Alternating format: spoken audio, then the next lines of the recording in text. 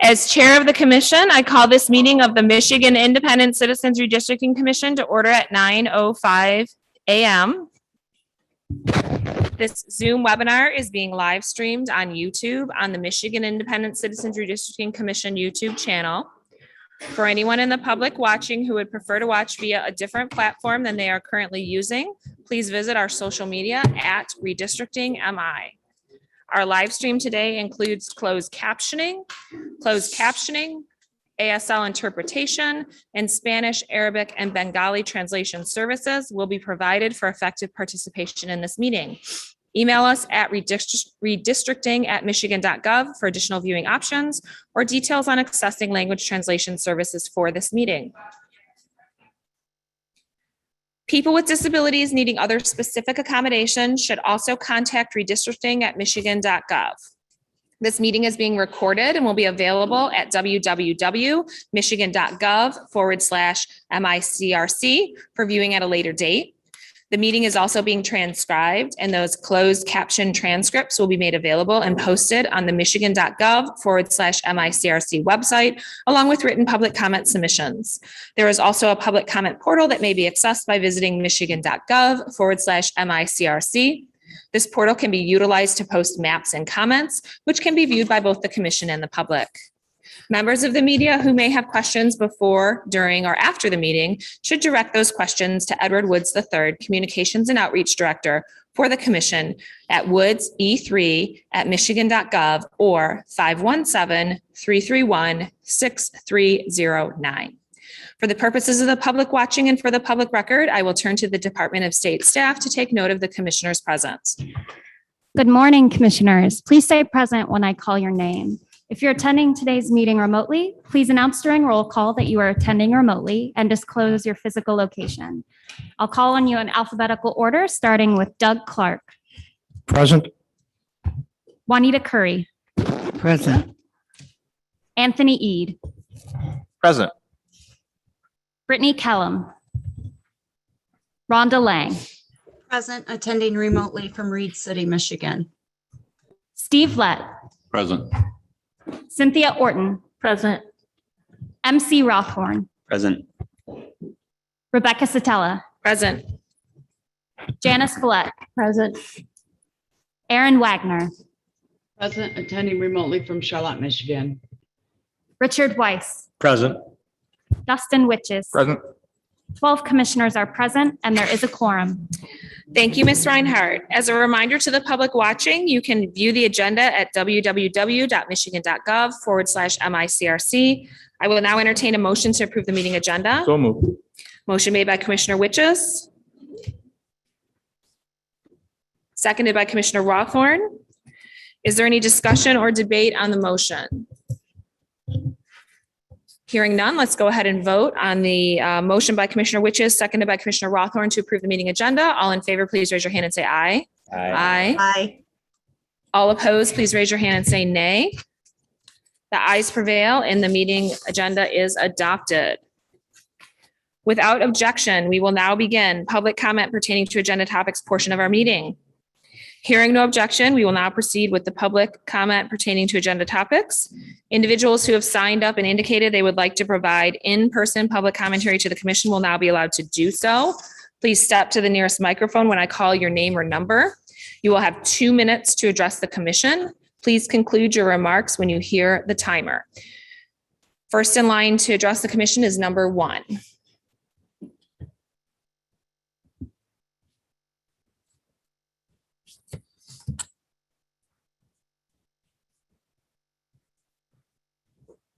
Good morning, commissioners. Good morning. My name is Rick Blocker. I would like to offer public comment.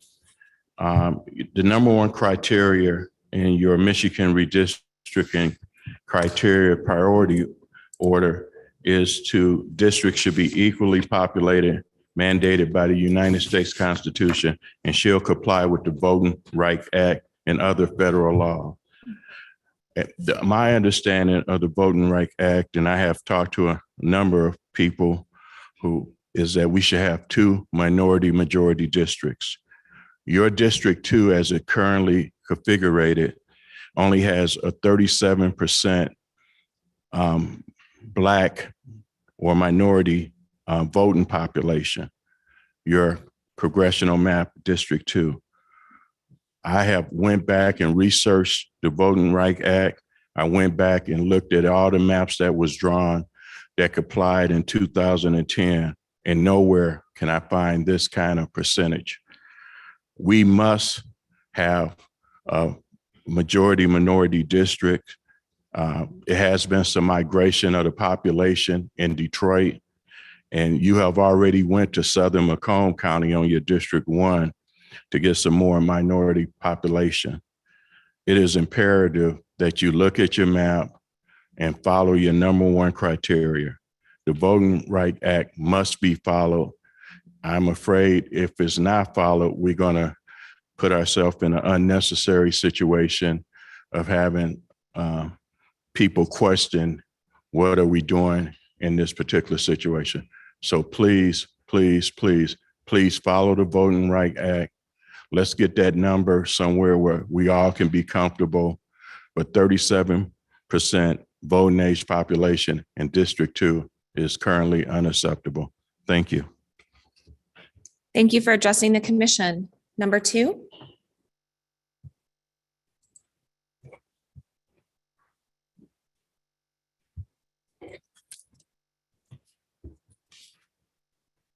Hello, can you hear me okay? Yes. Hello, my name is Anthony Watkins. I'm from Ypsilanti, and I'd like to thank you for the opportunity to share my thoughts with you today. I appreciate the work that you have done to redraw the maps for the state. And for our democracy to work, the party that gets the most votes has to be able to govern. And right now, we don't have that. I like the way that you split up Lansing in your Senate draft. And I would like to see the split of Ypsilanti from Ann Arbor.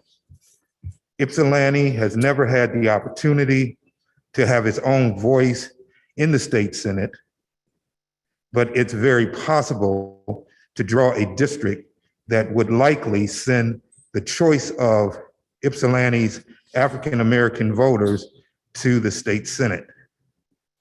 Ypsilanti has Eastern Michigan University and its own identity, separate from Ann Arbor and the University of Michigan. There are more blue-collar workers in Ypsilanti that share more in common with places like Monroe than Ann Arbor. It would make a fair map overall and give Ypsilanti its own voice. Thank you for your time. Thank you for addressing the commission. Number 3.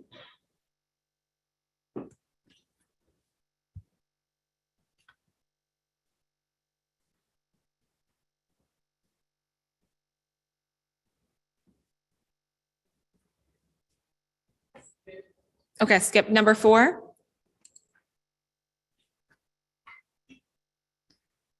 And for the public record, number 3 skipped their turn. Hello. Hi, my name is Mari Reimer. I've lived in Ann Arbor and Ypsilanti for the past 2 decades, although my family hails originally from Roseville, Michigan.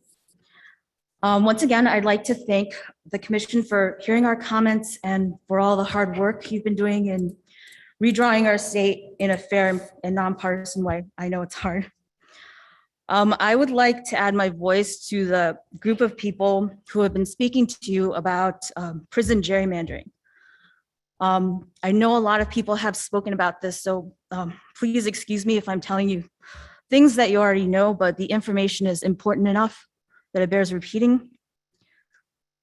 So yeah, people in prison are counted as residents of the area where they are incarcerated rather than as residents of where they lived before they were sent to prison.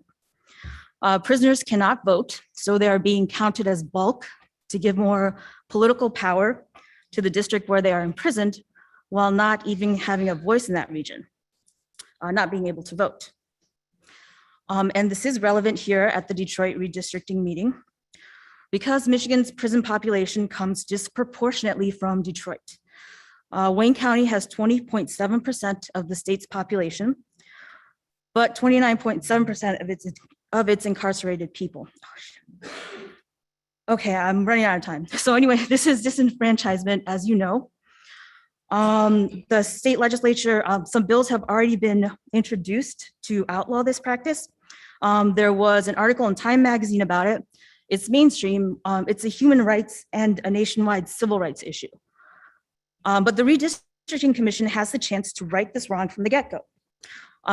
If the commission can draw state district lines without the active disenfranchisement of incarcerated people, if they can be counted as residents of their original homes rather than where they are held in prison, that would be an enormous accomplishment, and we would all be proud.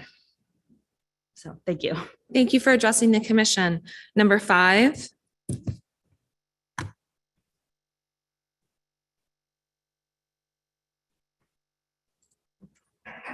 Good morning and happy Wednesday. My name is Maggie Fleury, and I'm a proud Michigander who currently resides in Wayne County, specifically the city of Plymouth. I am here today to not only thank you for your diligence in providing fair legislative representation through drawing nonpartisan maps. I know that's not an easy task to take on. I'd like to bring to your attention the growing demographic of Black civilians living in Plymouth and Canton. I feel as though they are a significant community of interest. Thank you so much for your consideration, and thank you so much for your time. Thank you for addressing the commission. Number 6.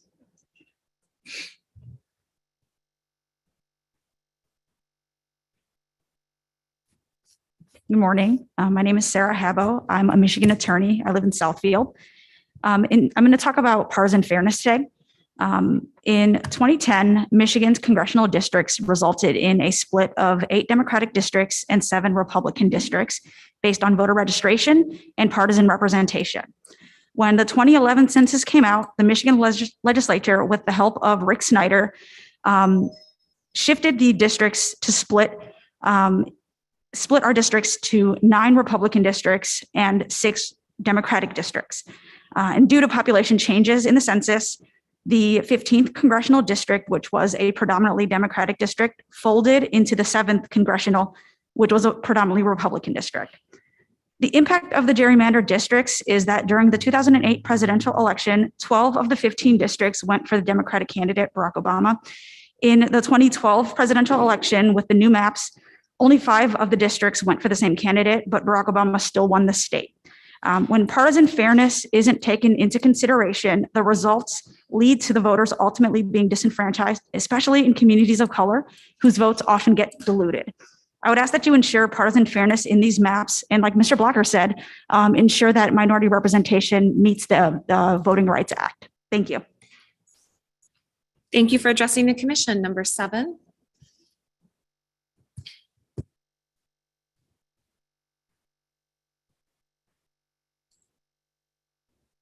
Hello, I'm Alice from Washtenaw County. I've been following this for a couple of weeks at least. And one of the things that I'm concerned about is the use of the community of interest and the analysis that you've given to community of interest proposals. I don't see that much specificity sometimes. I have seen some commissioners that give us the plan that they're using, but often I hear, well, I heard there are comments and people said something one way or another, and it can go both ways. And when you don't specify exactly why you're using one community of interest over another, or why you made one decision over the opposite way, as you've said in particular things, I can't assess whether you've actually analyzed competing community of interests. I can't, and the rest of the public as well, cannot actually follow your thinking and your reasoning. And I would like to ask this commission to spend some time looking at that and actually give some explicit reasoning when you're drawing your districts. And the reason I ask this is I have seen some remarkably poor community of interest proposals that lack logical reasoning or introduce fallacies to create their point for why they should be grouped together. And that leads to unfair districts. I think there's some racial exclusion that I know Kim Brace told you could look at the racial demographics of a community of interest proposal.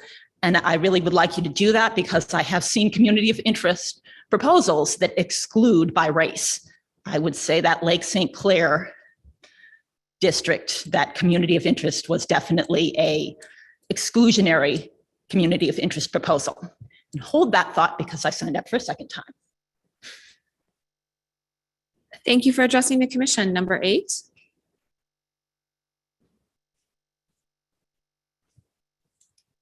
Hi, my name is Kate Shiskowski. I'm here today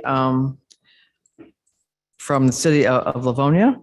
And first of all, I'd like to thank the commissioners for the tremendously hard work that you were doing. I came today to address the issue of the House districts currently drawn up in the last map involving Livonia. Livonia is a city of less than 95,000 people, but yet it's been divided into 5 districts for the Michigan House. That's completely insane. Sorry. But how can a mayor deal with 5 different representatives in her city regarding the legislature? How can the city clerk function in an election or even at polling places when you've got people voting for 5 different reps? It just isn't workable. It's a tremendous burden. I also wanted to talk about the issue of partisan fairness. I think for a lot of these maps that you have been drawing, that you have not applied that issue as well to the map drawing. That is supremely important. It needs to be looked at now before you get any further.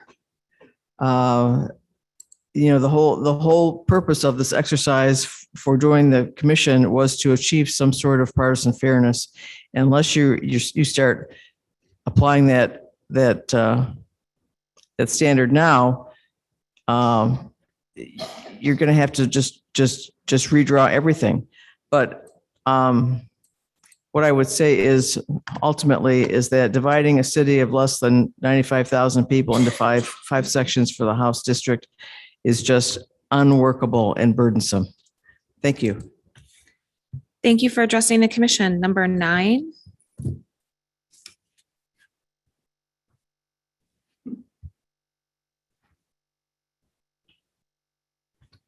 Hi there. My name's Andrew.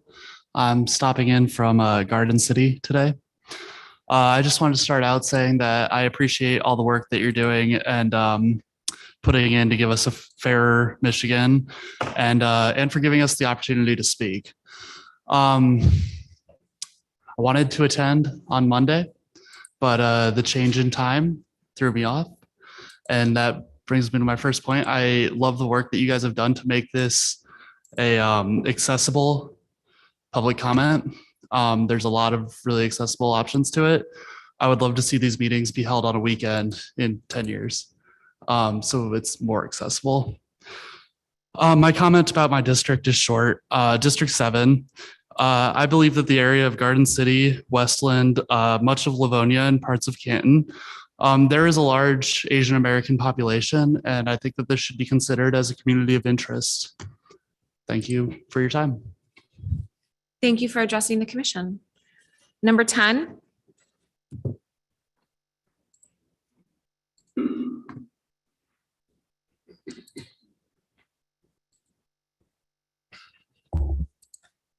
Good morning. My name is Dorian Thompson.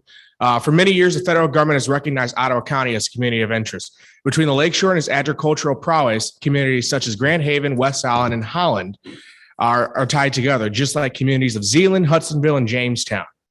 The current maps that places Holland, Kalamazoo, and Muskegon with Midland counties are manufactured community of interest. Let me make something clear. These communities have nothing in common. Ottawa County should be united and represent a Lakeshore district that includes Allegan, Muskegon, Oceana, Mason, and Manistee counties. With me today, I have a petition signed by 150 Ottawa County residents that I will be asking for you to submit with your comments. And they're asking you not to break up this county into 3 congressional districts as currently proposed. Breaking Ottawa County in 3 congressional districts dilates the voice of Ottawa County at the federal level and breaks up the Lakeshore. It is my hope the board takes into consideration takes into consideration because the country is watching this process. And this could set a dangerous precedent if you break up communities with a shared interest. It is also my understanding the commission unfortunately doesn't have any representation from West Michigan on it.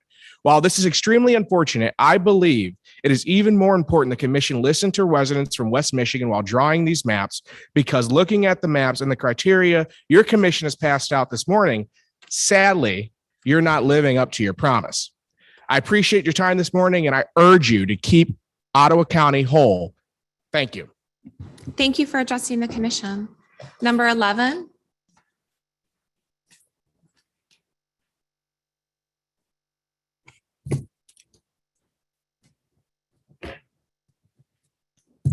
Good morning, commissioners. My name is Brian Birch. I live in the city of Holland in Ottawa County. I spoke 2 weeks ago before this commission with an interest in keeping Ottawa County together. And I drove across the state this morning to hand deliver a petition, a digital petition signed by 536 of my fellow Ottawa County residents in opposition of breaking up and cracking our county into different congressional districts and Senate districts. Ottawa County is among these regions affected by your decisions today. As I mentioned last time, a person could ride a bicycle in the current district formation from one end and within an hour cross between 3 different congressional districts and Senate districts. I think that goes in opposition of everything that this commission was called and formed to do. The economic interests of Holland, Grand Haven, Jenison, Granville area have been together for decades. These aren't arbitrary lines. These are economic lines that were put together by simple history and the nature of business. We asked the commission, those and my fellow signators, to change the map, which we haven't seen any changes to the west side or this portion of the map in the last 3 iterations. A map that acknowledges that Ottawa County is the fastest growing county in the state and deserves accurate representation. That our representation preserves and respects current geographic boundaries, specifically county lines. And we want Ottawa County's local economies of interest to remain intact, and that a district should respect West Michigan's lakeshore culture as a historic community of interest. Keeping Ottawa County whole makes sense, ensures that we can be represented fairly, and that our voice will be heard in Washington and in Lansing. I thank you for your time. Thank you for addressing the commission. Number 12.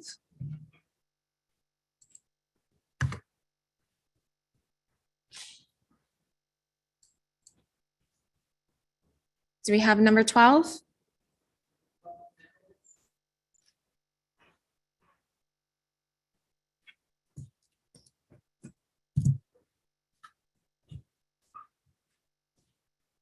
Sorry about that. Top of the morning to you all. My name is Nicholas Barnes. I'm a 27-year resident of Detroit. Looking at this process from the sidelines and being one of your biggest fans, I am slightly disappointed to see that partisan fairness and VRA laws are not taken into consideration with these maps. We have an opportunity to give the people of Michigan an accurate representation of what their congressional, state, and Senate districts should look like. So please, going forward in this process, use the data that you have on partisan fairness and the VRA laws. It's 2021. We have too much information available to not be making the best decisions. So I ask, please take in partisan fairness as you reevaluate the maps, and please honor the VRA laws. I believe in you all, and I believe you all can make the right decision. Have a great day. Thank you for addressing the commission. Number 13.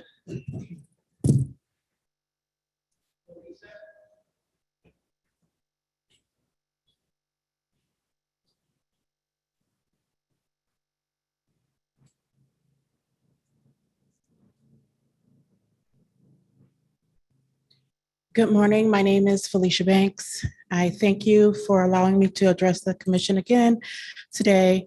I thank you again for your very hard work and your integrity in this process. Again, I am a 4th generation Detroiter, the daughter of auto workers and city workers, and the granddaughter of the same. I am speaking today to the city of Detroit, my community of interest.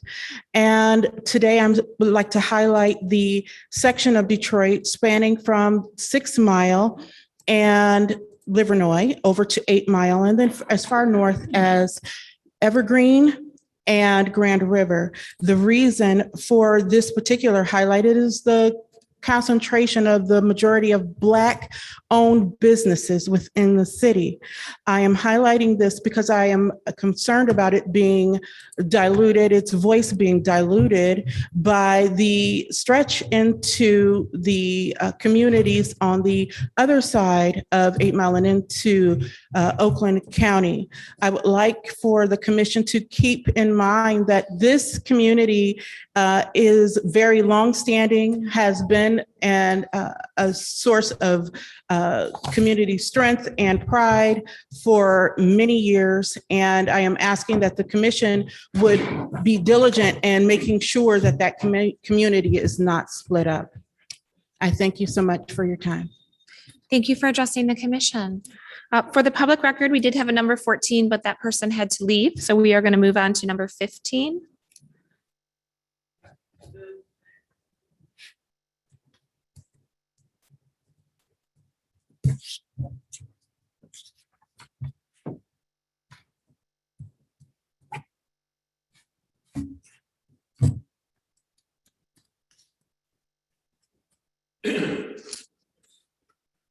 Hello, my name is Bill Schmidt. I'm a resident of Livonia. My family's been in Michigan since 1826. So my roots are long. I would like to thank the commission for all of its hard work, tireless hours, both here and online. You guys have done a terrific job.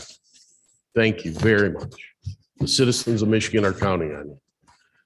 As a resident of the city of Livonia, I am concerned about dividing up our city in 5 different ways. One of the nice things about Livonia, it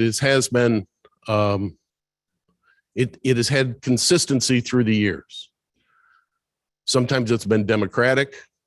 Many of you remember Ed McNamara, longstanding Democrat. Bob Ficano, longstanding Democrat. Recently, it's been Republican, and now it's switched back to Democrat. But what it has had is consistency. By dividing up the city 5 different ways are 5 different bad ideas. So thank you very much. Keep up the good work. Thank you for addressing the commission.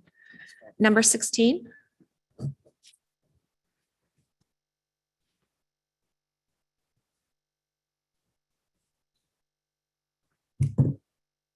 Hello, good morning, commission. Check, check. Yep. It's Anthony Scannell. I'm from Southwest Detroit right now. I brought a visual aid. Here's your maps that you drew for congressional on a Detroit, what do you call this, MDOT map, straight from MDOT. And zeroing in on congressional district 1, you got, starts way up here in, what's that, Madison Heights, Warren, Centerline, Hazel Park. You got a little bit of Harper Woods and Grosse Points in Congressional District 1. I'll show this to the camera too. Hello. And then down here in Congressional District 1, you got Allen Park, Melvindale, Lincoln Park, Rouge, Ecorse, Allen Park, Lincoln Park. I said it. I don't think these 2 areas go together at all. There's no commonality. There's no community of interest. The only road that even connects these 2 places is I-75, and a freeway does not a community of interest make. And so I would really ask that this area, because I'm from this area and I care about this area, be kept separate from this area, because I feel like putting these areas in together, especially like a Macomb County, is just going to completely overshadow these tiny little downriver cities and their interest. And so, yeah, I don't know. It looks weird to me too. You know, if you kind of turn it on its ears, it looks like Mickey Mouse and he's got 2 ears right here. Or if you turn it this way, it kind of looks like a circus seal clapping and laughing. So I don't know. I hope that if you take a look at this on a drawn out actual map instead of a computer screen, you might see a little bit differently. And therefore, I've got 2 more drawn on it. I like to give them to Ms. Reinhardt or someone, you could take a look at them with your congressional districts. Thank you for addressing the commission. Yvonne, just confirming that's it. Thank you. All right, just to let the people who are in person know, we do have two people who requested to speak twice, but typically we go through our remote our remote live commentary first, the first round, and then we come back to the people who've asked to speak twice. So we're going to go at this point to the remote public comment. Individuals who have signed up and indicated that they would like to provide live remote public commentary to the commission will now be allowed to do so. I will call on your name and our staff will unmute you. If you are on a computer, you will be prompted by the Zoom app to unmute your microphone and speak. If you are on the phone, a voice will say the host would like you to speak and prompt you to press *6 to unmute. I will call on you by your name or the last 4 digits of your phone number. Also, please note that if you experience audio or technical issues or we do not hear from you for 3 to 5 seconds, we will move on to the next person in line and then return to you after they are done speaking. If your audio still does not work, you can email redistricting@michigan.gov when we will help you troubleshoot so you can participate during the next public comment period at a later hearing or meeting. You will have 2 minutes to address the commission. Please conclude your remarks when you hear the timer. First in line to provide public comment is Mr. James Gallant.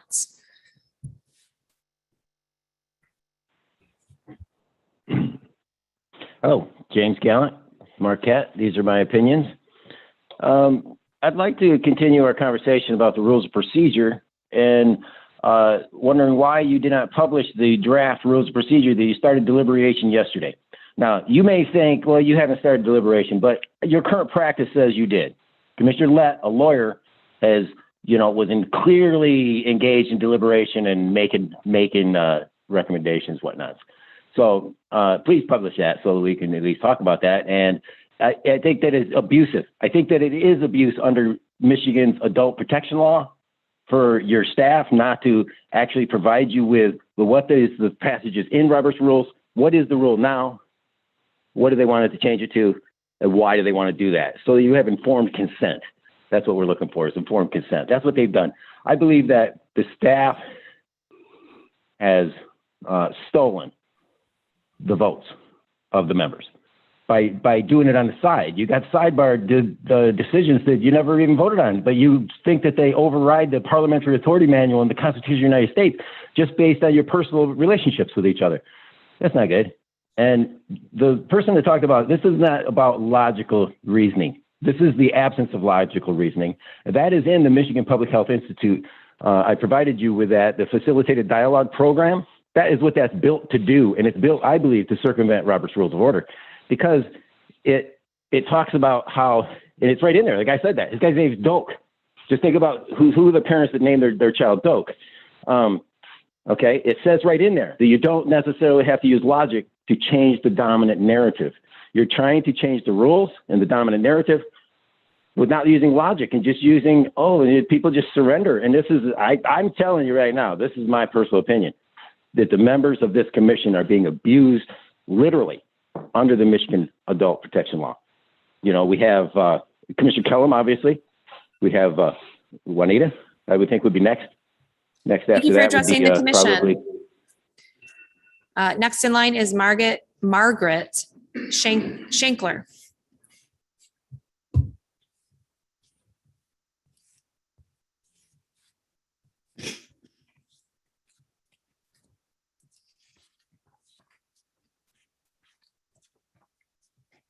Hi, it took me a second for my computer to catch up.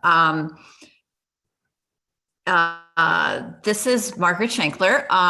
I thank you for this opportunity. I think we can all agree that the purpose of this process is to create fair maps with district lines that don't disenfranchise any voter, whether it be intentional or not. The comments this morning have overwhelmingly used the word fairness. Fairness is why the members of this board went through the lengthy application process to be here. It's why all of the public speakers are here, why you've gotten so many comments. I want to point out also so many members of the public that voted for fair maps that simply don't have the time, ability, or information to weigh in on this process. I urge you to remember the clear mandate the voters gave you to put fair representation at the center of every line you draw.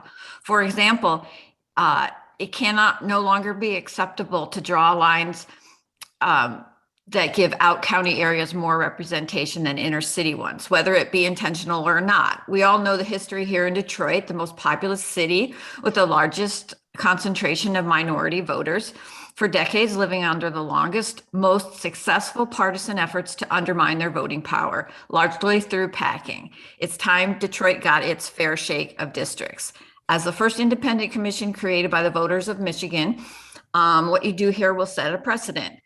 So it's important to get it right this first time. Follow our constitutional voting rights laws to ensure one person, one vote, partisan and racial fairness with no packing, cracking, or wasted votes. Those are the goals of this process. Remember why we created the commission. Thank you so much. Thank you for addressing the commission. Next in line is Colleen.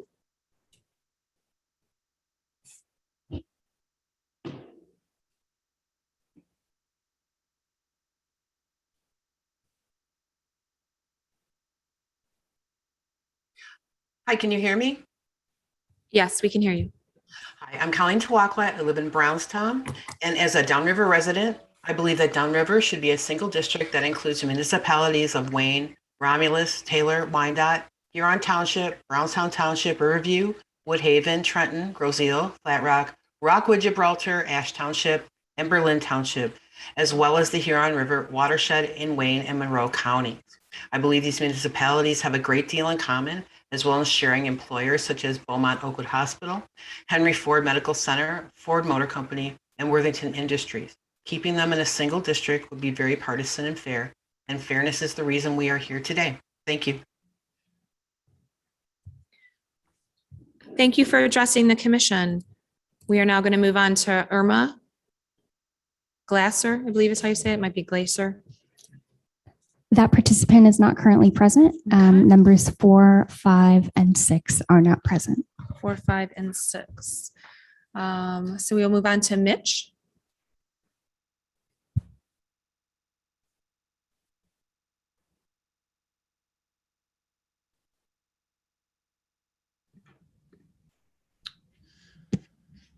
Good morning. Can you hear me okay? Yes, I can hear you. Okay, thank you.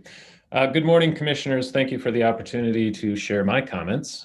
My name is Mitch Disselkoen, and I'm a precinct delegate in Ottawa County, where I am born and raised. I want to express my concern about splitting Ottawa County into 3 congressional districts. Splitting the county into 3 different districts does not make sense from a political or economic perspective, and would suppress our voice and shared values. Where I live in Holland, for example, we would be aligned with Kalamazoo, which is about an hour and a half away. 20 minutes north of me, Grand Haven would be aligned with Traverse City, which is about 2.5 hours away. There's no doubt that Kalamazoo and Traverse City are great places, and I enjoy visiting these areas, but the reality is most people living in Ottawa County visit these areas only a handful of times each year, and those areas are not our community. I can only imagine what type of representation our county would receive by dividing it into 3 vast and distinct districts. 95% of my personal, professional, and political time, energy, and relationships are here within Ottawa County. There are many reasons for this. It's a great place to be with many shared values. Ottawa County is the fastest growing county in the state, which is evidence that we are doing something right. Splitting our representation would fracture that momentum and cause great harm among similar economic ties within our county. I ask the commission to revise its map and keep Ottawa County whole. Thank you for your time. Thank you for addressing the commission. Next in line is Joel Ombry.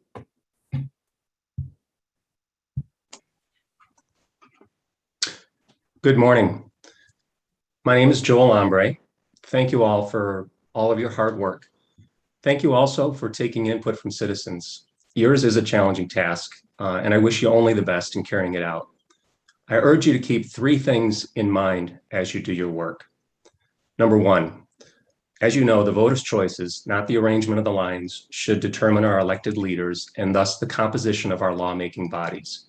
This was the message in the creation of this commission at the ballot box in 2018.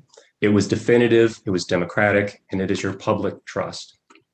Number two, the people of Michigan across the political spectrum must feel like they are represented fairly. They must have faith in our system no matter who is in power. A huge part of your job, in my opinion, will be to help reinforce people's faith in the system. From what I've read and heard, you are making progress on restoring this faith by recognizing communities of interest. Thank you for that.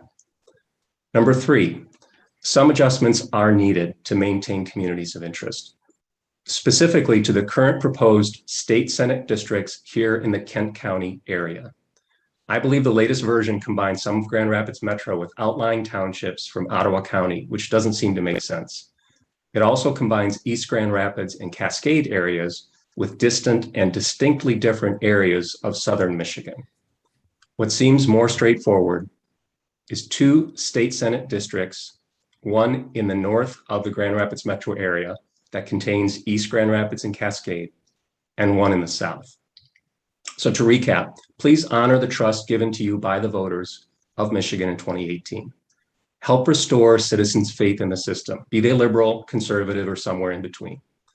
And lastly, please simplify the proposed state Senate district lines in West Michigan into northern and southern Grand Rapids metro areas that exclude outliers from the Lakeshore or southern Michigan. Thank you for listening. Good luck in your work. Thank you for addressing the commission. We will now move on to Roberta Urbani.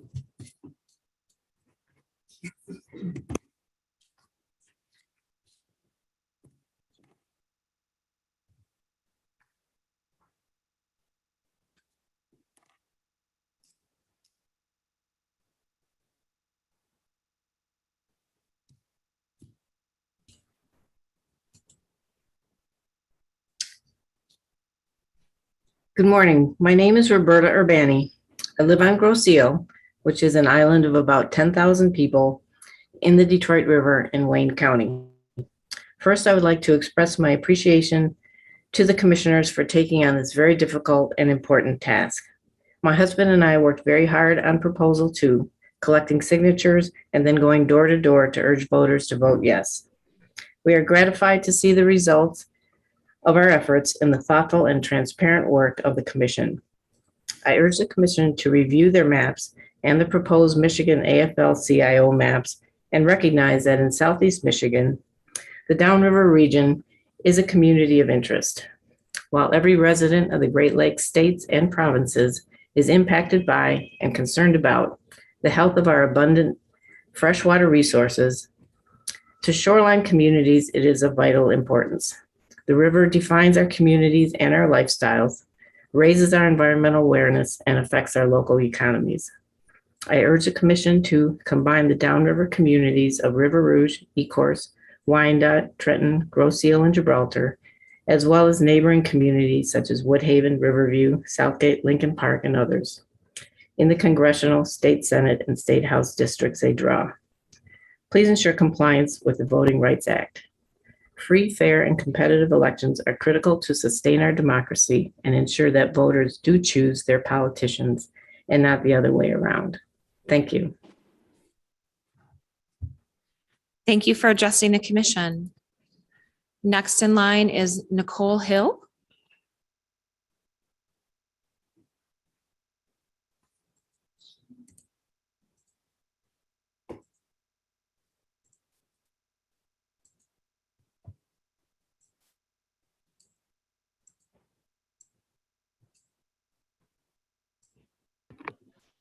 Hi, good morning. Can you hear me? We can hear you, but you're a little quiet. So if you could speak up, that would be appreciated. Okay. Is this better? That is much better. Thank you. Good morning, commissioners. I just first want to start by saying that I'm very appreciative of the paramount task that is set before you, and the decisions that you make are vital to Michiganders across the state. Therefore, I just want to speak on the issue of partisan fairness. I think that it is vital that we have partisan fairness, especially as a person of color whose ancestors fought just for the right to vote. It is vital that we have fairness across the board. I'm also saying, asking that the commission map should not be used to promote one party over the other. It should be completely fair across the board, regardless of the party. I'm sorry. Also, living in a largely Democratic city, which I live in Detroit, it does not make me a biased person. Well, regardless of my political party, I believe that it should be drawn equally, regardless of the party affiliations, and it should be equal and fairly did, regardless of whether it's a political majority or a minority. It is vitally important to this, especially to me personally, because I have children that are first-time voters, and I want them to see a fair election process. Thank you. Thank you for addressing the commission. Next in line is Anthony Watkins.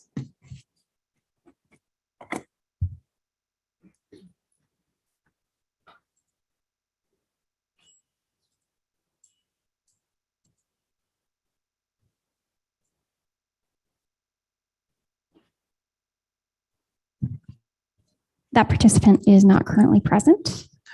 And just one moment. Number 12 is also not present. Okay. All right, Rich Thrush.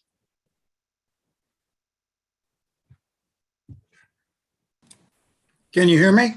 Yes.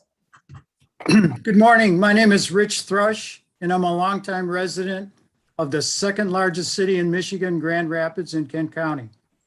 I want to compliment the commission on their efforts and diligence in drawing up districts and their attention to listening to public comment. Here's some suggestions to improve the Kent County Grand Rapids area state Senate district maps in terms of communities of interest. Including Cascade Township on the east side of Grand Rapids area would more accurately reflect a cohesive community of interest. Cascade Township is now included in a district that extends over to the lake and all the way down south to the state line. Cascade Township is closely aligned with Ada Township to the north, and thus would be a good fit in the northern district currently drawn. Also, East Grand Rapids, which is currently in the southern district around Grand Rapids, would be a better fit in the North District. These two areas have more in common with the North District. More affluent middle-class neighborhoods compared to the South working class area. Little manufacturing industry there, like in the South. There's no issues with low-cost housing or housing density. There is little minority population and issues that this population would be concerned with. These changes could provide for removing the 4 rural townships to the west in Ottawa County from the North District that do not fit. South District would have to be expanded slightly to make up for these population changes in the north. In general, the state house maps drawn for the area around Grand Rapids are well considered and will represent voters accurately, except for the addition yesterday of Virginus Township to District 87 that includes Ada, Cascade, and Kentwood City. Virginus is a very different rural farming, less affluent community and does not fit. Thanks again for listening to public comment. Thank you for addressing the commission. Next in line is Joe Bauer.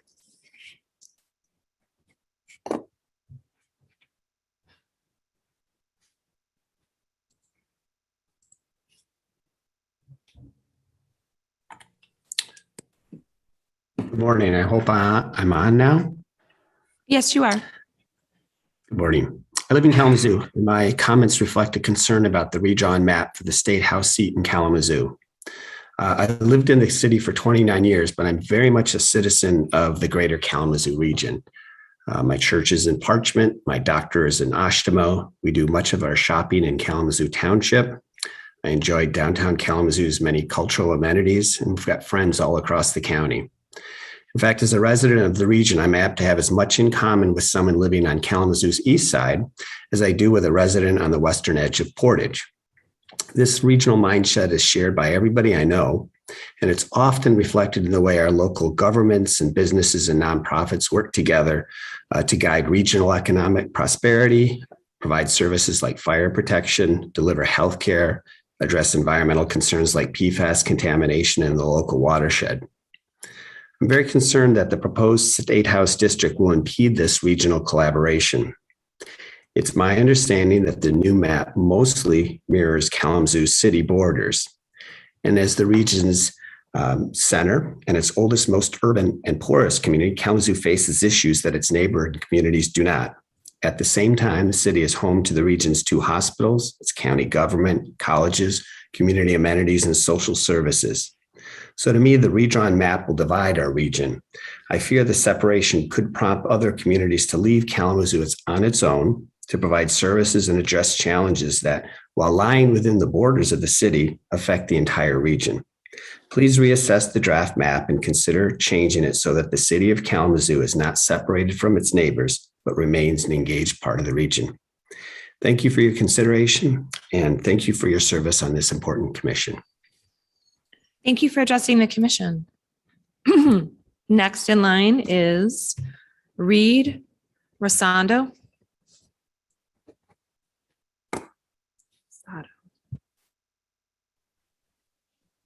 Hi, can you hear me? Yes, we can. Hi, my name is Reed Rosado, and I'm a lifelong resident of Ottawa County, and specifically Holland, Michigan. Not much would get this college student out of bed on a day without classes, but speaking on behalf of my fellow Ottawa County residents is worth it. I'm a proud member of the fastest growing county in the state of Michigan. I'm also a proud member of the fact that Ottawa County is one of the largest densities of Latino Americans in Michigan.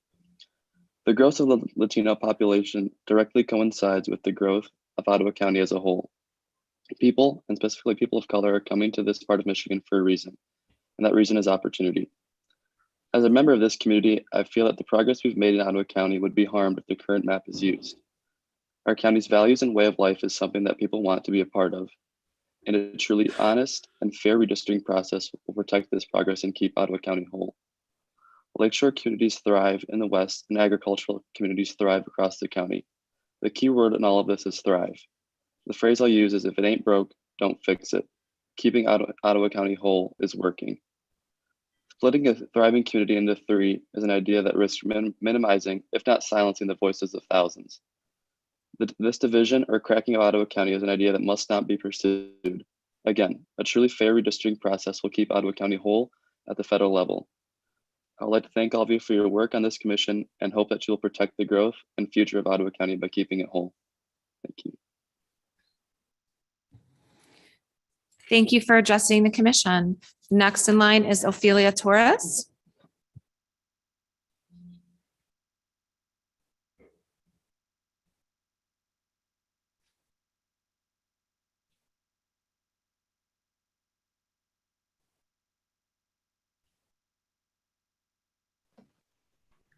Sí, buenos días. Yo pedí en español, perdón si no me entienden.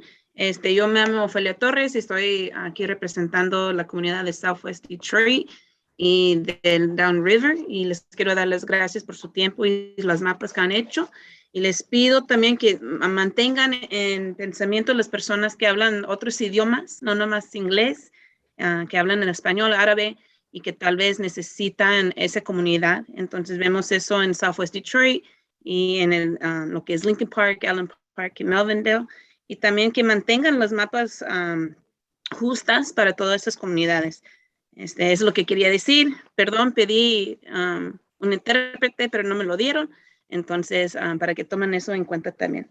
Y que sean los mapas a cruzar de este estado que reflejan nuestras comunidades y que sean justas. Gracias. Thank you for addressing the commission. Number 17, Commissioner or Sarah Reinhardt. Hi, Madam Chair. If we can wait just one moment, I'm waiting to get an interpreter on the line so that Ophelia can provide her statement again, and we can have it translated into English for you as well. That sounds good. Thank you. Thank you.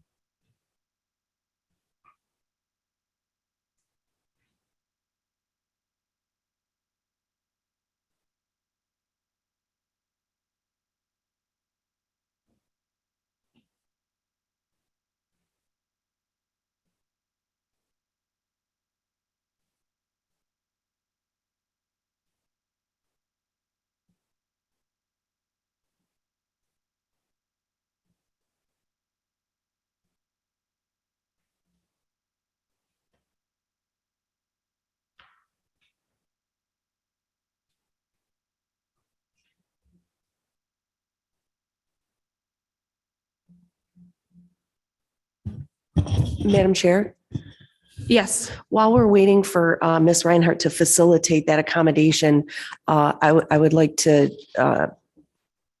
strongly suggest that Ms. Ophelia's time be doubled to accommodate the translation that's going to need to be provided.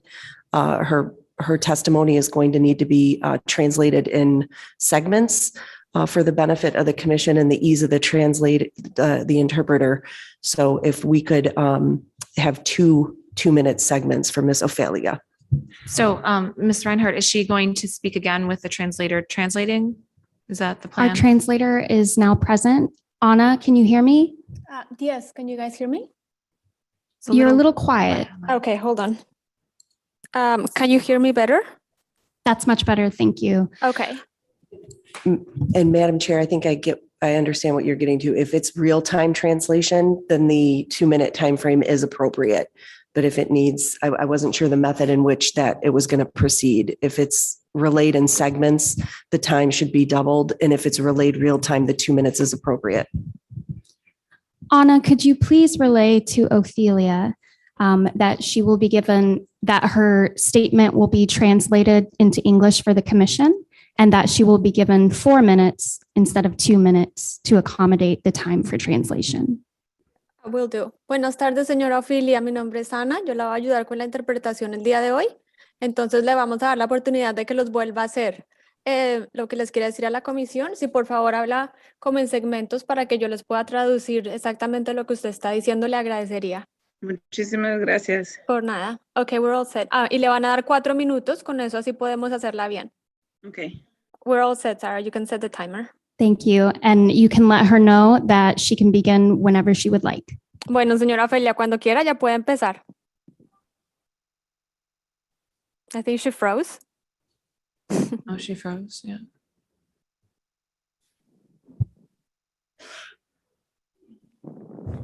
Ok, pues muchísimas gracias a la comisión por su tiempo. Thank you very much to the commission for your time. Soy parte de la comunidad de Southwest Detroit y del Bajo Río de Down River, Lincoln Park, Melvindale y Allen Park. I'm part of the South Detroit region. Y pues nomás quería decir que queremos mapas que reflejan nuestras comunidades y yo estoy representando a la comunidad que no todos hablan inglés en estas áreas. We just want representation for all our areas, taking in consideration that not everybody speaks English here. Y queremos una representación o justicia partidista en nuestros mapas a cruzar todo el estado. And we would like our maps to be justice so that we can have the correct representation along us.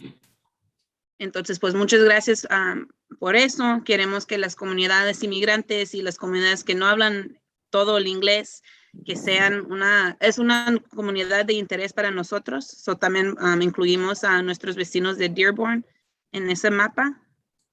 We sent you a map, and the main interest for us is for you guys to take in consideration the communities of interest of people that don't speak English. We also put in that map Dearborn. Entonces, nomás que toman en eso en consideración para nuestras comunidades que el primer idioma no es inglés, pero sí son parte de esta comunidad. So if you can please take that in consideration to the communities that our first language is not English.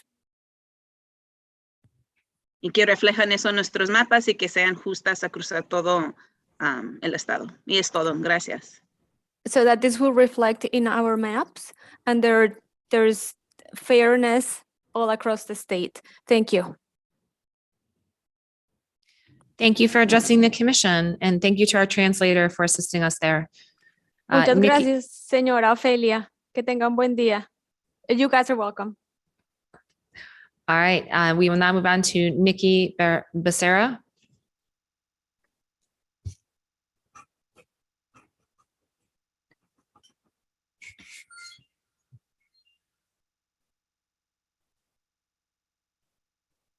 Hello, can you guys hear me? Yes, we can. Okay, I spoke yesterday. I'm also sharing today. I wanted to include with my public comment from yesterday, which was not said, is that I live in Southwest Detroit. I have lived here for 23 years. I live in the zip code 48209. And I wanted to also say that I would like 48209, 48210, and 48217 to be held together as a district because we have a lot of communities of interest that are similar, as well as different socioeconomic background that would be better represented if we stayed together. Thank you for your time. Thank you for addressing the commission. Juliana Struck.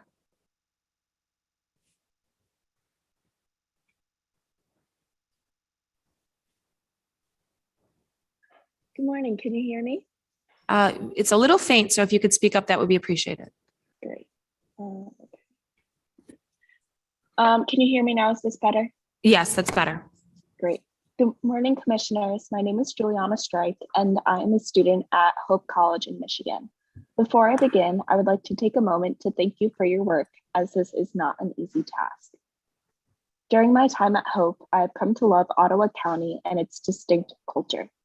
The Lakeshore powers communities like Holland and Grand Haven, while agriculture, manufacturing, and even trucking directly connects these communities to Zeeland, Hudsonville, Jamestown, and even Allendale.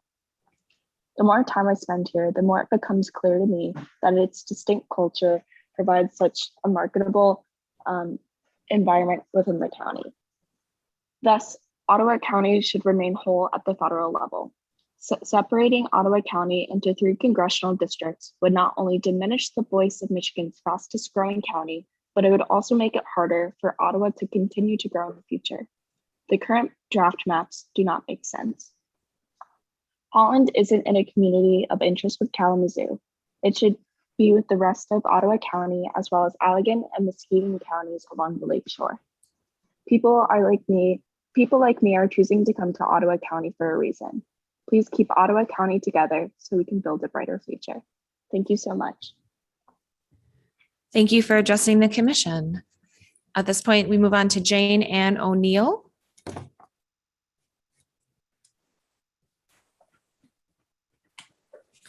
Good morning. Can you hear me? Yes, we can hear you. Thank you. Good morning, commissioners. My name is Jane O'Neill. I live in Bloomfield Township.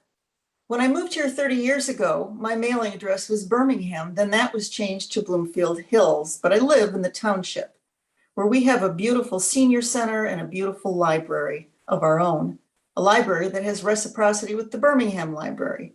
My children went to Birmingham Public Schools. My church, Birmingham Unitarian Church, is in Bloomfield Hills, the city. I take art classes at the Birmingham Bloomfield Art Center.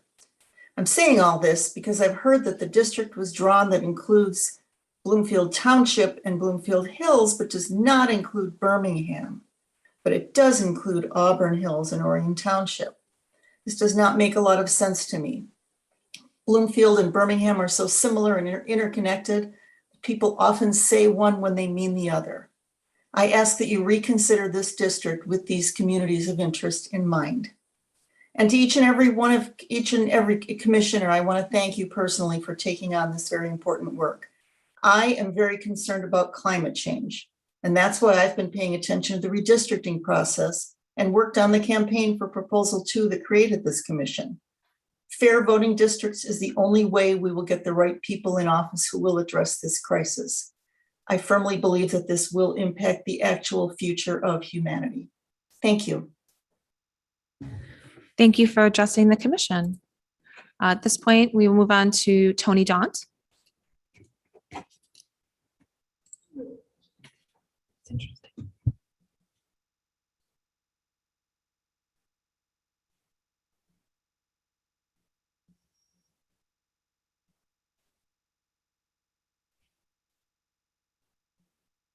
Good morning. I'll ask like everybody else, are you able to hear me right now? Yes, we can hear you. All right. Thank you for the opportunity to speak. Unlike some of the presenters of past, like retired auto worker Bob King from yesterday, or the various presenters from the AFL-CIO. I won't try to mislead you or obfuscate my partisan leanings. My name's Tony Daunt. I'm the Executive Director of Fair Maps. I've been paying quite a close attention to your work for quite some time. And yes, I am a conservative activist and been involved in GOP politics, but I got 3 points to make. One, the lack of transparency is kind of shocking and alarming. The constantly changing agendas, deadlines, and methods of commenting are troubling and make it very difficult for people to participate. The deletion and editing of comments is also alarming, as was brought up yesterday, as is charging hundreds of thousands of dollars for the emails that the public was promised they would have access to, and the transparency they were promised in 2018 when they voted for this. The excuses from staff do nothing to address those. Second, partisan fairness is below communities of interest, and the folks insisting that it should be your primary focus are simply left-wing partisans who will condemn anything that you do as a gerrymander if they don't like the results. You can't take politics out of politics, and maps that provide either side a chance to win majority any given year are the best that you can do. And finally, the shape of these lines. The proponents of this made a big show in 2018 about the shape of the lines, featuring even a commercial featuring the spokesperson jogging across multiple lines. And folks are trying to gaslight on what's important. Now we have insanity like Ottawa County split 3 ways, Livonia split 5 ways, and many of others made these points. I strongly urge you to live up to the transparency and release your emails and communications for free and respects those communications on communities of interest. Thank you. Thank you for addressing the commission. Next in line is Sarah Leon Martinez.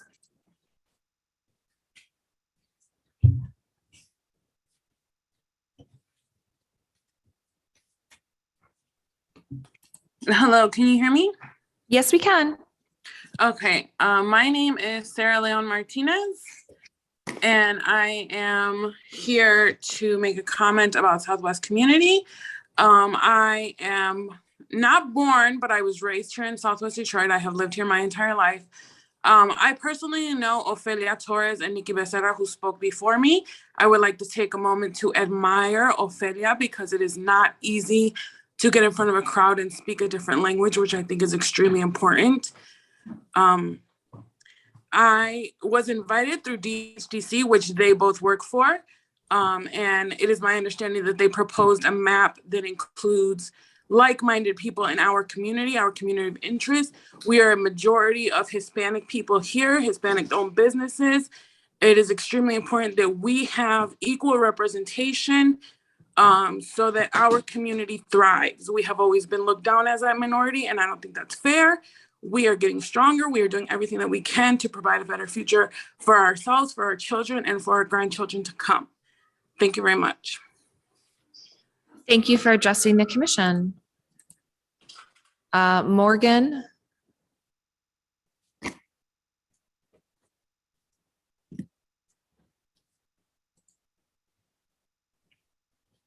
Can you hear me okay? Yes, we can. Okay, great. Commission members, my name is Morgan Valyers and I'm a junior at Hope College. As a resident of West Michigan, I'm here to speak about some concerns I have regarding the possible congressional district lines that would divide several communities of interest in Ottawa County. Commissioners, Ottawa County is a vibrant lakeshore community up and down the shores of Lake Michigan. Tourists visit our communities, support small businesses, and stop at the beautiful state parks in places like Grand Haven and Holland. Generations of residents have made their livelihood and supported their families based on the opportunities created on the lakeshore. Enjoying, preserving, and protecting the Great Lakes aren't just ideals, they're a way of life for Ottawa County residents. Ottawa is also a county who values Dutch and Hispanic heritage, and economic engines are spread across the county. An accurate and representative redistricting process will keep Ottawa County intact at the federal level so these voices are not diminished. There are clear and strong agricultural communities that run from Jamestown to Holland. Blueberries are a specialty crop in West Olive and Grand Haven, and the Hudsonville area is known as the salad bowl for the variety of vegetables grown there. I'm keenly aware of how splitting Ottawa County will reduce our voice in Washington. The interconnectedness, or more bluntly, the sense of community, is something I am extremely fond of here in Ottawa. Holland is Ottawa County, Grand Haven is Ottawa County, Hudsonville is Ottawa County, Jamestown is Ottawa County. Please do not divide these communities into congressional districts with some going to Midland and others going to the Indiana border. We are not on an afterthought. We are not flyover county. We are a destination and economic powerhouse in the fastest growing county in the state. Please keep our communities together and keep Ottawa County whole. Thank you. Thank you for addressing the commission. Lisa Dorado.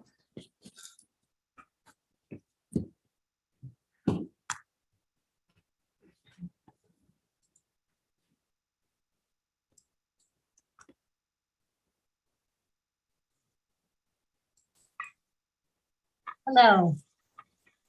My name is Lisa Dorado, and I'm a lifelong Michigander. Hello, my name is Lisa Dorado, and I'm a lifelong Michigander and a 26-year resident of Northville. The reason your commission exists is to end partisan gerrymandering, which means creating fair districts. Not looking at the most significant way to end gerrymandering, namely looking at partisanship, this far into the process is a negligence of your duties. I've been told that your consultants suggest that you don't use partisan conditions until later in the process. That doesn't make sense. How can you even begin to draw fair districts if you can't gauge partisanship? I collected signatures for Voters Not Politicians, and I firmly support strengthening our democracy through letting citizens draw election maps. But many did not support this commission, and some even sued to prevent you from doing this critical task. Do you understand how important it is for you to succeed? If you fail, the idea of citizens drawing fair districts will be tarnished. You're regular citizens, just like me, who believe in democracy. You saw a problem, gerrymandered districts, and you want to be part of the solution. Don't let anyone lead your commission astray. The best time to look at the partisanship of the districts was the beginning of the process. The second best time is today. No one will remember the people who led you astray. They will remember the Michigan Independent Citizens Redistricting Commission. Don't let us down. Don't let democracy down. Review your charge. Assess the partisan nature of districts now and draw fair districts. Thank you for addressing the commission. Kim Gates.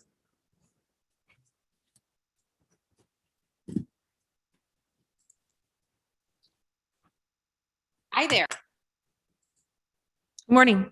To begin with, my name is Kim Gates and I live in Caledonia Township in Kent County. And I want to thank the commission for your time and effort to try to establish fair representative district maps. It is evident that you work hard to take into consideration differing viewpoints. For each person's opinion, there's an opposite opinion. In general, I see progress away from the former maps. Since this commission has no representation from West Michigan, I'm sure that you value the input of West Michigan citizens, and I do have a couple of considerations. The House district maps seemed fair until yesterday when Virgins, a remote rural farming community, was added to House District 87, which contains Kentwood, Ada, and Cascade townships, which are much more dense in population and commercial business. I asked you to reconsider including Virgins in House District 87 and exclude them from that. As for the Senate maps, I encourage you to add Cascade to the North Kent County District Senate map.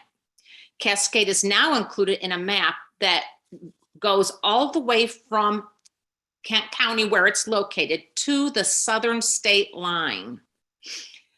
The Gerald R. Ford Airport is in Cascade, which has a significant impact on Kent County, and Cascade is integral to the metro area and Kentwood to the west for shopping, business, and neighborhoods. Those rural, small town communities stretching south to the border of Michigan do not align with the interests of Cascade Township. East Grand Rapids Township must also be included with the North District because its issues are consistent with those communities in that district. East Grand Rapids does not align with the South District. I'm sorry, I've run out of time. Thank you for your consideration. I appreciate the time and effort you've put in.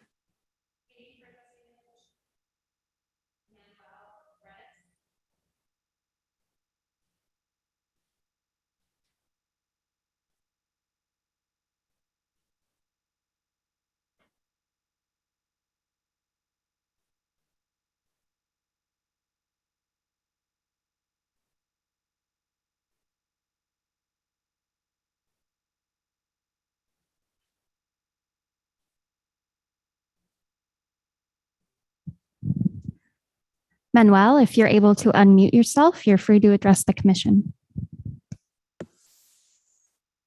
Can you hear me now? Yes, we can. Okay. Good morning. My name is Manuel Brenes, and I reside at 4003 Rockwood, Kalamazoo, Michigan. Thank you for the opportunity to speak to you, the members of the committee. I am concerned that the proposed redistricting in Kalamazoo is not inclusive enough because it's not including the Kalamazoo Township where my family lives. The Kalamazoo Township is a vital part of the city of Kalamazoo and need to be included. Since I moved to this area in 1990, Kalamazoo has been good to me and my family.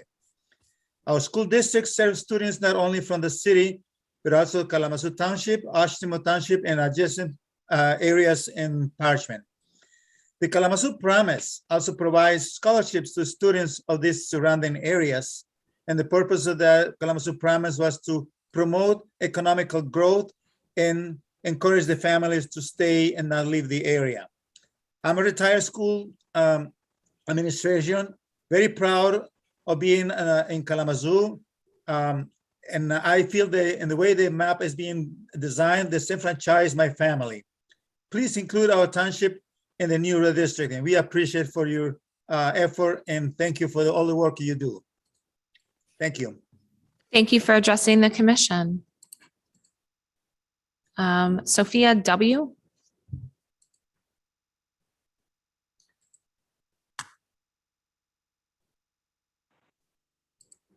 Hi, can you guys hear me all right? Yes, we can. All right, thank you for holding this meeting today. I'm coming before you today asking that you revisit your congressional maps for West Michigan. Much time has been spent discussing Midland and Flint while communities in Ottawa County and along the lakeshore have been divided without a second thought. Holland is a cornerstone of the Lake Michigan shore, and right now it's placed with Kalamazoo that has nothing to do with Lake Michigan. Grand Haven and even Muskegon are placed with Midland County in draft proposals, with one map even touching Saginaw Bay. These are not communities of interest. Please fix this. Your task is not an easy one, but you have divided up Ottawa County and separated the heart of the lakeshore from its neighboring communities. This reduces the attention the Great Lakes will receive in Congress while minimizing the voice of Ottawa County at the congressional level. Before you vote on your draft maps, please correct this mistake. It erodes trust and defies common sense when Ottawa County is split 3 ways at the federal level, while neighboring Kent County, which has approximately 648,000 residents, is more than double Ottawa County's population, is not divided a single time. Ottawa County should not be in 3 congressional districts. It should be kept whole and part of a district that encompasses the shoreline of Lake Michigan. Thank you. Thank you for addressing the commission. Bob Cinnabro.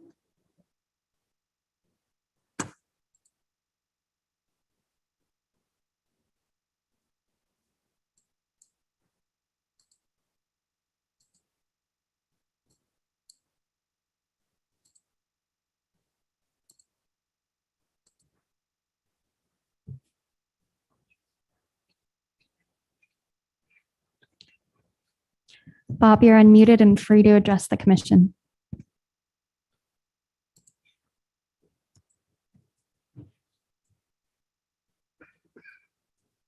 Bob, if you're speaking, we cannot hear you.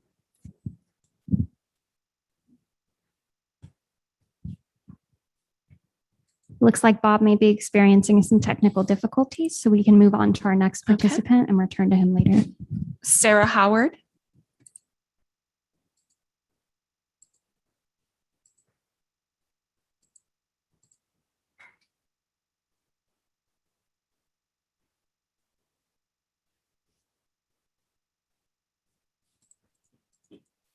Good morning. This is Sarah Howard. Good morning.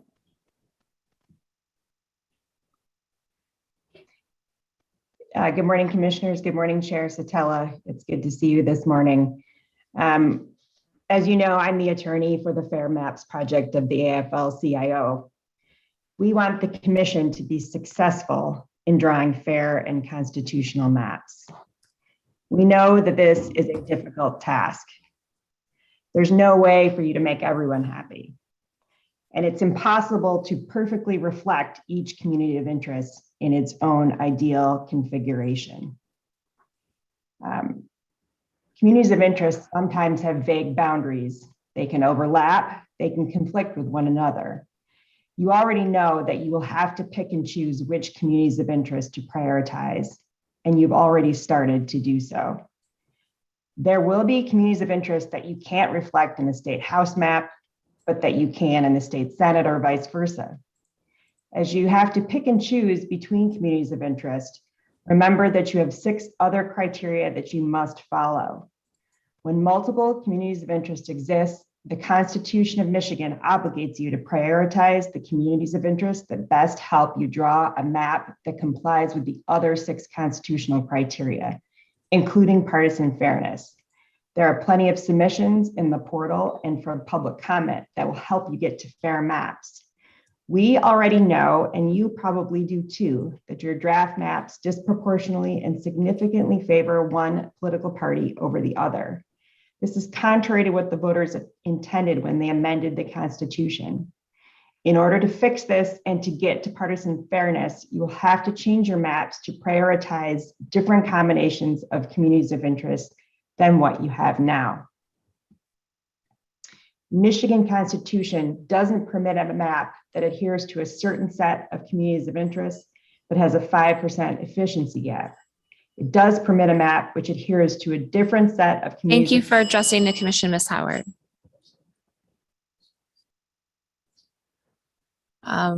Kyle Stefanski.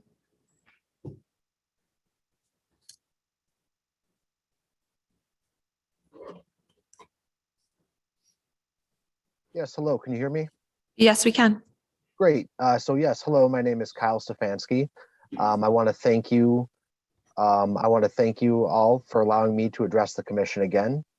I'm a lifelong Michigander who was born and raised in Warren. Again, I just want to say that I really appreciate all the hard work the Redistricting Commission is doing to redraw our district maps. It is very important that it gets done. We need maps that reflect partisan fairness because our current district maps are lacking that.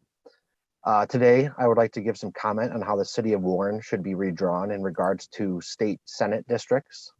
Warren should not be divided into multiple state senate districts like it is currently proposed. People living in Warren should be able to have their voices heard since it is the 3rd largest city in Michigan. Warren is also home to important employers such as General Motors, the U.S. Army, and Stellantis. I believe that all of Warren should be in the same state senate district. Thank you for your time. Thank you for addressing the commission. Kurt?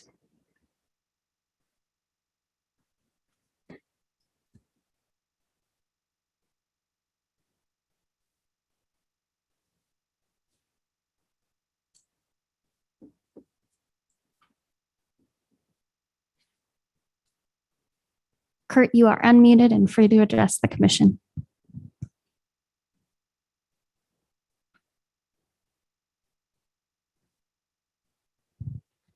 Kurt, if you're speaking, we cannot hear you.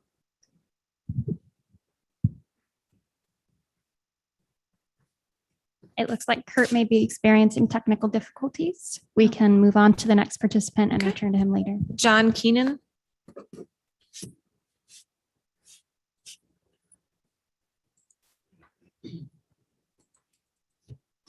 Participant is not currently present. Okay. AS on Raman.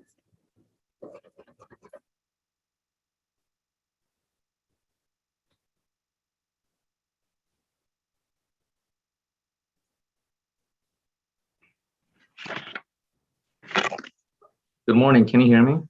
Yes, we can. Hello, my name is Asam Kamal Rahman. I'm a resident of Hamtramck and a member of APA About Michigan. Thank you for taking your communities of interest so seriously. On June 25th, ID P1037, Community of Interest map was submitted by one of our community member, Rebecca Islam, highlighting the Banglatown community here in Hamtramck. However, I'm concerned that the draft map that were drafted this week are going to split the community of interest. Please note that we are watching the mapping process as they are being drawn and want to pay attention to our communities. I want to ask that you make the draft map more accessible by posting them on the redistricting website. We are eagerly awaiting for the rollout so we can analyze them. So far, it hasn't happened. I would humbly request you to modify the suggested map to include our community that's left all around Hamtramck. I want to thank you in advance for your consideration. Thank you. Thank you for addressing the commission. Amanda Jakowski.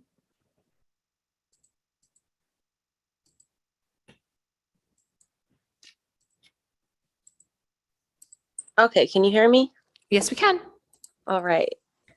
My name is Amanda Jakowski. I am also a Hamtramck resident, and I also am concerned about the lack of attention that has been given to the Banglatown map, the request for the community of interest. I've attended multiple events that were hosted by API Vote and Rebecca Islam, and have listened to other hearings and stuff as well. And almost each time a commissioner has recognized that Rebecca Islam's work has been one of the most vocal participants in this process as a citizen. And it's been kind of alarming to me to see that the map is not only split into 2, but 3 different sections. And that significantly reduces the power that her voice has and her community has, which is also my community. And it just is very concerning that it's split into 3 sections when it has been recognized that this has been one of the more vocal communities of interest in this process.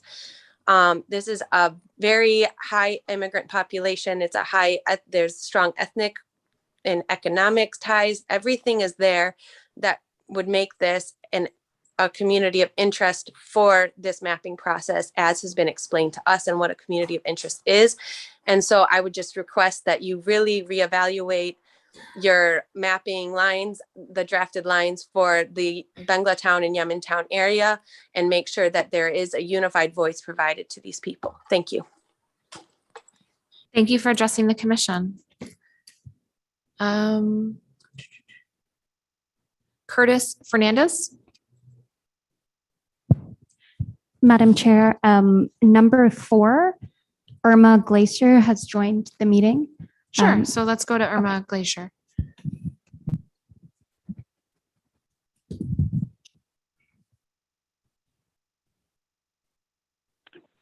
Good morning. Can you hear me? Yes, we can. Good, thank you. I want to thank the members of the commission for the vital and difficult job that you're doing. I am Irma Glazer from West Bloomfield. Because I live in the most gerrymandered district in our state, I feel that we've had no voice in many of the decisions that have impacted the issues that are so important to us. I look to the commission to remedy this situation. It is essential that all the members of the Independent Redistricting Commission consider fairness in drawing the maps that will determine Michigan citizens' future. Fairness means that communities of interest should be considered, contiguous communities should be considered, and we should be eliminating the cracking to dilute voters' will or packing districts. You have to be fair, because that is the most important criterion to give voice to the majority of our state citizens and to help to restore the trust in our government. I thank you for allowing me to speak, and I especially thank Sarah Reinhardt for going that extra mile to get me on. Thank you. Thank you for addressing the commission. And thank you, Ms. Reinhardt, for all you do. All right, Curtis Fernandez. I want to make sure I didn't skip him by accident.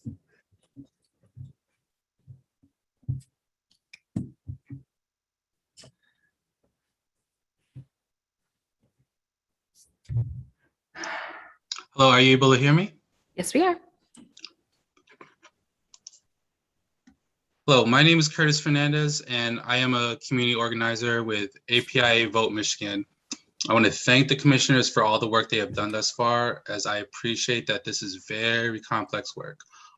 Similar to the very recent comments of two Hamtramck residents that we've just heard, I wanted to call to attention the fact that the current draft maps split the Bengali community in Hamtramck and Detroit into 3 state house districts. Our organization, API Vote Michigan, does a lot of work in Bangalatown and Hamtramck and Detroit to provide services to the community, the Bengali community and the wider community. And if this community is split into 3 different districts, that may mean that we have to advocate to 3 different state reps for the same needs. API Vote submitted a map back in June highlighting this community of interest that we asked be taken into consideration. We've also had the community speak up during meetings last week. The commission has said that they would revisit the maps, but thus far we haven't seen any updates, and we are just getting worried given that the commission will have to start deliberations soon. Again, I want to thank the commission for their efforts in engaging our various communities in Metro Detroit and throughout the state, and I trust that you will listen to the feedback that we have all given. Please keep on together. Thank you.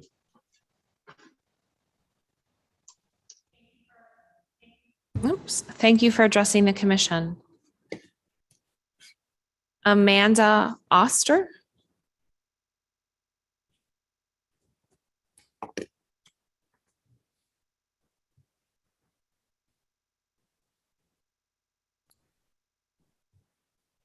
Hi, can you hear me? Yes, we can. Perfect. Good morning, and thank you for the opportunity to provide comments this morning. It's my hope that you as commissioners will listen to the input from residents like myself when drawing the new voting maps. I'm a resident of Midland County and have been for the past almost 30 years. I've been following the commission's work very closely. I know yesterday there was a lot of discussion surrounding Midland County. I'm here today to voice my support for keeping Midland County whole, not separating out the city and including Midland County in its entirety with its neighboring rural counties of Gladwin, Isabella, Clare, and Gratiot. Watching these hearings, I know the flooding of 2020 in Gladwin and Midland counties have been discussed. To be clear, the city of Midland had major flooding along with the flooding in Sanford and in Gladwin County. That's why it is so important that Midland and Gladwin County should remain in the same district to ensure continuity and a united effort in our recovery. Further, I support map 179 in keeping Midland in the proposed 13th district that keeps Midland whole and in the westward facing rural district. Putting Midland into an urban district will not only dilute the voices in Saginaw and Flint, as your expert Bruce Adelson has stated, but I believe it will also silence the voices of all of us in Midland as well. Keep Midland whole and in a district with its rural neighboring counties of Gladwin, Isabella, Clare, and Gratiot. Thank you. Thank you for addressing the commission. Emma Hall.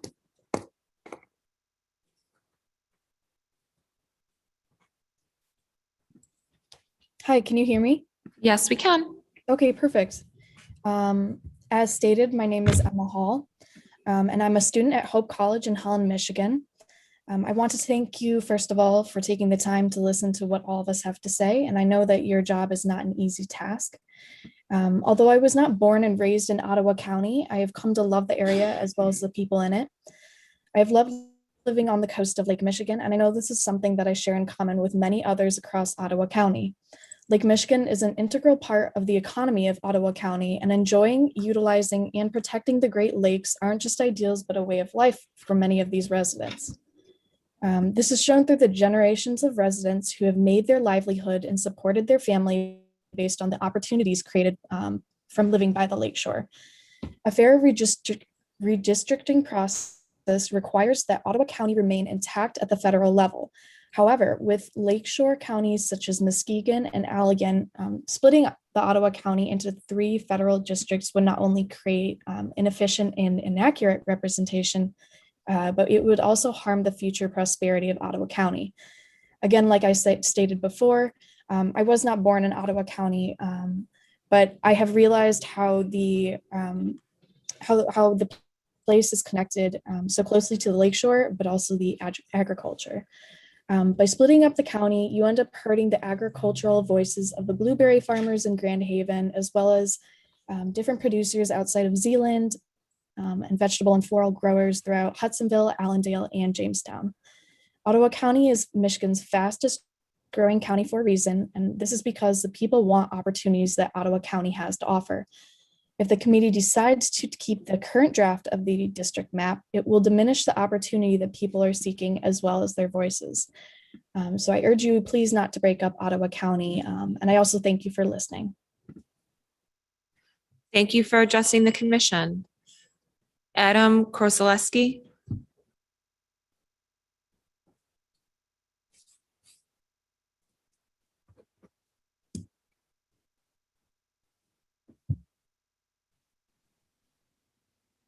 Hi, can you hear me?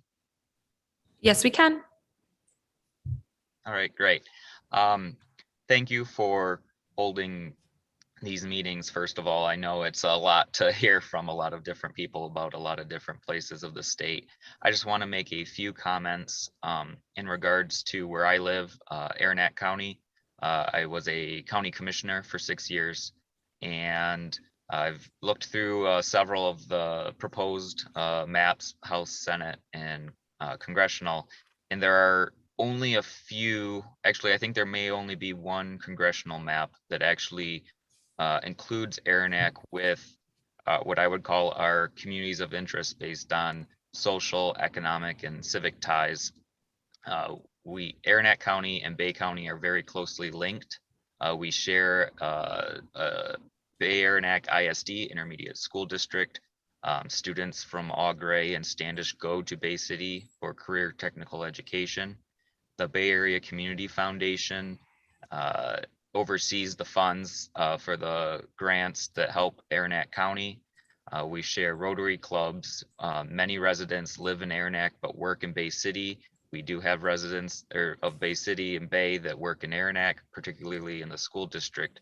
And so I know we're a smaller part of the state, but Aranac is definitely part of the Great Lakes Bay region because we rely on those more urban areas, and those urban areas also rely on us. And so we are very deeply connected. We have the same shoreline, we share the same government organizations, and I just would like to draw that to your attention, and I thank you for your considering those facts. Thank you for addressing the commission. Naeem Chaudhuri. That participant is not currently present. Okay. Rachel Atwood.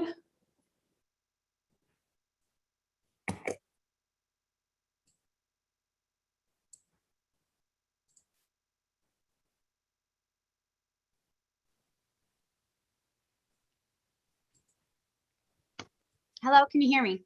Yes, we can. Hi, I'm Rachel Atwood. Thank you for the opportunity to speak this morning. I am a resident of Georgetown Township. I'm also a precinct delegate, and I'm speaking on behalf of those in my precinct. I'm disappointed that a commissioner from Southeast has ripped our community out of Ottawa County to place it with a Grand Rapids focused district. Georgetown Township is Ottawa County through and through, whether it's road funding, school districts, or the sheriff's office we rely on, all of it is Ottawa County. I'm frustrated that this commission has no representation from West Michigan on it. And while nothing can be done about that at this point, you can draw maps that reflect the input that you're receiving from the people of West Michigan today in this public comment. As it stands now, the map first drawn by Commissioner Clark is atrocious. Kent County has nearly 650,000 people in it, and it's kept whole, while Ottawa County, which has roughly 290,000, was cannibalized to provide population for not 2, but 3 congressional districts. Perhaps this was an oversight because none of you know the area well, but it has not gone unnoticed for those of us who live here. It's shameful that you haven't revisited this area. Georgetown, Hudsonville, and Jamestown are growing communities in Ottawa County, and we share values, background, and heritage in Ottawa County. To break us off to place us with Kent County is wrong, and I'm asking you to sit before the maps receive a vote. I know your task is difficult, but to see the way that you've carved up West Michigan and our lakeshore communities is really shocking, and it does not align with the values that we prioritize here in West Michigan. Georgetown Township, we associate with Ottawa County and the lakeshore, not with Grand Rapids. Georgetown Township aligns much more with Hudsonville, Zeeland, Holland, and Grand Haven. Please listen to those of us that are speaking. We took time out of our day to follow, attend, and participate in these meetings. And we really appreciate your time. And we ask that you keep Georgetown Township with Ottawa County and keep Ottawa County whole. Give the Lake Michigan shoreline a proper and united voice in Congress. Thank you for addressing the commission. Thank you so much. David Ryden.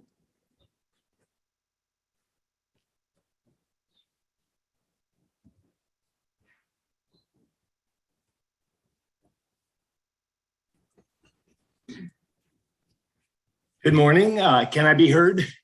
Yes, you can. Great. Thank you. My name is David Ryden. I teach electoral politics at Hope College, and I've written extensively on redistricting and fair and effective representation. I want to stress the importance of counties to representing communities of interest and why Ottawa County must be treated as a whole in the final congressional maps. Counties are the building blocks by which government is organized. They're central to how we vote, to how benefits are distributed, to how programs are implemented at the state and federal levels. Hence, courts have always encouraged the preservation of natural political boundaries, i.e. counties, in the process. Ottawa County residents share a distinctive ethnic and cultural character rooted in the immigrant story, first of Dutch settlers in the 1800s and more recently in the success of Hispanic immigrants who populate the county. They share economic interests in a strong manufacturing base to the fruit fields and the family farms across the county. The robust economy has made Ottawa County a magnet for young and old. Residents share an interest in our natural resources, the beaches, parks, trails, and lakes and rivers. They have a vested interest not only in enjoying those resources, but in preserving them. Currently, Holland's in a district with Kalamazoo. Both are wonderful cities, but distinctive. To lump them in the same district is to diminish the representation of each. Meanwhile, Hudsonville, Georgetown, Jamestown, and others are included with Grand Rapids, but no one would seriously contend that those towns have more in common with Grand Rapids than with Holland and the rest of the county. We know from the long history of partisan gerrymandering that the quickest way to nullify effective representation of group interests is to split, crack, and fragment them into separate districts. Please don't do that to the residents of Ottawa County. Thank you. Thank you for addressing the commission. At this time, we have one of our participants who was not present earlier who has arrived. So we're going to go up to Carrie Hatcher-Kay.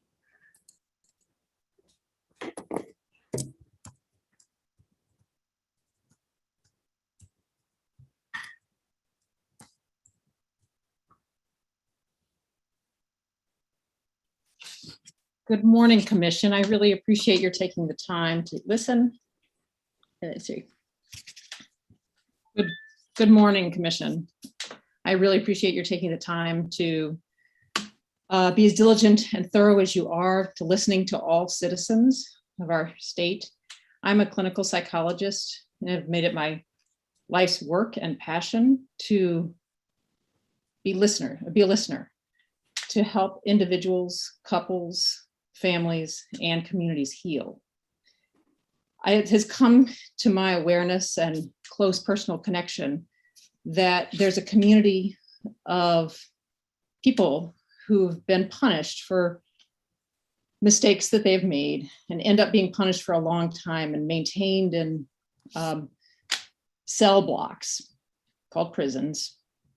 And they are not counted when it's time for them to be counted in the census for the communities from which they come, but until now have been counted in the county where they, excuse me, let me turn that off, have been imprisoned. When my daughter goes to college, she's counted in the district from which she's home unless she wants to choose to change. We need, as listeners, and you have chosen, and I really appreciate your service, to be a listener to those people and those voices, because that's how our communities will do our best. Will do their best for healing, for all voices to be heard. So prison gerrymandering artificially inflates the voting power of counties with prisons and disempowering counties where incarcerated individuals come from. And I urge you to look at how to end prison gerrymandering presentation ID 01465 in our submissions from the Voting Access for All Coalition. And a number of members of our community, our coalition, has spoken to you over the last couple of months, and appreciate your good listening and talking to Danny Jones and Jenny Price and others after their shares. So I invite you to go and look at the volume of public comment on hashtag. Thank you for addressing the commission. And so that was submitted. All right, John Keenan.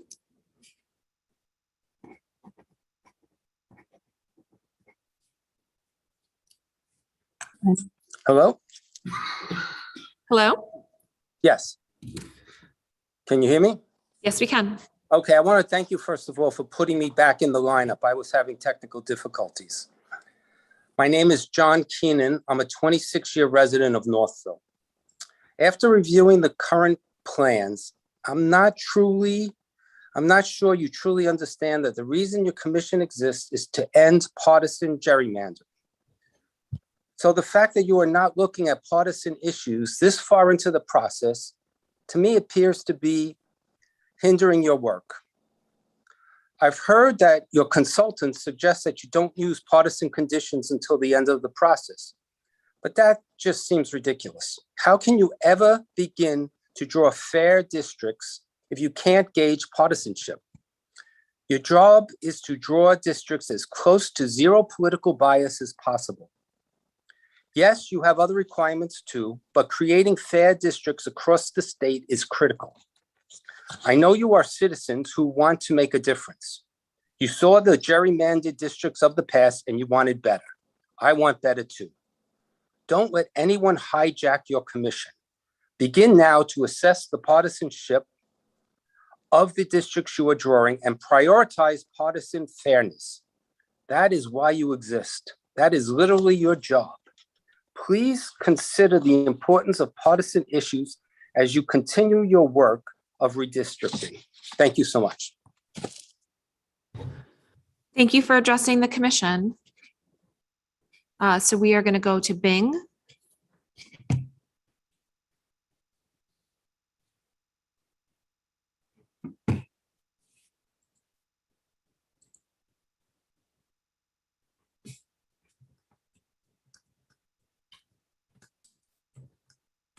Good morning, commissioners, and thank you, Madam Chair, for the opportunity to address you.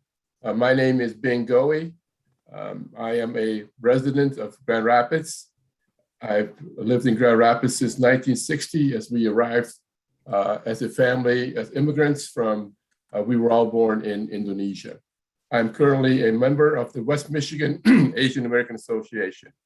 Our community of interest is the Asian American and Pacific Islanders population of the greater Grand Rapids metropolitan area.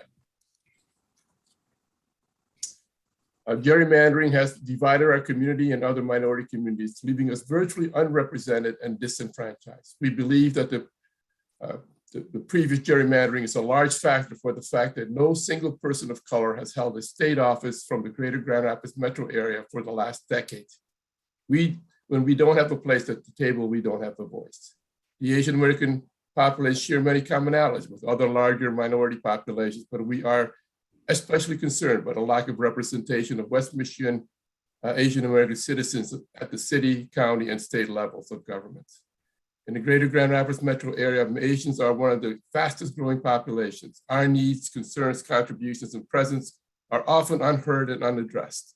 A very recent example occurred when our county received CARES Act relief funding of $25 million designated for minority and women-owned business. Not one Asian business owner was invited to discuss the plan. If it were not for the West Michigan Asian American Association asserting its voice and demanding a seat at the table, our AAPI businesses would have been prevented from accessing these much needed COVID relief funds. The Asian community faces many of the same issues as other marginalized communities. Many in the AAPI community have difficulty accessing medical and mental health care, language barriers, transportation issues, at-risk senior citizens. A community divided by gerrymandering is a weakened community. The municipalities of Kenwood and Wyoming are home to large minority and immigrant Thank you for populations. addressing the commission. Louise Weller.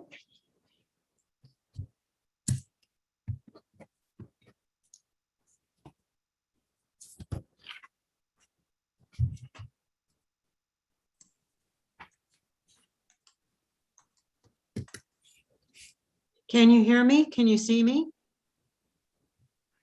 Yes, we can hear you. Okay, thank you to the commission for this very difficult work that you're doing. I am Louise Weller, a resident of Livonia. Current proposed maps are cutting the city of Livonia into pieces and gerrymandering the currently politically balanced city of Livonia. I'm asking the commission to prioritize partisan fairness. Livonia is a city of about 95,000 citizens, almost the ideal size for one contiguous state house legislative district. In the past 4 years, mayoral and city council elections have been won by only a few hundred votes out of thousands of votes. The last state house legislative race was won by 237 votes out of 58,667. That's the definition of a balanced electorate. I am asking the commission to resist the pressure to draw maps for Southeast Michigan that would split apart the politically balanced city of Livonia and actually cause, rather than solve, further gerrymandering. Please keep the contiguous community of interest of the city of Livonia intact at the State House Legislative District. Further, please also consider that Livonia is located in western Wayne County and shares a community of interest with other western Wayne County communities such as Canton, Plymouth, and Northville. The communities are also coming into political balance. So the whole area is becoming more balanced. Keeping Western Wayne together would result in a politically balanced congressional district. Please avoid the pressure to gerrymander Western Wayne and especially the city of Livonia. Thank you very much.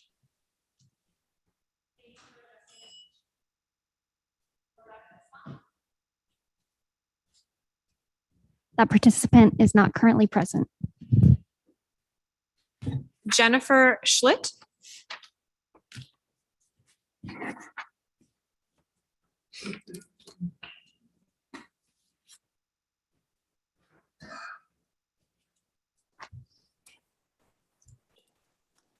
Hello, can you hear me? We can hear you, yes. Thank you so much. Good morning, commissioners. My name is Jennifer Schlitt. I live in Ypsilanti, born and raised Michigander. This is my home, and the integrity of our representative democracy is near and dear to my heart. I've worked and waited for this moment for many years. I'd like to thank you all for all your hard work and bring up two concerns I have at the moment. The first is the disenfranchisement of imprisoned Michiganders. They should be counted as residents of the communities that they will return to upon their release, to cast votes for those representing their home, their families, and their children. It's a matter of social justice and fair representation. Second, I ask that you be fair and vigilant in regards to partisanship. Released emails from the 2010 redistricting process specifically cited streets 3 miles from my parents' house where I was born and raised to quote unquote, make it easier to cram voters into packed districts. They, along with many other Michiganders I've spoken to across the state over the years, have been frustrated and disillusioned because of these measures. And this is why voters in 2018, a large reason, voted for this commission to exist. They have a vote, but their voice is muffled. I'm worried that residents in Hamtramck, as we heard earlier, and other communities will feel the same way. And I urge that you make this a priority to avoid this happening. Your responsibility is great, but so is the opportunity to restore faith in our state government and congressional delegation and to create a truly representative democracy. Please consider maps submitted from nonpartisan groups, promote the vote in AFL-CIO, and focus on racial, ethnic, language, socioeconomic, environmental, uniting community factors, and the Voting Rights Act. Thank you so much for your time, and thank you for the work you do. Thank you for addressing the commission. Angie Miller.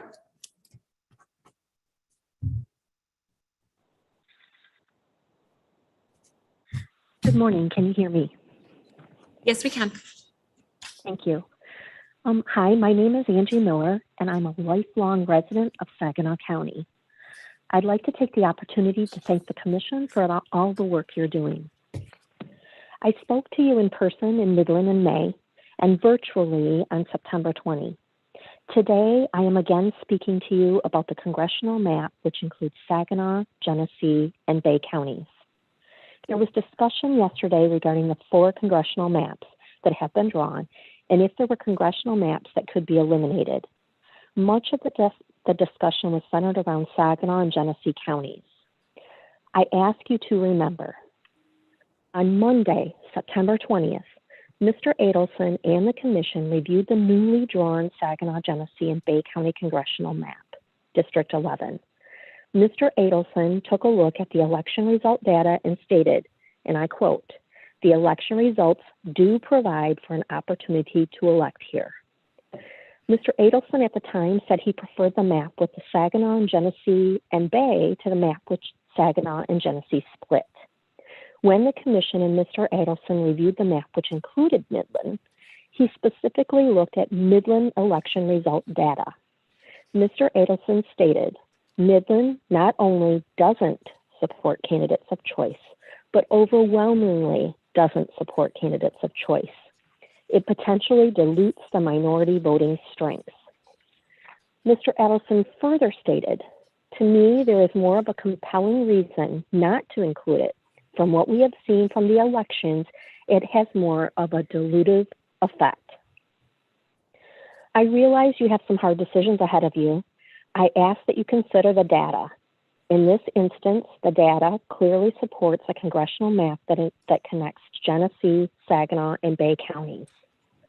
Also, when reviewing the other maps, both Senate and House, I ask that you remember the minority community. Thank you. Thank you for addressing the commission. Andrew Thompson.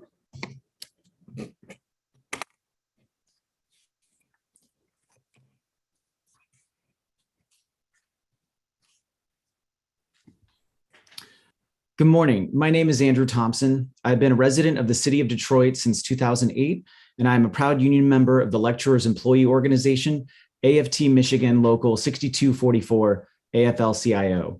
I'm also a 2021 Kresge Artist Fellow and a concerned citizen. I currently live in Michigan's 14th District, State House District 6, and State Senate District 1. What we know is wrong about letting politicians draw the districts is their ability to cherry pick the electorate, packing districts over here and diluting districts over there. Doing so has eliminated partisan competitiveness, and now the elected body does not resemble the citizens of the state of Michigan. There are more people voting for Democrats in the popular vote, and yet the Republican Party holds the majority of the state House and Senate. Important to democracy is the idea that we take turns. One party might be in power today, but another party will have the power in the future because we take turns. There is one party that has been resistant to taking turns and has used all kinds of tools and tricks, including drawing district maps to artificially hold on to power. It is a hard job that you're doing, and I appreciate what you're doing. The goal should be to make politicians beholden to the people by having more competitive districts, such that if either party wants to be in power, they have to work harder to get our votes. Even if the district lines look irregular and break up cities, cross municipal lines or county lines, guess what? They already do that. But right now they are doing it in service of one party over another. I live in Detroit and am unsympathetic to speakers who are worried about their cities and counties being divided up. It's an inevitability where I live. Let's have competitive districts such that voters have a voice and a choice. Thank you very much for listening. Thank you for addressing the commission. Now that the first opportunity for in-person and remote public comment has concluded, without objection, we will hear from individuals. Whoop, we got one more? Yes, we have one more for in-person first round.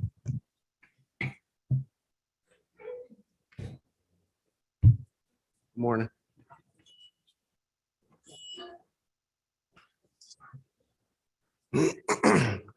My name is Sloan Gibson. I'm a fourth generation Detroiter, born and raised. I would like to thank you all what you're doing to draw these fair maps for Michigan. And I really just wanted to ask you all to take into consideration like the wants and needs of Detroit compared to like our surrounding areas and when it's time to draw these maps. That's it. Thank you. Thank you for addressing the commission. All right, now that the first opportunity for both in-person and remote public comment has concluded, without objection, we will hear from individuals seeking to provide a second 2-minute public comment. Hearing no objection, we will hear from individuals seeking to provide a second 2-minute public comment. Individuals who have signed up and indicated they would like to provide in-person public commentary to the commission will now be allowed to do so. Please step to the microphone when I call your number. You will have 2 minutes to address the commission. Please conclude your remarks when the 2 minutes has ended and you hear the timer. Number 1 in person, I believe that's you. Yep, in the peach shirt.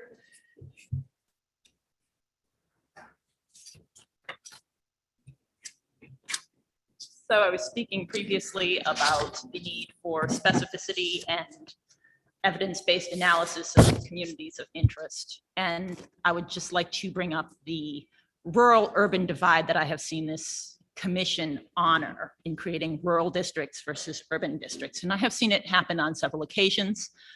I would like to know, first of all, why you chose to go with that premise. I come from a rural area myself, and I see no particular reason to separate rural areas from city areas. It's not like we can't have a political district that encompasses both. And I ask for specificity when you are using these communities of interest to inform your decision, because I have seen comments that say they need a rural area or they need their rural district separated because they like campfires or they enjoy flowers and they have values, as if people in the city don't have those things or like those things. And I need to know that that type of bigotry is not informing your decision. And I've also seen claims of rural districts where if you look up specifically where they're from, it's a housing development right on top of the city. There was one who said she wants nothing to do with Lansing, and this woman is 13 minutes drive from Sparrow Hospital. If that person is, if that COI, if you just use a general way of addressing it, and this is the type of community of interest that you're using, then I don't know that you're actually being well informed as to what is or isn't a rural district if you do choose to use a rural district. Thank you. Thank you for addressing the commission. Number 2, Anthony Scannell. Okay, thank you so much, Commission, for being here for 3 days in Detroit. It's greatly appreciated, the most populous area of the state. I'd like to agree with the commenter who just spoke. I want to get to my visual aid in a second, but you know, I saw these comments yesterday on the public comment portal and they look like they were copy paste, like one of them chain emails you get. And it said, Eden Zitella resign. You're not really independents, you're former Democrats. And I said, you know what, that might be the case. I used to vote and whatever, donate to Democrats myself, but that's really a function of two things. This law that I mentioned yesterday, how it limits Michigan to 2 major political parties, and it says there will only be 2. And it's also a function of the non-specific vague designation of non-affiliated that I've mentioned here. Non-affiliated could mean, it just means you're not affiliated with what? The 2 major parties. 2 major parties as defined by Michigan law. And I think it's a self-enforcing, you know, partisan status quo machine that you have so many Democrats and Republicans on this commission, and that the designation of non-affiliated, it's not specific. Are you independent? Are you a former Democrat, former Republican? You could be a Green Party. You could be a Libertarian. You could be anywhere. So I think next 10 years around, this non-affiliated designation really needs to be changed and allow for greater specificity of what your real affiliations are. And then I want to get back to, here's your congressional district map I drew on the Metro Detroit area. I'm looking at your Mickey Mouse District 1. You got Mickey Mouse ears here and here.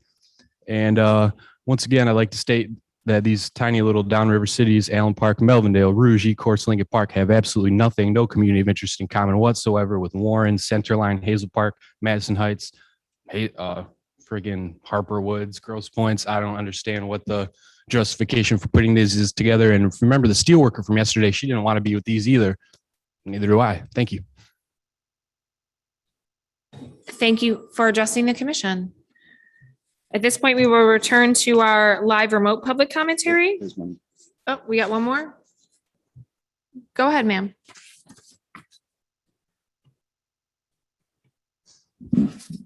Hello, again, my name is Kate Shiskowski. Thank you for allowing me to speak, and thank you for all the good and very diligent work you're doing. I wanted to talk about Western Wayne County as a separate congressional district. Western Wayne County is made up of a lot of communities with a lot of groups in them. There is a high population of Blacks and South Asians, as well as the Arabic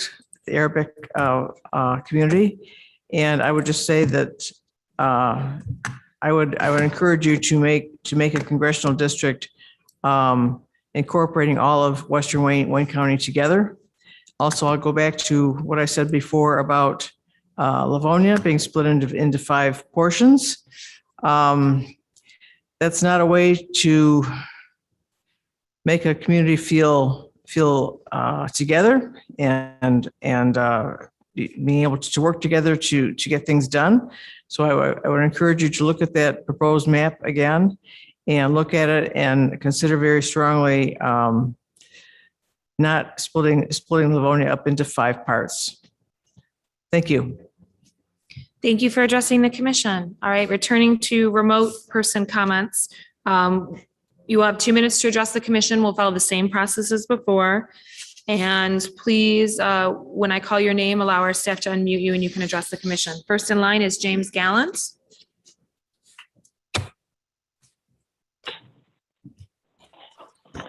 Hello, James Gallant from Marquette. These are my opinions.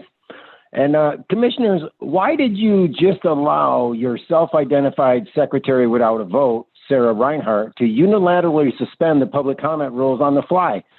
This is like, that's how far removed you folks really are from reality of, there's a few rules here, just suspend a rule, takes a little second. And your speaker, Tony Daunt, spoke of the promises of the constitutional amendment. And some of those making those promises may very well have been charlatans and fraudsters, and I see them very clearly. I've talked to them. In my opinion, the 2018 Prop 2 promises, according to the Michigan Supreme Court decision in Voters, Not Politicians cross complaint, as in the Fiscal House report determined, that the promise was a revived reiteration of the Commission on Legislative Apportionment that was already contained in the Constitution. Changing the name to the Independent Citizens Redistricting Commission, adding unaffiliated members, and updating the former unconstitutional formula in the criteria. And now you have current criteria. That is what is said in the Supreme Court decided that. They said this is going to take a constitutional amendment. And then 18 years later, it happened. Okay? So the codified rules of procedure approved by vote of that iteration, of the former iteration of this commission, is controlling for these proceedings. And that is the promise. But, some people would like to not, recognize that. So I'd like to expand upon Commissioner Lett's comment, who personally put these fundamental breaches of the legitimate rules of procedure. He's the one that started this whole thing in favor of his own personal values as the commission's first chairman. He just started, there was no semblance vote at all. He said, well, you want to do? Good to go. He started wheeling and dealing. He talked about the deals that are made in the cloakroom. They call that the cloaked room. Is it, back when they had cloakrooms, and that's where the real deals happened. I was reading on the internet, Commissioner Lett was quoted. Thank you for addressing the commission. Sarah Howard.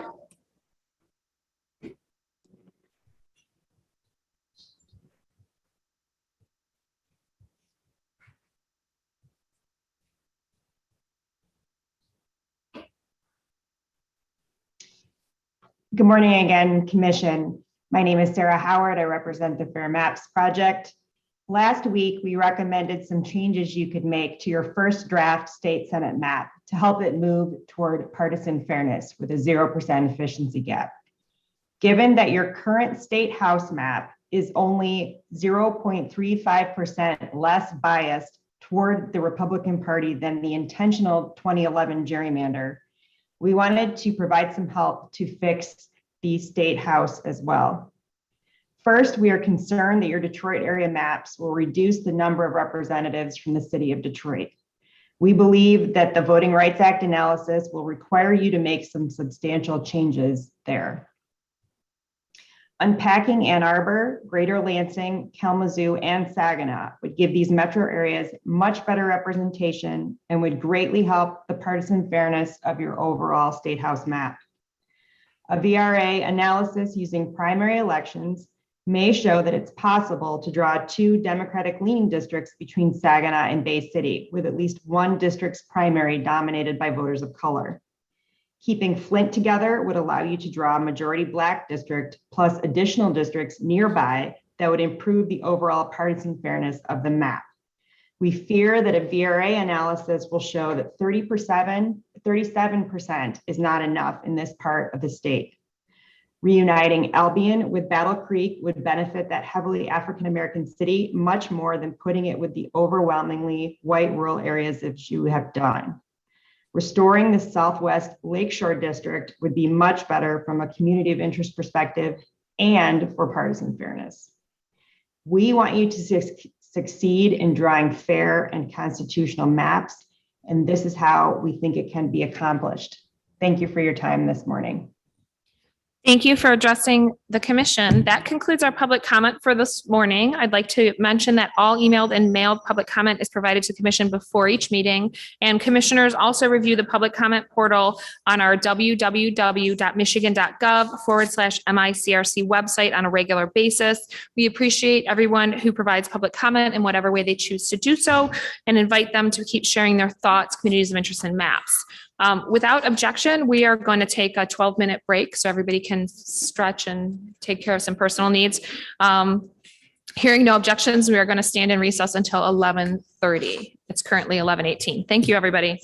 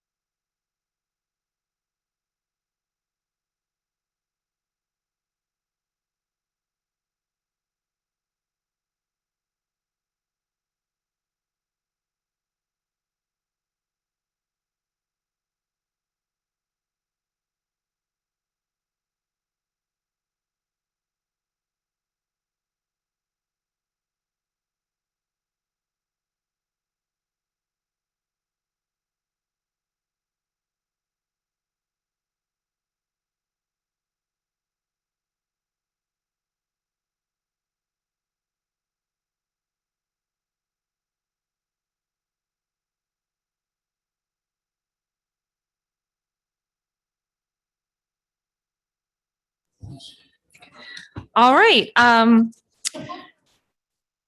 Everybody ready? Sorry, guys. So as chair of the commission, I recall this commission back to order. It's 11:32 a.m. Secretary, could you please take the roll?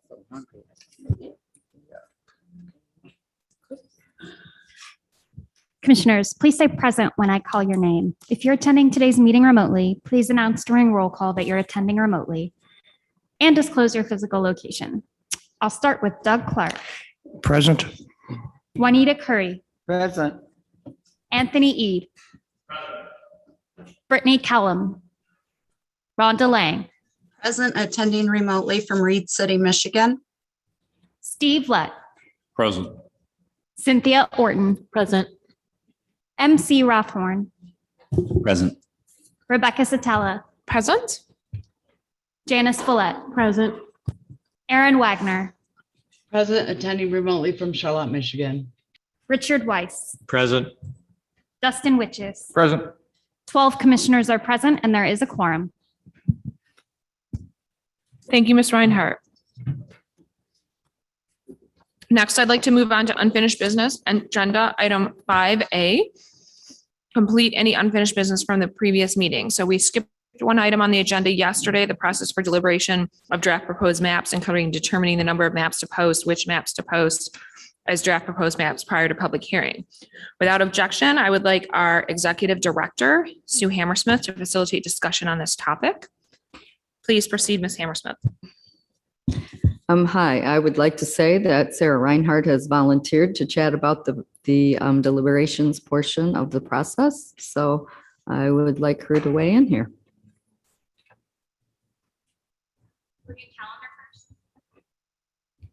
Could you repeat that? There's also the calendar that was old, that was unfinished business. Do you want me to work on that part? Whichever you'd prefer. Okay. I'll go first. This one. Hi, guys. I just want to come up here so you can see me. All right. So as you all know, you're going to be going into deliberations here in the near future. And I'm just going to read through the process that you all have already adopted, which can be found online under the meeting materials and notices section. It's called Mapping Process and Procedures. And this is the deliberation of draft proposed maps for the public hearings. So the purpose of the deliberations that you all are going into is really three different things: to make final adjustments, to present any alternate drafts that individual commissioners have created that they want to take into the public hearings. And also for you all to decide which collaborative maps you all have collectively worked on that you want to take as a group into the public hearings as well. So I'll start with prior to deliberation sessions, similar to when you all come into mapping sessions. This process outlines you all researching and reviewing not only public comment, but the drafts themselves, looking over any that have been submitted, the ones that you all have created collaboratively to familiarize yourself with them. And also additional alternative maps could be submitted at this time. So that means that any commissioner who wants to submit one draft of each district type could do so, or if you only want to submit, say, congressional, you can do so. I believe the commission decided yesterday that you would have to submit these by the beginning of the meeting next Monday. Is that accurate? Okay, great. All right, and also if you do submit it as a commissioner, you do have the right to withdraw that if you decide, hey, I submitted this, but I don't want to submit it anymore. All right, so going into the deliberations, the very first thing, number one, is map adjustments. So this is similar to the collaborative mapping format that you all are very familiar with right now. You can make any final adjustments to your maps based on additional input from your consultants or additional public comment that you've received. This includes the partisan fairness analysis that we anticipate to be occurring on Friday. So any adjustments that you'd like to make, this also includes any additional VRA analysis from Bruce. And any alternative maps would also be subject to this analysis. So that could be something that you as commissioners, if one of you has a map, you can solicit that analysis from your consultants, or you can do it in a public session, similar to how, like, if you would like to create an alternative map, you can do so during public session, during your mapping session by directing EDS to pull that up for you. All right, so number 2 is determine number of draft proposed maps. So I want to clarify something here. The number of proposed maps that you take into the public hearings, only the collaborative maps that you all have created during mapping sessions can be limited. You cannot limit the total number of maps submitted by individual commissioners. Each commissioner has the right to submit one map of each district type. So you cannot tell, you guys cannot tell yourselves, we're only going to take 3 total maps to public hearings. Each commissioner has the right to submit their own map for a public hearing review. But for the collaborative maps, if you all decide that you only want to take 3 collaborative maps per district type forward to the public hearings, that's what you can limit. Now, this may be a discussion where you all have created 2 collaborative maps for like congressional or something like that. And maybe you decide, we don't really want to limit it. Let's just take all of them. And that makes it really easy. In that case, there wouldn't be a vote, which is the next step in the process. You wouldn't need to vote to eliminate one of those maps. You could just take all of them, and that would make it a pretty easy process. Like I alluded to here, the next step in the process is voting. So if you do decide that for collaborative maps, say you have 3 collaborative maps for congressional, but you all decide collectively that you only want to take 2 to the public hearings, that is where the voting would come through, and you all would do a series of like ranked votes to decide which ones you want to take forward. But again, if you all collectively decide we like all 3 of our congressional maps, we want to take all 3, then you could do that and a vote wouldn't be necessary, but a motion to take those forward to the public hearings would be necessary. So that's really all there is here. Oh, sorry, I do want to go through the review of the draft maps.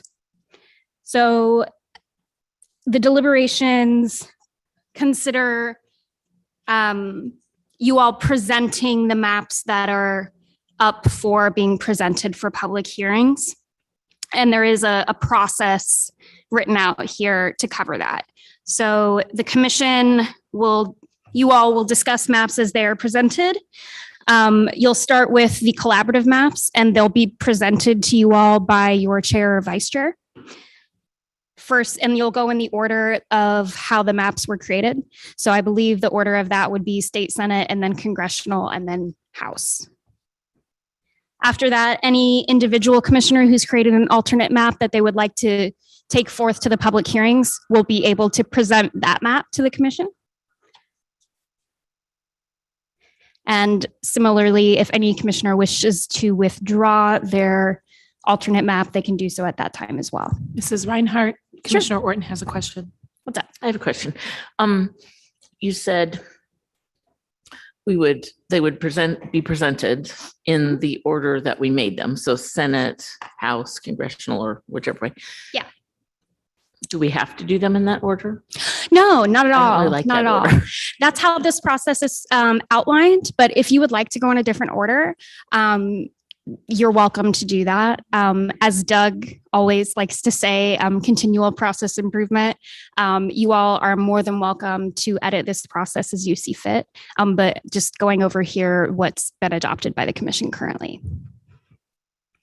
But the order that this contemplates, so you would start with state senate, and then any commissioners who have their own individual state senate plans would then present it after the collaborative state senate, then proceeding into congressional collaborative and any individual collaborative maps. Commissioner Witches? For the maps that we create personally, I just want to be reminded, the ones that if I were to create one of each, they have to be in by Monday morning before our meeting, correct? Correct. Got it. Any other questions? Commissioner Eid?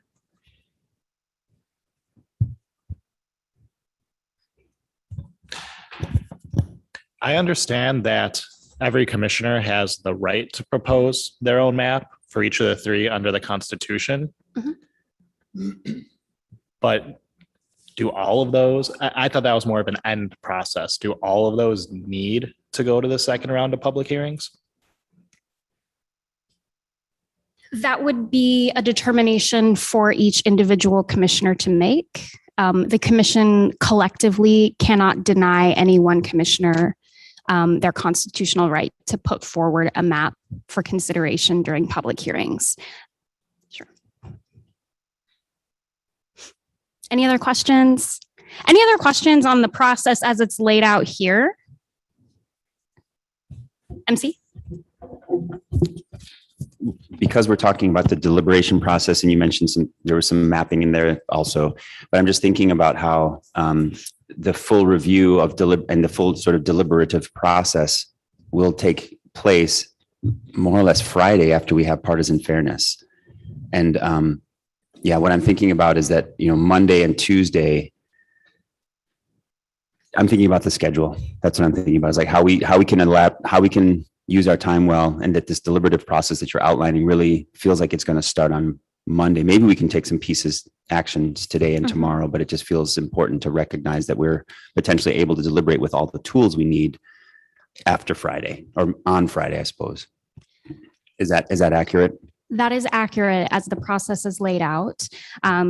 The first step of the deliberations is map adjustments based on input from your consultants. And one example listed here is partisan fairness analysis. However, I will say that your VRA council is also present. So if there are any map adjustments that you would like to make prior to deliberations, the commission is very welcome to do so. And although this is the process that you have adopted now, the commission is always able to tweak them or maybe change the order. Yeah. So for, excuse me, Dr. Hanley is going to be analyzing our collaborative maps, correct? Correct. Will she also be looking at maps that individuals submit as well? And Yes. is that happening Friday, or because we now have this Monday deadline, will that be happening at some other point? That's an excellent question. I believe that would happen on Friday as well. Okay. I'll defer to your executive director about the timing of analysis occurring, VRA analysis and political fairness analysis for individual maps, and whether it is required that that individual commissioner undergo that analysis or make adjustments in a public setting, or whether they could do that, like make any adjustments that they would like over the weekend, for example. Executive Director Hammersmith? I think this is part of the reason we were asking for maps by the end of day today, so that we could get them to Dr. Handley for that partisan fairness analysis. So the time that has been switched to next week, then she could assess those next week. But yeah, there won't be time to make adjustments if she gets back with you with something you might want to adjust. Yeah. So for collaborative maps, any adjustments that would need to be made based on partisan fairness or VRA analysis would need to be done in a public setting. But my understanding is that for individual commissioners who are submitting a map and they receive feedback from your consultants, that does not necessarily have to be done during a public meeting. Okay, Commissioner, well, Mr. Adelson, it looks like you want to say something, and then Commissioner Ede. Yes, thank you. Couple of things. I don't want to make any commitments for Dr. Handley and what her schedule is. So I would suggest that that's something that should be explored later. I'll also suggest that there are aspects of the rules that you may want to consult with your general counsel, who has a teleconference right now. So I would suggest that there may be additional questions that you might want to pursue when General Counsel Petschula returns. I can't speak to the detail that she can about your constitutional requirements and the rules of your procedure. So I would respectfully request that if there are questions, that when she returns, that she's the best person to address some of the things that have come up. Thank you. Commissioner Eid? So it seems like the current time, this timeline that we put in place, it's our timeline. And because it's our timeline, we do have the ability to change it if we need to change it. To me, it seems like we're not going to have enough time to really bring the best maps forward to the second round of public hearings.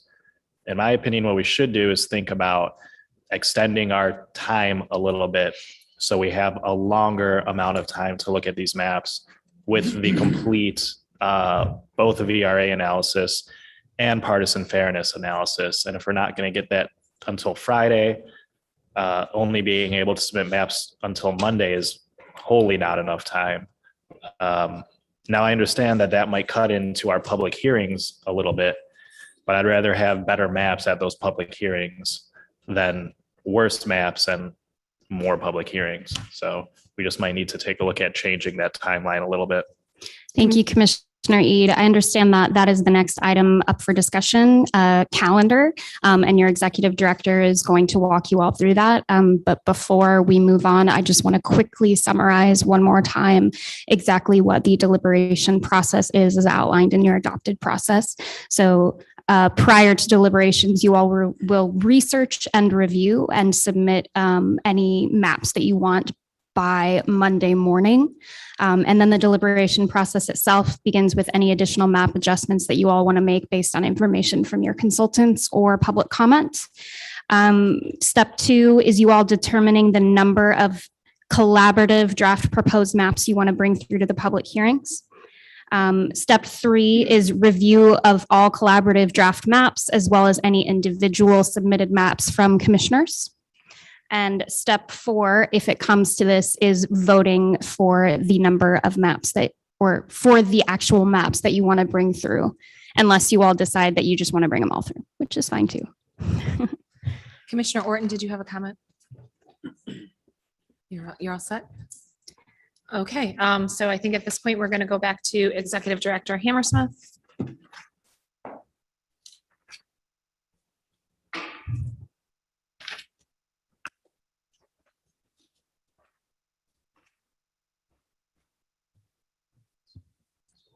Okay, in regards to the calendar, there are certain dates that need to be met.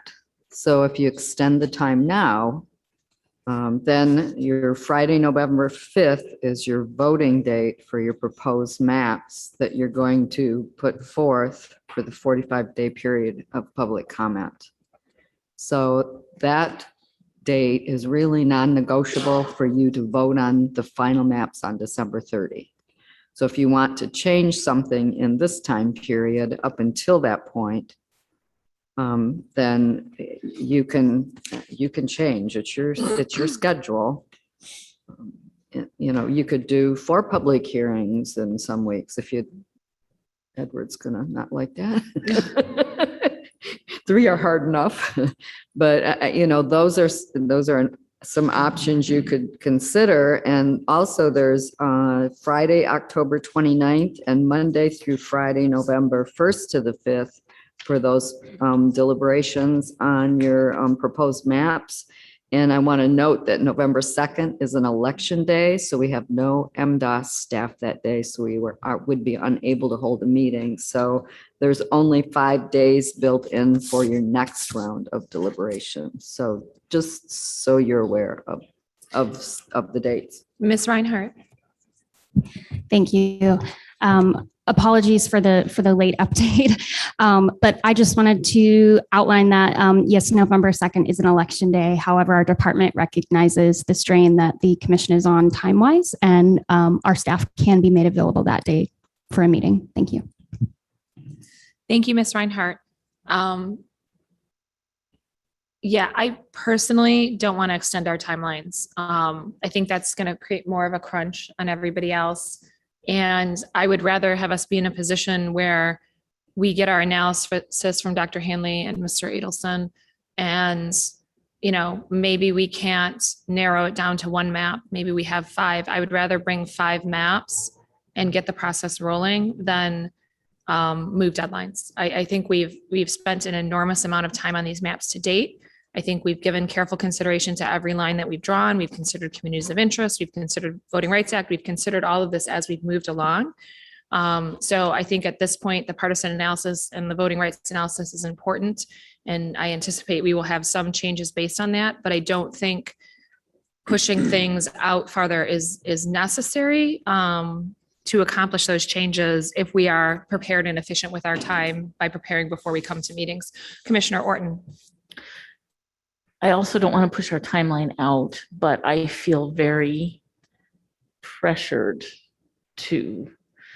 that we don't have enough time to make thorough, good maps. So I feel like something has to give. And this will be very unpopular, but we are only required to have 5 public hearings and we are scheduled for 9.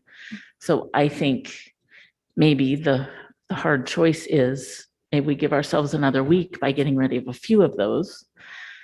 I don't know which ones, and I know we all want to go everywhere in the state, but we just are out of time. And we don't know how long we're going to need because we haven't done some of the analysis yet. No, we haven't experienced that. So we just don't know what that's going to bring until it happens. I think it would be better if we're going to change any schedule for public hearings, it would be better to do it sooner rather than last minute. Commissioner Witches, that's definitely an interesting idea that I haven't heard mentioned before. And we do have lots of ways for people to reach us other than public hearings. So go ahead, Commissioner Witches. Yeah. Sorry, Commissioner Orton, that's a very unpopular opinion. I agree with you that we have limited time and that we're going to feel rushed, but these are the public hearings that in my mind are going to be some of the most important because people are actually going to be able to see the products that we have been working on. And we need to have those hearings to listen to what the public has to say. I mean, are we required to have 5? Yes, we're doing 9. We were required to have 15 or I believe, I can't even remember anymore, 10, and we had 16. So we've done that once before. We've been going above and beyond our constitutional duties, and we should continue to do so. Commissioner Eid. I was not suggesting we change the November 5th day, because I think that day is important to have the maps to give the 45-day window to reach December 31st. But there is a lot of time between today and November 5th. And I think that's the time we need to look at figuring out how to get more, more time. And I agree with Commissioner Orton. Looking at the number of public hearings might give us that ability. Even though, I hear what Commissioner Witches is saying too, I really like the public hearings personally, and I think they're a great tool to use. But if it's going to be in detriment to the maps we bring to those hearings, and by eliminating some of them, if it results in us having more time to make better maps before those public hearings start, then that might be a good thing to discuss. Thank you, Commissioner Eid. I believe Commissioner Lang has her hand up. Then we'll do Commissioner Orton, then Mr. Rothorn, and then Mr. Clark. Thank you. I just kind of want to second the thought that Commissioner Orton said. It's kind of funny that same exact thought was going through my head prior to her saying it. I understand the commission has gone above and beyond in terms of hearings, and that's great. But as the maps stand right now, I don't think they're the best work that we could do. And I do think that we need to put more work into them just based off from public comment and online comment on the maps themselves. So it may be unpopular, but I would be open to considering eliminating some of the hearings if that's what we need to do. And that's all I've got. Thank you, Commissioner Lang. Commissioner Orton? So a couple things about that. I think we all want to, as many public hearings as we can do. We all want to let the public see the maps and make comments on them, but they can still see the maps. We aren't going to have a public hearing in every town. They can still see the maps. They can still comment on the maps. We have many ways to do that. So maybe we don't do only 5, but maybe we do something in between 5 and the 9 that we have scheduled, whatever we can fit in, or maybe we do more than 3 in a week. I don't know what the solution is, but I just think the public, while they want us to come to their town and they want us to be there for a public hearing and they want to be able to talk to us, I think what they really want is good maps for the next 10 years. So I think we have to do whatever we can to give them that. Commissioner Rothorn and then Commissioner Clark. So what I'm asking myself right now is this, that we, in the mapping, MICRC mapping process and considerations document, we also have in page 12, public hearings and debriefings. And what I'm thinking about is do we have time as commissioners when we're on the road with our public hearings to map? It feels like we might not, but that's why I'm asking you all, is like in this public mapping and process, and I'm seeing some shaking heads, meaning, no, we do not have time to map. So it feels to me like, yeah, when we're deliberating, or excuse me, debriefing after the public hearing, what we'll be doing is maybe just understanding whether we want to change something or not. And then we'll have it, and before November 5th, then we would actually sort of quote unquote remap if we needed to. Is that accurate? That's a question, I suppose. Well, if I'd had a crystal ball this morning, what did I build in the agenda for public comment? Who's to know you're going to have 60 people on a Wednesday in September.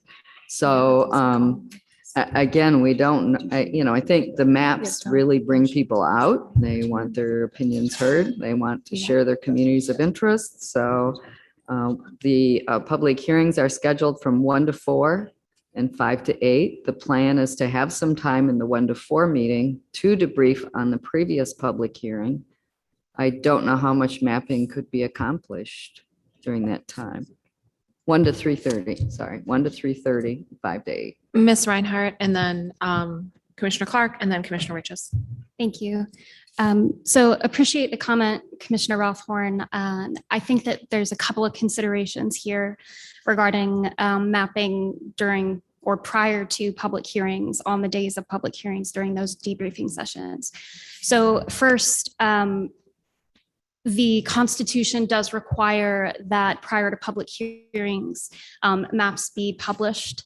And so those maps that are published, I believe, are the maps that are contemplated to be brought forth into public hearings. Your current mapping process and procedure document outlines those debriefing sessions and states that no map or COI changes or adjustments, specifically no map adjustments, will occur during public hearings or debriefing sessions. And I believe that the thought process here was twofold, that the commission might benefit from hearing all of the thoughts of the public prior to making any changes.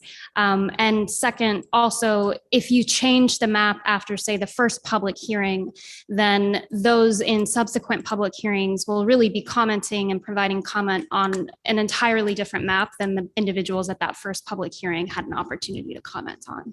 So that was the thought process there for withholding any edits until after all public hearings occur. Thank you. I just want to summarize. So what I'm hearing then is we have that opportunity to map before and after the public hearings, not during. And so this is it's the sort of the time is now if we're going to get these maps adjusted. Okay, thank you. Commissioner Clark and then Commissioner Riches. Yeah, in my opinion, this is time versus quality. And I would go 100% toward quality product. And if we have to adjust time and schedule, then we do. even if we don't hit the November 5th date, which I know is imperative that we're working toward, but even when that comes into consideration, we don't want to walk into this without a quality product. And that'll be even more difficult if we end up in court afterwards. So I think that's the direction we should head. And I would support that 100%. Commissioner Witches?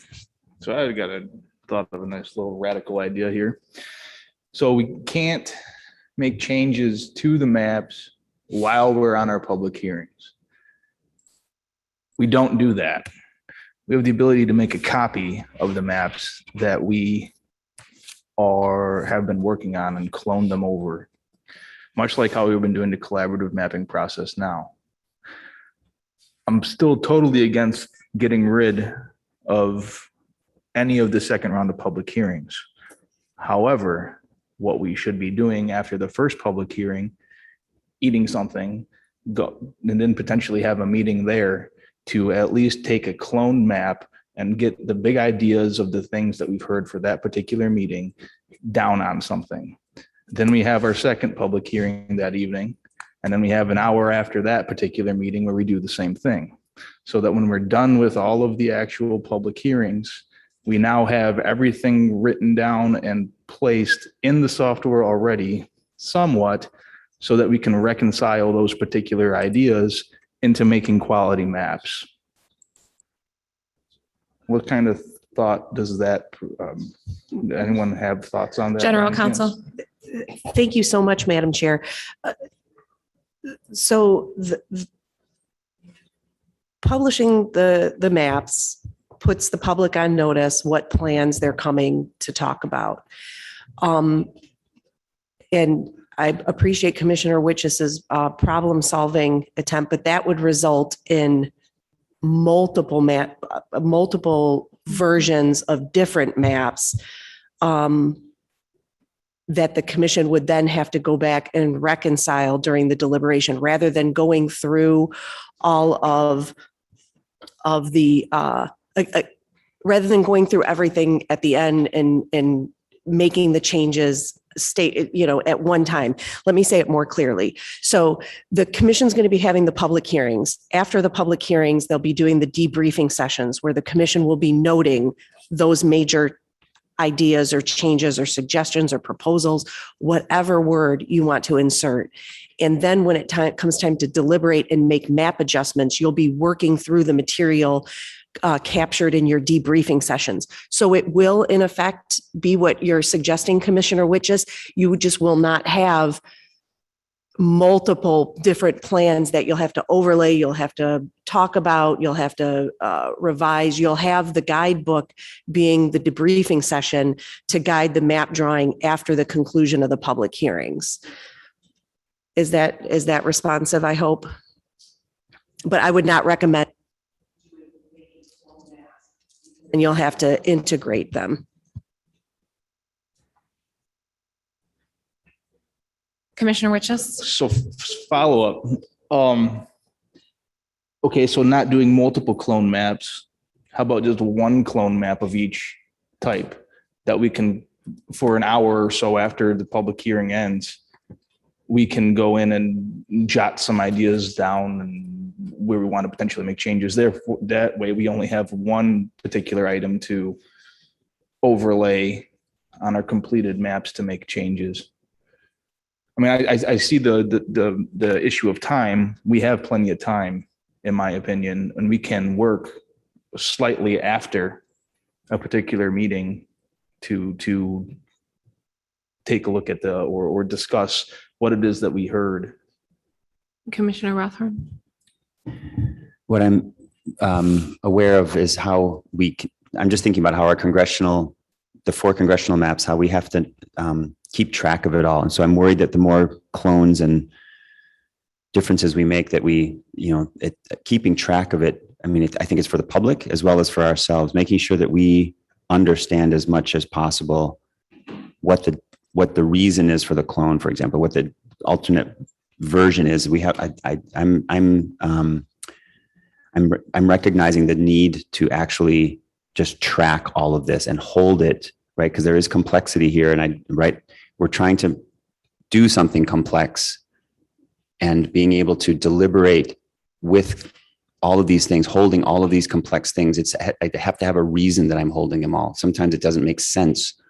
And I think many commissioners have said that, like, why we're holding all of them, unless I can understand, like, okay, it's not apples and oranges. This is actually an orange and an orange, or this is the one that we made this clone because we think this is actually a fair, like, this reflects more partisan fairness than this one. But this one actually has COIs reflected that aren't in the partisan fairness one. And right, what I mean to say is, like, then I know why we have two choices. I need to understand, like, that's the kind of, I just want to offer that when we're making clones, it feels like it's really important to name them somehow so that each of us and the public can understand that the reason that there's a clone.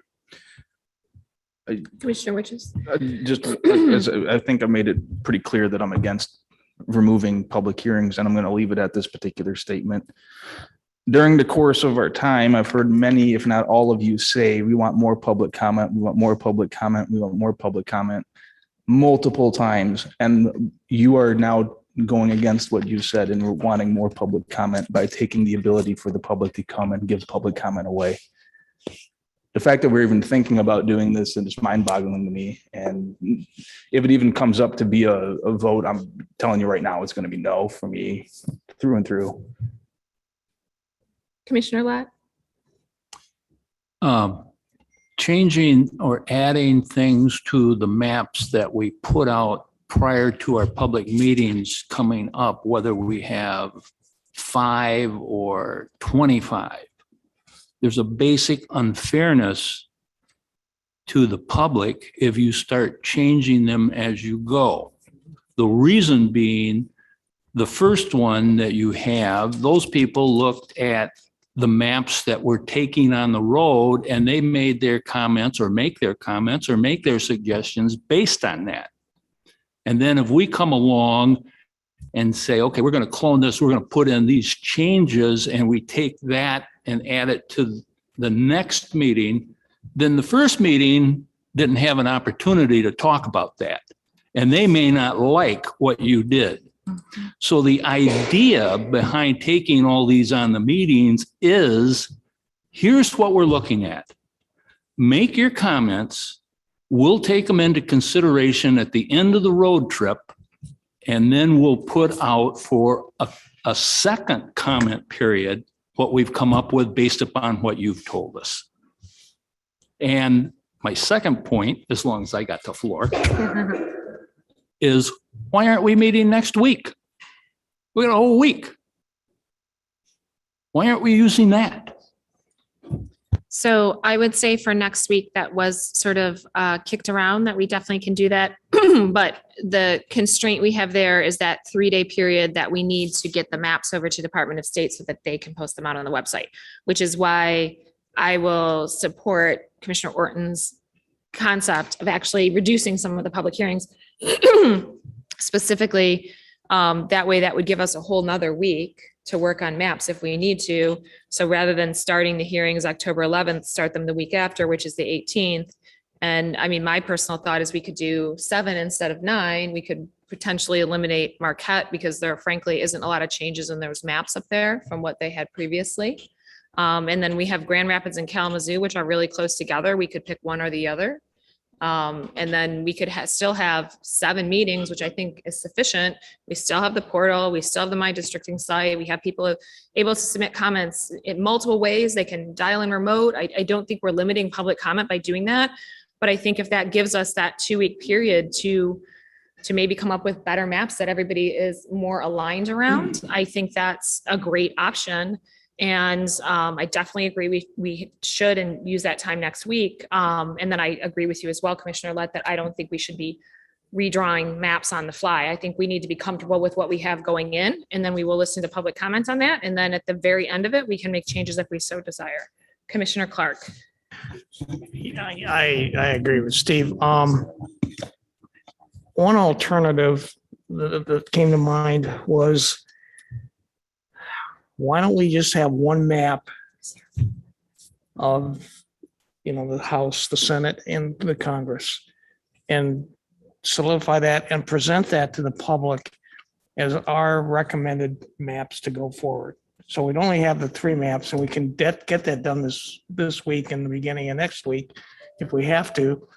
And then take their input, and then when we finish all the public hearings, then we can come back and take what we've heard and make the adjustments. To do that, I think there's a few major areas that we've got to address. We got to address the Bay City area. We got to address the Ottawa Township area. And I think we got to have a conversation about the way we dealt with Detroit with the spokes, because we're getting some feedback relative to too many districts within a township. Well, we heard a lot of that today. So that really goes back to a bigger problem and a concept that we used. But if we can get those things resolved and just put out the 3 maps and say, hey guys, this is what we recommend, but we're willing to change it if, based on your comments, and we're going to take those into consideration. And I think we could get it done a lot quicker that way. Thank you, Commissioner Clark. Commissioner Wagner. I just want to say, I think Commissioner Orton's idea is intriguing in limiting the public hearings, but I hate to see that because they all seem to be in key areas in the state. And my next question was to EDS representative, I think it's Kent that's here today, maybe. Will you all be providing the QR codes for the maps at the second round of public hearings so that people can comment while they're there on those maps? Thank you. Commissioner Curry. Just want to make a comment on the mapping and from the comments that we heard this morning. I don't think that unless we get, like, one guy came with 500 signatures, one came with 150 signatures. Unless we get something like that, I don't think we can't just keep changing because we hear another group saying, well, I like it like this. If they don't have enough people to back them up with what they want, I don't think we should just we'll be changing to this time next year. So, so we need to just stick with somebody that has come in with a large petition or whatever, and then if it looks better for us, then we should change it. But you can't bounce around on every comment that we hear unless the comment has some self-worth with it. That's my comment. Thank you, Commissioner Curry. I agree with that assessment. So do we want to keep discussing this? Do we want to break for lunch and think about it? I feel like a lot of times when we take a break and come back, we sort of clarify what we want to do. Yeah, lunch sounds great. Okay. Madam Chair? Yes. Really briefly, I was hoping Commissioner Wagner's question about the QR codes. Yes. And the ability of the public to provide public comment during the second round of public hearings. I certainly would defer to the communications director, and I don't have the answer on the QR codes, but I understand that there are going to be public comment stations at the public hearings. But again, I would defer the details to the communications director, in particular about the QR codes. All right. So without objection, we will now recess for 60 minutes. It's 12:15 right now. Hearing no objections, we will stand in recess to 1:15. Thank you very much.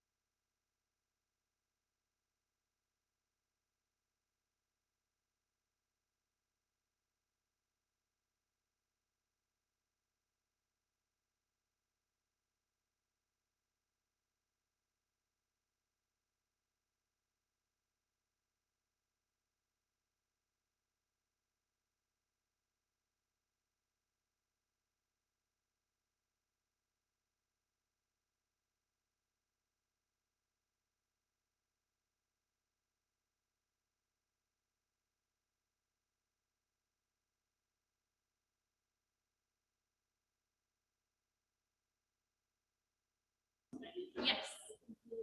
Bruce, by the way,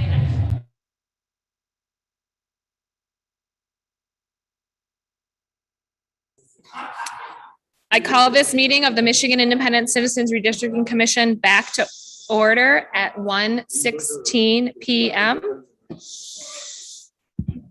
Will the secretary please call the roll? hello, commissioners. Please stay present when I call your name. If you're attending today's meeting remotely, please disclose during roll call that you are attending remotely and state where you are attending from. I'll call on you in alphabetical order, starting with Doug Clark. Juanita Curry. Present. Anthony Ede. Present. Brittany Kellum. Rhonda Lang. Present, attending remotely from Reed City, Michigan. Steve Lett. Present. Cynthia Orton. Present. MC Rothorn. Present.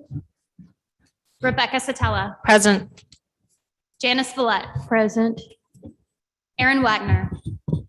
Present, attending remotely from Charlotte, Michigan. Richard Weiss. Present. Dustin Witches. Present. I'll return to Doug Clark. Present. 12 commissioners are present and there is a quorum. All right, fantastic. So we will return back to our unfinished business, which we were in the process of discussing mapping and deliberations regarding plans. Hearing no objections, let's continue with where we were at, if we so desire. Do we want to continue discussing the public hearings? Do you want to sit on that for a day and come back to it and return to reconciliation? Commissioner Rothorn. I just have one of the things, sort of summarizing, it feels like there's a sort of an either or scenario with, we either get to do, we have to cut short the hearings, or we get to, continue mapping. I'm wondering if there's a both and scenario. What I mean to say is, is there a way for us to actually push back and get a week next week to use partisan fairness measures and to use all the process that the tools that we need? And can we sort of tack on just one or two meetings, public hearings, I'll say, at the end of, I guess the first part of November. And I don't know if Mr. Woods is here or not, but that's sort of my question. Is there a way for us to, Sarah Reinhardt, yeah? Sarah Reinhardt. Your communications director is on Zoom and it looks like he has his hand raised. Oh, Mr. Woods, you're on Zoom? Can you hear me? Yes, we can. Thank you so much, Ms. Reinhardt. Yes, Commissioner Rothorn through the chair.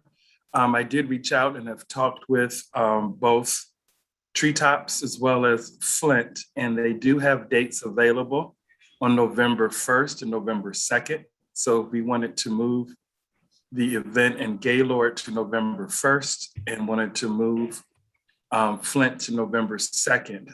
That would be an option the commission could consider. And then that way, if you kept all 9, you would actually start Thursday, the 14th of October in Marquette, if that's the desire of the commission. Thank you, Mr. Woods. That sounds like we have an option there. So that's good to hear. Do you, and I suppose we have to continue deliberations and help know when to firm those up, but I'm guessing that's important. Is there a deadline, Director Woods, when we need to sort of help what we want to do so that you can get those dates? I think we'd want to do it as soon as possible, because that way we could release the dates that we have for them to rent to someone else. So it was again, November 1st and 2nd, is that correct? Yeah, November 1st, we would do Gaylord. And November 2nd, we could do Flint. They have space available at both of those locations. We were scheduled to be in Flint on October 11th at the Dort Center. So we would postpone October 11th to November 2nd at the Dort Center. And then we were scheduled and have signed a contract with Treetops Resort for Tuesday, October 12th, but they are willing to move us to Monday, November 1st.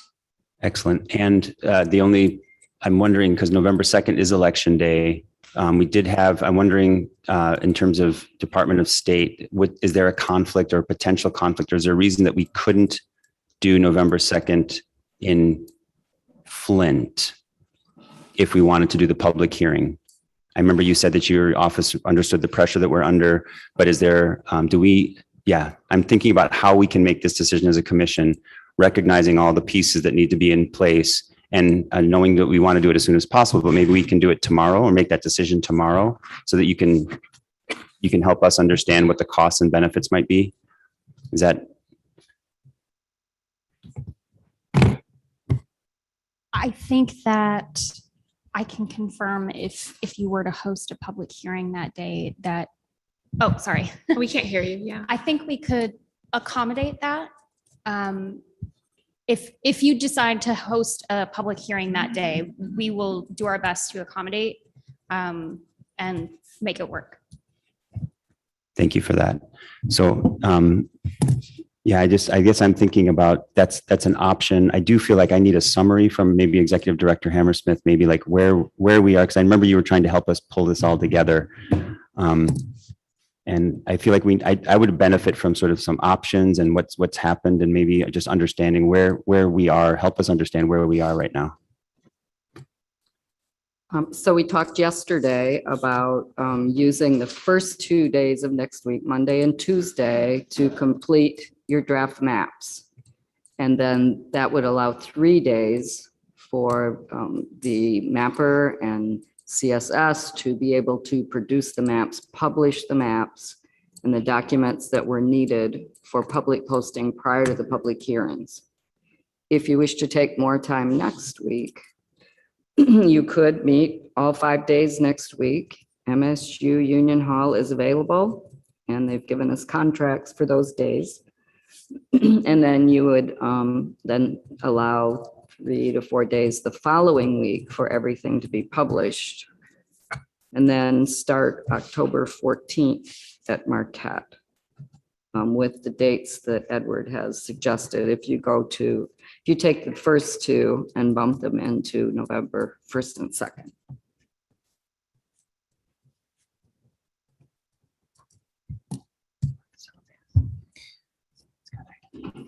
Commissioner Orton.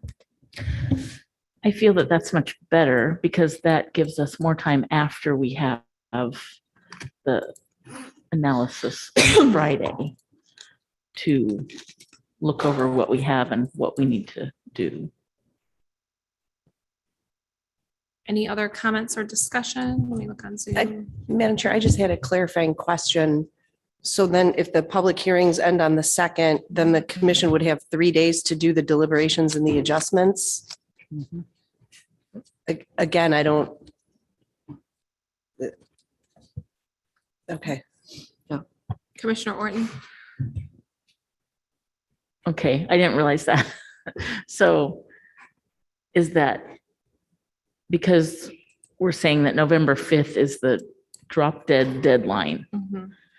Is that true? Like we cannot go any days longer than that?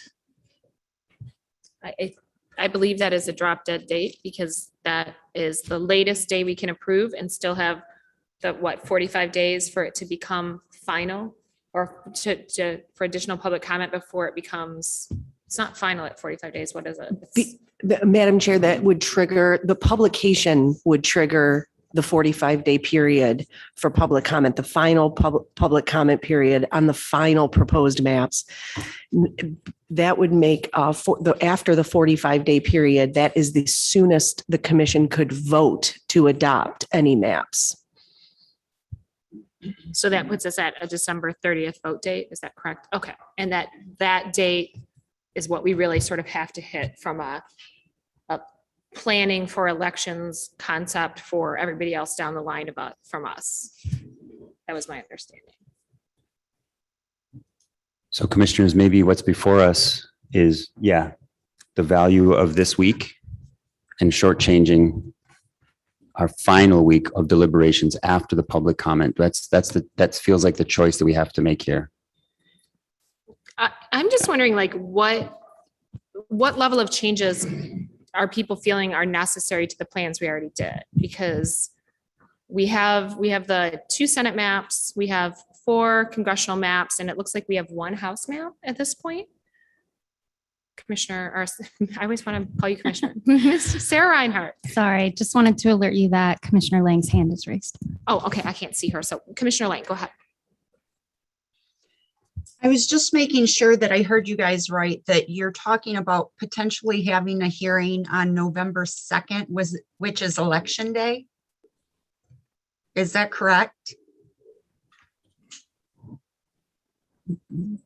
That is an option that Director Woods was talking about. We could do, that is an option. November 1st in Gaylord, I believe, and then November 2nd in Flint.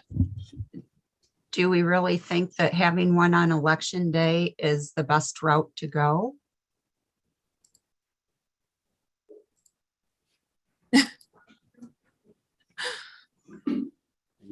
Any thoughts, comments, Commissioner Ede? Well, this is a comment on what you had asked, Commissioner Zatella. Does anyone have any comments on what Commissioner Lang just asked first? I don't think that anyone's saying that's a great idea. I think we're just throwing out ideas. Madam Chair, I believe the Secretary of State's office would not be available on Election Day. They said they could make themselves available. Yes. I apologize. Commissioner Ede. It's hard to say right now how many changes we need to make to the collaborative maps because they haven't undergone the proper analysis yet. So, I mean, I don't know if we need to make changes. I don't know if we don't need to make changes, but until that happens, then we're kind of speculating on what those changes may or may not be.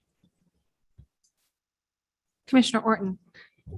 I agree. And I don't think we should shortchange ourselves or box ourselves in to not having enough time should we need it. And one other point that I was thinking about while I ate lunch is that while we all want to have all the public hearings and we want the public input, the public hearings are not what's going to, how do I say it, help us in court. Like having good maps is what we have to do to make it through all of the challenges that we're going to face. As long as we have enough public hearings, which we aren't even talking about not having enough to comply. So I just want to get a feel for individual public hearings, just to sort of gauge what people are thinking. So are we all feeling that we want to continue to have 9 public hearings? Is that the feeling? Because it seems to me that we might be able to readjust the schedule. So I'm just looking at the calendar. So we were supposed to have a drop dead date of Tuesday, October 5th, so that Department of State would have that Wednesday, Thursday, Friday to be able to submit the maps and upload them before the public hearings. So I'm just wondering if we can change dates a bit, or like Commissioner Orton suggested before, potentially drop a hearing or two so that we can then, rather than starting on October 11th, maybe start on October 12th or October 13th. And that way, that would give us an extra day or two to sort of resolve things after Dr. Hanley's presentation. Anyone have any thoughts? I think Doug does. Commissioner Clark and then Commissioner Ede. My thought is that this is all about the citizens of Michigan and that we should keep the 9 public hearings. And there shouldn't be any doubt about that at all. Commissioner Ede? Yeah, I'd be in favor of reducing it to the 5 that are constitutionally mandated in order to get more time to bring the best maps with us to those hearings.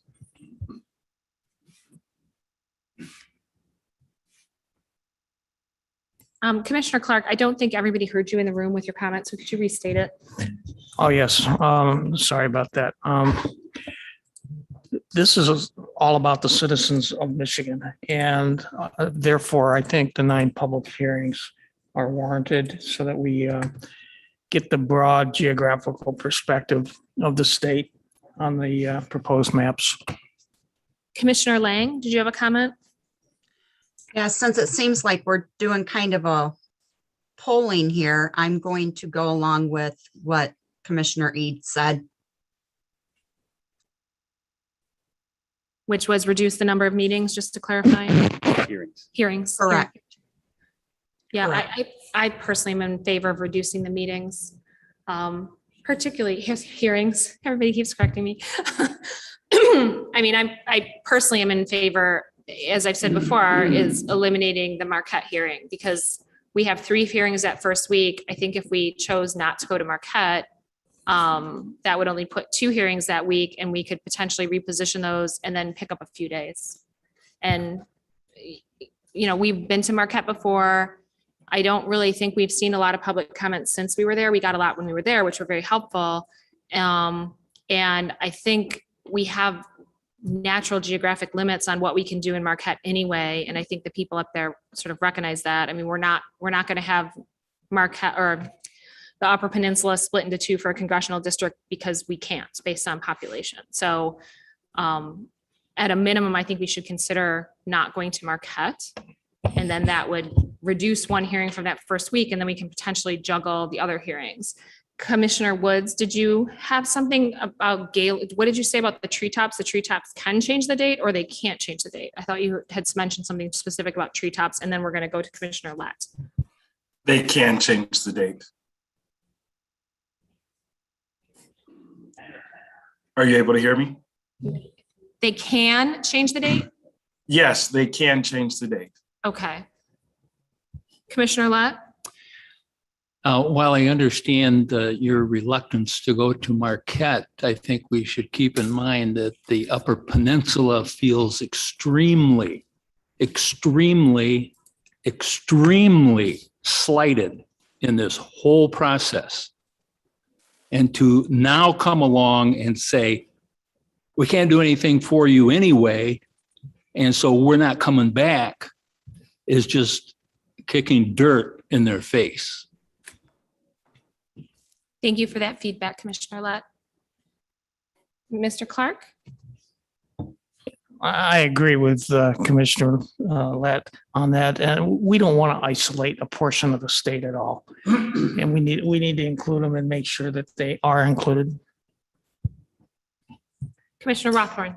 So is there, I just want to, so if we don't publish the dates on November 5th, publish the meetings, can we do it? I think that's a Friday. Is November 5th a Friday? You mean vote for the maps? I said, yes. What I mean to say is thank you for when we publish after the public hearings and when we vote, and November 5th is the date that we have decided is the sort of drop dead date. There is no November 6th option, correct? There is no November 7th option. Is that what we're saying? General Counsel, you want to weigh in on that? Or Ms. Reinhardt, either way? It looks like Director Hammersmith has an option or a thought. Director Hammersmith, I can't see you behind all the monitors. I'm sorry, I'm hiding behind all the monitors. I need a booster seat.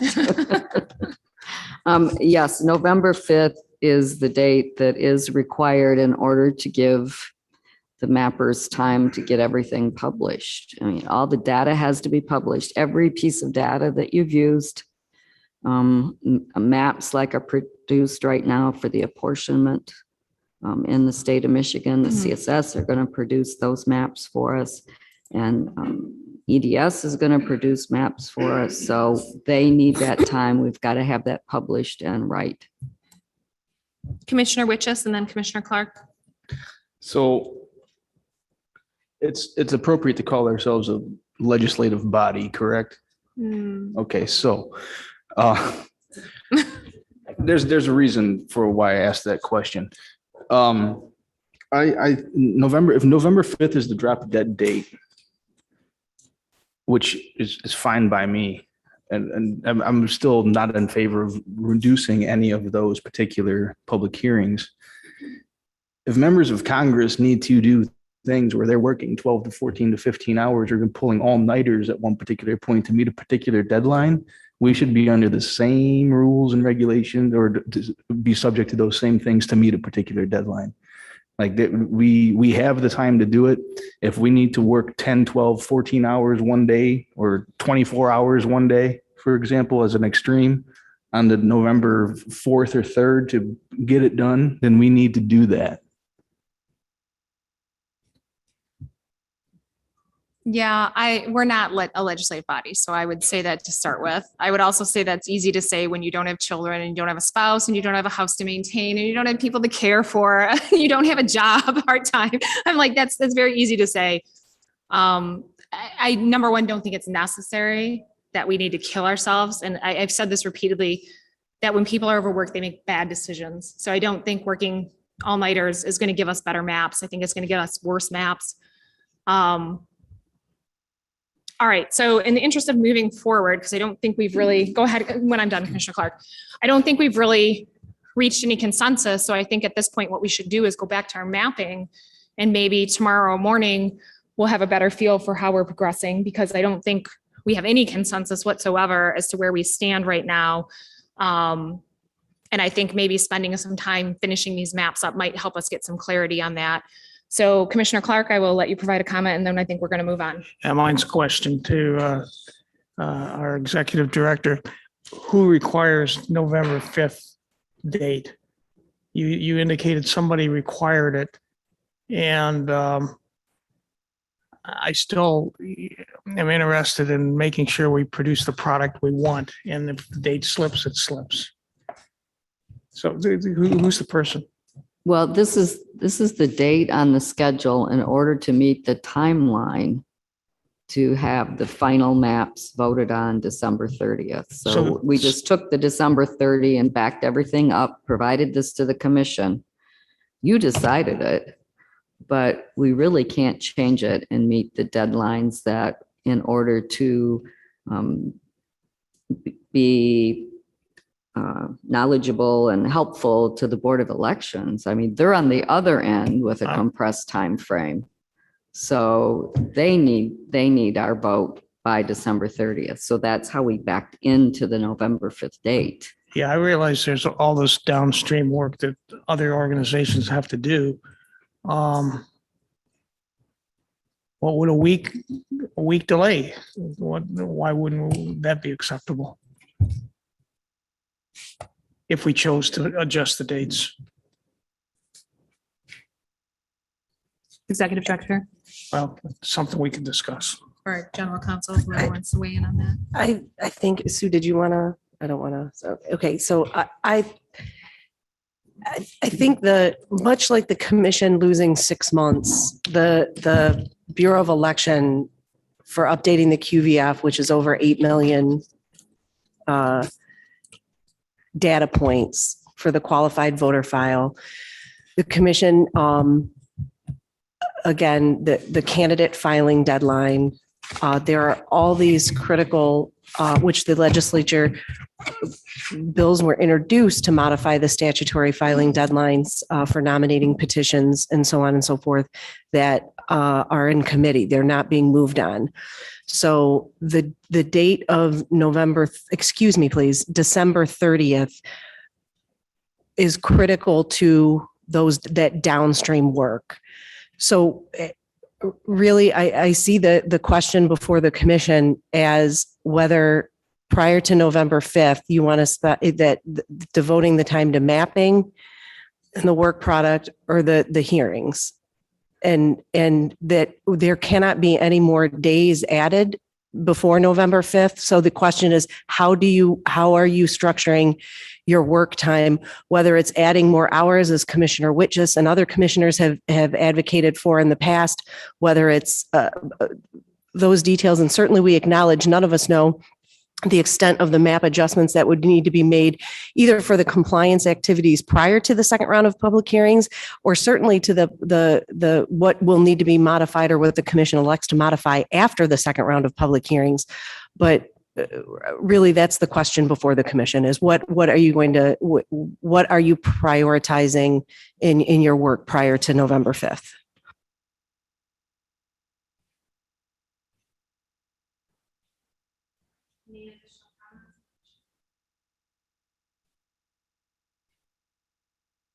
All right, so at this point, we're going to go back to our Oops, I'm not on speaker. Sorry about that, guys. At this point, we're going to go back to our mapping process, which I believe we were with Commissioner Orton. So Commissioner Orton, you can direct our map drawers, and John or Kent, which one's drawing today? Oh, I thought that was John. Yeah, I don't even see him. So Kent, it's all you. So I think the question is, where do you want to start? Because we have the 4 congressional, 2 Senate, no, 3, one's not complete, 2 Senate and 1 House. So There's 3 Senate maps that but are one complete. isn't actually complete. One is missing Monroe. I just looked at them. It's So what- there's one that's not It's what, complete. I mean, I'm just saying there's 3 complete. Yeah, yeah. Okay. So where do you want to start, Cynthia?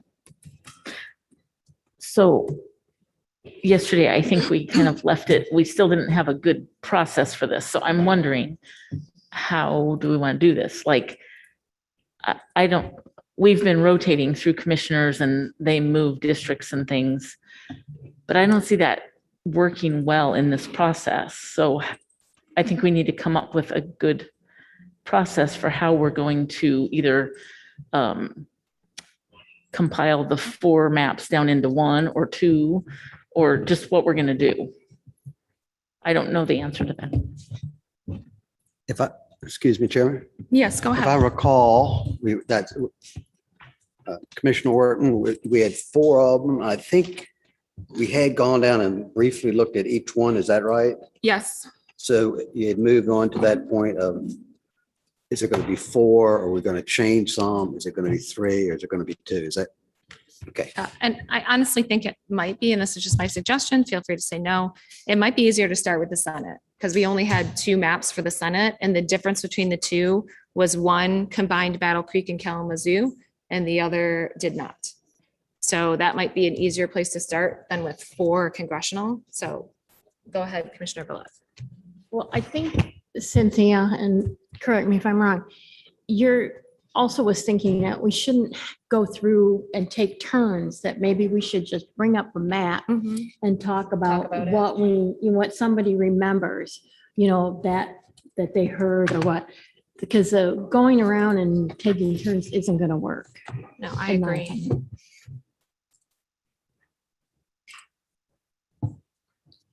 And maybe we have 1 director and 1 like. So what I'm thinking about is helping facilitate. What I can do is help facilitate the person. Well, I don't know if I can do this, but I guess what I'm offering is I'm willing to try to model something. I guess because I think what I think we're trying to do is not talk about it, just try to do it and see if we like it.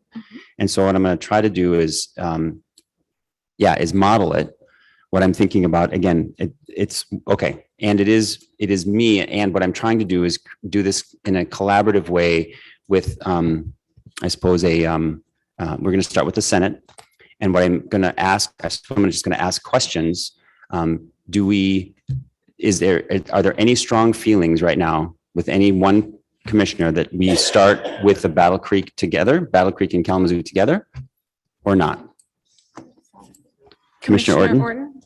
I'd like to see the 2 maps and Yeah. see what they look like. So Kent, can you bring up V16A and V16B one at a time so we can see them? Yes.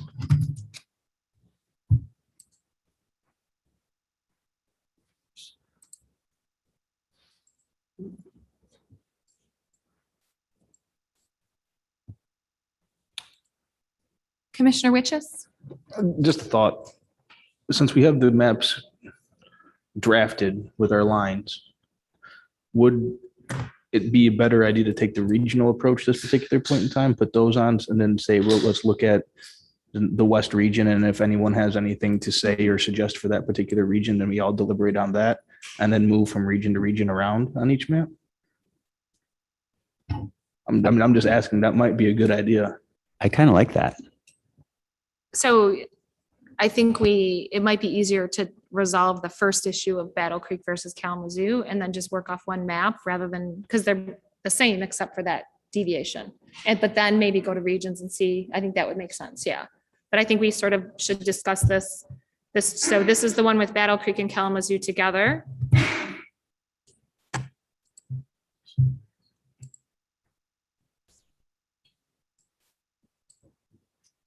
And maybe we should describe this map too, because Chair Zatella, you're certain that that is the only change or the only difference? Yeah, Okay. because I drew that. I drew the Right. split because based on public comment. So this was, I think we left off. And then I proposed an alternative map with them split just because we were receiving public comment. So that's what was the concept that we talked about at the time is let's throw them out there and if we see any comments one way or another. So Commissioner Witches. So just my thought on the Battle Creek Kalamazoo area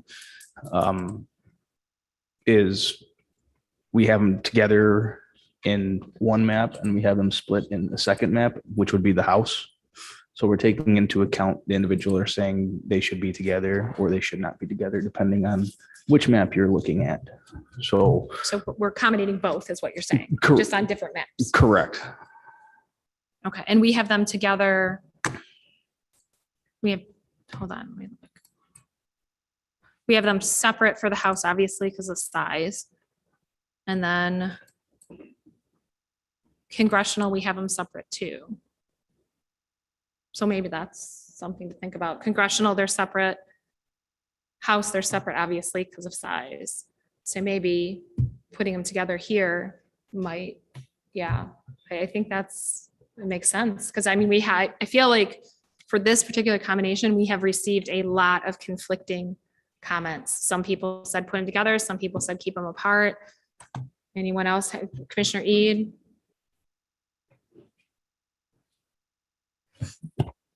Well, yeah, exactly. We've had a lot of conflicting comments. So I think we got to decide what are we going to do when we have conflicting comments like this?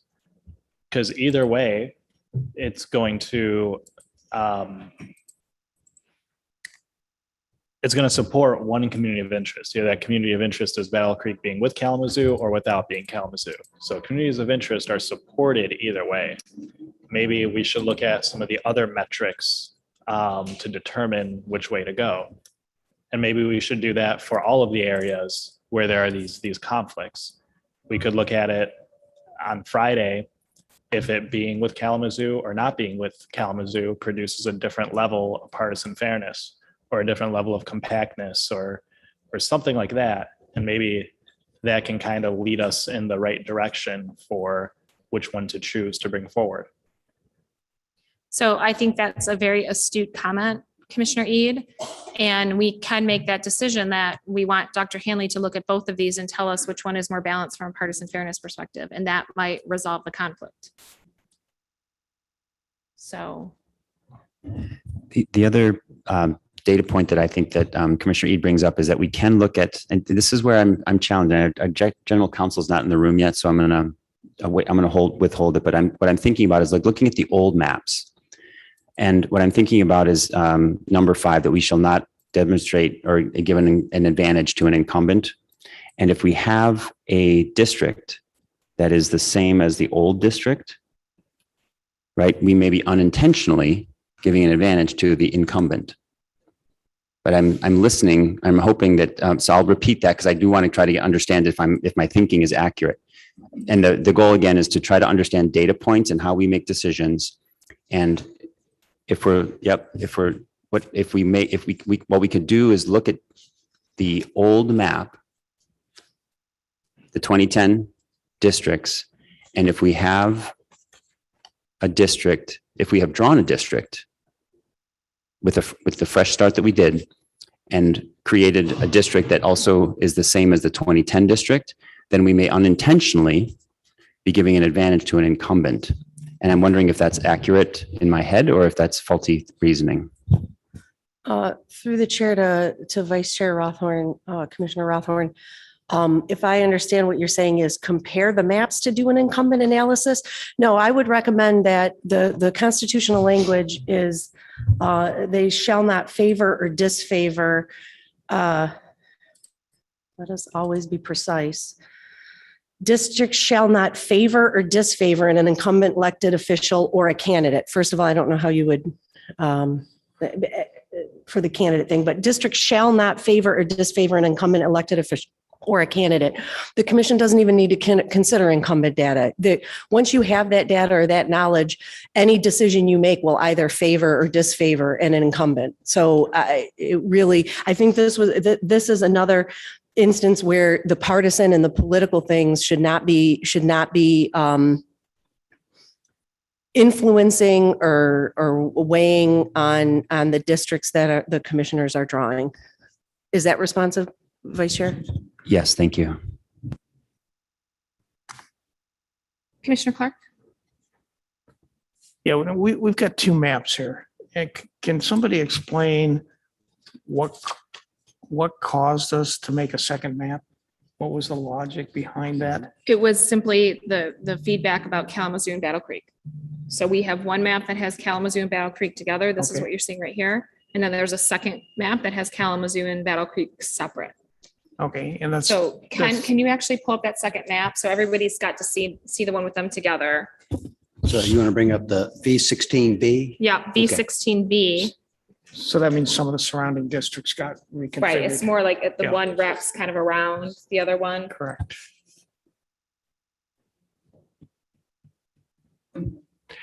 Well, here's what I'm afraid of. Let's say we bring both maps to the hearing. Mhm. And we got 50% of the people say, I like this one, and 50% say, I like that one. So we're right back to where we are at this moment. Well, I think Commissioner Eads' point, Lisa Hanley might tip that analysis for Correct, us. correct. Because she could Yeah, we come don't back have and that. say one is better from a partisan fairness perspective than the other. Yeah, we don't have that data right now. Right. Yeah. So, I mean, hopefully on Friday we will, but yeah, so this is the one that splits Battle Creek and Kalamazoo. Okay. Right. And so to Commissioner Rothorn's point, the district of Kalamazoo in this map is pretty much the same as the current district. And the district of Battle Creek is similar to the prior district in that it pulls in Berry County, but the previous district also went up into Ionia, which I thought people had said they did not like. So this is similar to the prior districts. Definitely it's the same for Kalamazoo, but Battle Creek is also pulling in a lot of rural areas. Mr. Edelson. Thank you. I just wanted to address a little bit in listening to the discussion about potential changes to come. I also wanted to make the point that, as you recall, when I believe these were and forgive me if I'm mistaking the House, I believe these were the state House districts in the Wayne County area, that several of them have the appearance of being packed. And that's something that must be addressed. That's one of the changes that I envision. And frankly, the discussion yesterday about the congressional district and having Flint and Saginaw in the same district, that's another issue. So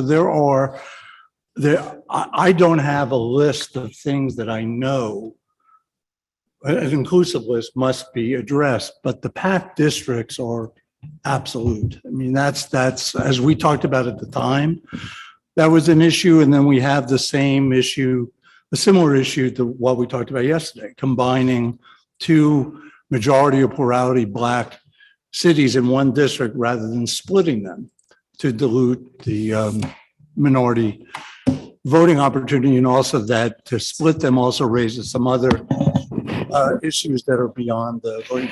So I wanted just to make that point in going forward with additional discussions and looking at, as General Counsel said, doing a compliance review and check, which is a standard best practice in redistricting, before a vote on going forward with whatever set of draft maps you decide to go forward with. Thank you.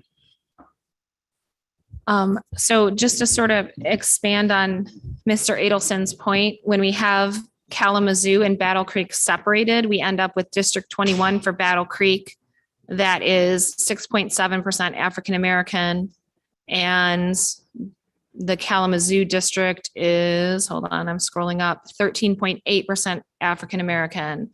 When we combine those two cities together into, I think this is District 21, we end up with 16.75% African-American, along with 3% Asian, 2% Native American, and 6% Hispanic. So we end up with about 25% minority in that when those two districts are combined. So it does increase the minority representation to add those two districts together, just something to think about. I also wanted to add too, and I appreciate that, Madam Chair. I think this is a similar thought with the Flint Saginaw discussion yesterday. There may be some districts that are not ability to elect districts the way some of the districts are in Wayne County. However, there is a significant point that whether it's the Voting Rights Act or the 14th Amendment, that if there are minority populations that are being separated as part of decision-making, that calls into question some other constitutional issues beyond what the Voting Rights Act specifically requires. So taking your point, I think it is important to look at essentially whether you have the ability to, within the confines of the law, to combine minority populations as an option, or like the Flint Saginaw example, do you just separate them into two districts? I think that's a very important consideration. Some of the counties will present as more substantial because the minority populations are higher. But to your point, I think that if you take the option of, and that's putting aside communities of interest, if you separate communities into two districts, then one of the questions and concerns that I would have is, are you deliberately essentially cracking minority populations? So that's going to depend on what the jurisdiction is. But I think that's an ongoing thought. And I would just bring up the Flint Saginaw discussion because I think that's very informative about choices that can or may not be made.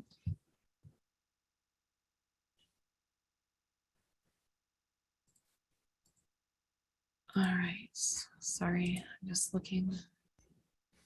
Okay, any thoughts, comments? Commissioner Ede and then Commissioner Clark. Well, it sounds like we should move it on to the house map and fix those things and maybe come back to this. Commissioner Clark?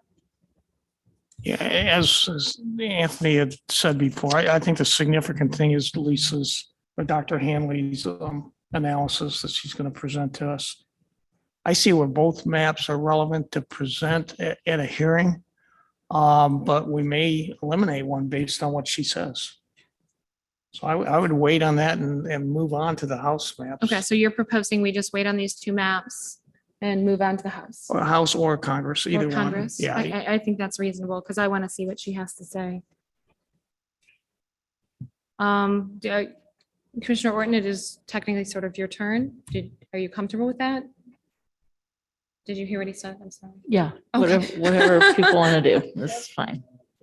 Okay, so it sounds like we're going to reserve these two Senate maps for Dr. Hanley's analysis. And then if we need to make changes, do it then. Did you want to move on to congressional or do you want to go to House?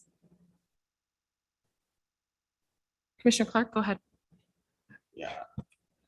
I see one other problem with this map that we have to address, and that's we had a significant number of comments from Ottawa Township. And in this map, Ottawa Township is not whole, and that's what their expectation is. So I think that needs to be addressed. And maybe one of the maps be adjusted for that. I'm sorry. can you So repeat- that's the Senate map. I'm talking the Senate right now. So I'm sorry, complete, would you repeat that, please? I didn't quite follow you. Oh, okay, fine. Today we received, and not just today, but today we received a lot of significant comments about Ottawa Township not being one district. Ottawa County. Ottawa County, Yeah, Ottawa County. Excuse me on that.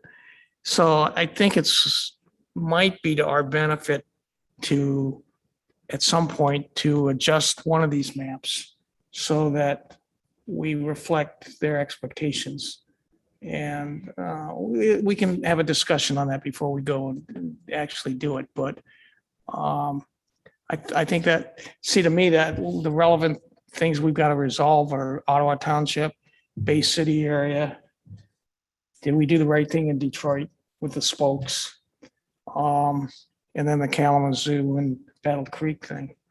But I don't want to short I know, Ottawa I town, Ottawa County at all. So I think at some point we need to address that. Commissioner Witches? So I'm going a different approach in regards to Ottawa County. I think we should wait to see if more public comments come in regards to it supporting the keeping it whole, not splitting, because there is public comment that came in today on our portal saying we should split it. So we get it, we get everything from yes to do something, no to don't do something. We need to actually take a look and see what the overwhelming feel should be. And I feel that may be a little premature at this point to do. So Commissioner Lang has her hand up and then Commissioner Curry. Thank you. Regarding Ottawa County, I saw one comment on the portal and I went back 50 pages. I saw one comment that said, don't split it. And all of the comments today were regarding the federal, which would be our congressional districts, right? For the federal. So isn't that something that we could look at now? Because I think isn't the population of Ottawa County too high for a full Senate district? I believe that is accurate. Yes. Okay, I just wanted clarification. I believe they were talking about the congressional district and being split 3 times. So I think now is actually the prime time to look at that. Okay, so where are we going, Cynthia? So I'm not sure where we're going. I feel like we have so much to do and so little time, but so much of it depends on Friday. All right. Yeah, sorry. We're gonna probably say the same. Yeah, I think I mind my finger be your finger instantaneously. I think we agree, certainly your legal team agrees that Friday is significant and that Dr. Handley will hopefully be able to present partisan fairness, but it is important, and I'm sorry, I'm going to speak for you. We'll speak in one voice, that the legal team strongly believes there are issues in addition, of course, to the partisan fairness. There are many voting rights issues, and just in talking about the PAC districts in Wayne County, and there may be, talking about Ottawa County, I don't recall if Ottawa County has Voting Rights Act implications, for example. So there are other considerations. Certainly, we agree with the partisan fairness, and that is significant, but there are other issues. And yes, there are compliance reviews do take time, and there are many considerations that we're going to need to evaluate. Thank you.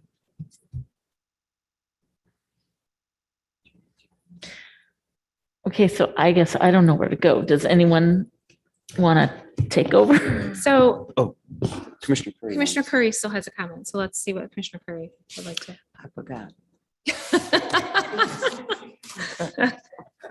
So really if it helps to clarify, so right now we have 4 congressional maps that we did.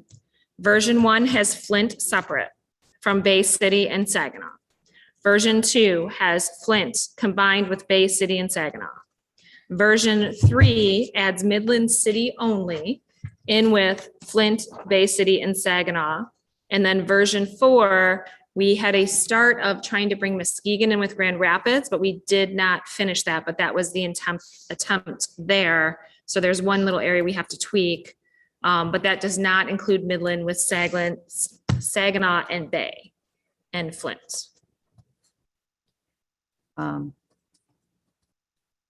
Madam Commissioner Chair. Curry? Yes. Yes, are you all keeping, from the comments that we got, what was it this morning, where they wanted Ottawa kept whole? Yes. Okay. Yes, and I think that's what we're kind of contemplating is in any of our congressional maps, right now, Ottawa is not whole. And do we want to actually make Ottawa whole? Well, they had about 500 signatures, and then one other person had 150. So I think we ought to kind of look at it. And also Detroit. So Commissioner Clark. Yeah, I think the issue in front of us at the moment is Do we want to address this now or later? And it may be relevant. I don't think Dr. Hanley's analysis is going to impact Ottawa Township, but do we want to adjust it now or later? And I would say, and I understand this was Dustin's point, let's wait. It's too premature to do this, to make those adjustments at that point on this. Because we're gonna have to do it on all three maps if we decide that that's the right Right. approach. I think for this map in particular, we should at least try to balance this map if we're gonna submit this to Dr. Hanley. This number, is it number 4? Because remember, Cynthia, you kind of jogged across to Muskegon, but then we never connected the area of Ottawa that got cut off with, so it's kind of sitting there right now. Go ahead, Commissioner Ede. See how it's sitting like that? So I'm just a little confused. We've heard twice now that we need to change the house map before it can even undergo an analysis by Dr. Hanley. So why are we, and I don't think there are VRA issues with this county. There are other issues, community of interest issues for sure, but it would seem to me that fixing those PAC districts so they're at least in compliance with VRA, and then they can undergo further analysis later, would be the more time efficient way to proceed currently. Commissioner Morton? Oh, Go ahead. I'm sorry. I was just going to offer, again, hopefully for clarity, that any of the maps that the commission, I would recommend that the commission endeavor to fix as many of the maps as they can prior to Friday. And that way, Dr. Hanley can run the partisan fairness review and provide her presentation. But all of the maps will need to be, to use the commission's terminology, fixed. I prefer compliance analysis, but that any of the maps, whether you publish 2 congressional options for maps to the public, 3 or the 4, but the ARM needs to definitely be addressed. And I know Mr. Adelson mentioned a couple PAC districts, but there really are, other things that the commission needs to look at for every single one of the plans. So again, I can't make there be any more days before November 5th. So I would recommend you just start fixing. Okay, well, we hired you because we thought you could add more days. Just start fixing. It's a great conversation, all of that, but wherever you want to start, let's start. Yeah, so. Yeah, you can do the It's in the ARM house. or We're ready. if you want to go to the house, I had Sue Ann had sent out a map that I had reworked those house districts last weekend. We can put up the house map and overlay what I did, or we can fix this. Because I think what I did with the house maps is going to fix the VRA concerns. Possibly. And Madam Chair, I'm so sorry, but that was one I did see posted and circulated your maps to be presented, or Commissioner Eads. And again, the clarity, whether those were intended to be collaborative maps or your independent maps, or you don't know yet to see how the conversation goes. But again, at this point, the commission doesn't have any collaborative maps in a final stage ready for partisan fairness. Okay, so my understanding when we did this is it was kind of an experiment to see if we could connect these two up, and it did not succeed. So I think it is just a copy of the other map that we have. So we just get rid of this one and go back to the other one. Okay, so version 4 of the congressional, we're just setting aside. Yeah. Okay, we're not considering it a complete map because it's not done. Right. Does anyone have any objections or concerns about that? I do. Commissioner Lang. Sorry, it's hard to see my hand. Kent, could you do me a favor and scroll out, please? So I get a whole view of the. Okay, this map also took into consideration, we have a. Okay, wait, never mind. Wrong map. I apologize. Continue. Okay, just to clarify, I believe the only change on this was just that arm that we Yes. were trying. We So it were is playing with it. a Yes. complete copy of the map, the version before. So we're getting rid of this one. It's a complete copy of version 2 of the map before. Okay. Except that- for that arm. I believe the idea either kill it or fix it. I think the idea is kill it. I Kill think it. that's what she's suggesting. Commissioner Clark. Yeah, and that's relevant to the Bay City area. Is what we're talking about. No. No, just Muskegon. Oh, Muskegon, okay. Because we were trying to draw in Muskegon. Okay, when we get to Bay City, I got a comment then. Okay, Commissioner Eid. Okay, so Commissioner Eid. Well, I actually think it's the right idea to include part of Grand Rapids with part of Muskegon. And there's a way to do it without having it be so much like an arm. So I wouldn't necessarily say kill it, but I think the other things are I think we should maybe come back to it later and do the other things I mentioned before first. Commissioner Clark. I think Mr. Adelson gave the point that because it's extending so far to the west, that there's perception that we're trying to link in more minority districts into the Grand Rapids district is not a positive thing. Well, to your point, Commissioner Clark, I think that's right on. I think that whenever you have a narrow geographic strip, and I remember we discussed this before, that to link with a significant minority community, that always raises concerns for me of a potential racial gerrymander, that you are literally drawing a map and reaching out geographically to capture a minority community. So I do not advise the map as described here. I think that is pretty much a reach out in a narrow geographic way, and I would not endorse that. Commissioner Witches. I have an idea for the congressional map that could potentially fix some things. I don't Okay. know if I should do it now or wait till my turn, or if we should just do it, because I think we're just not really doing much of anything currently, and just going around in circles. Go ahead, Commissioner Witches. All right.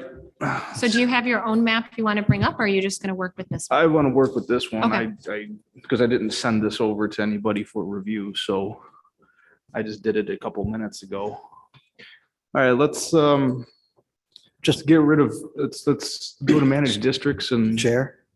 Yes. This plan has been posted on the website, so I'm not going to change this. I need to make a copy of it Make and then we'll clones, edit it. yeah. Okay. With me.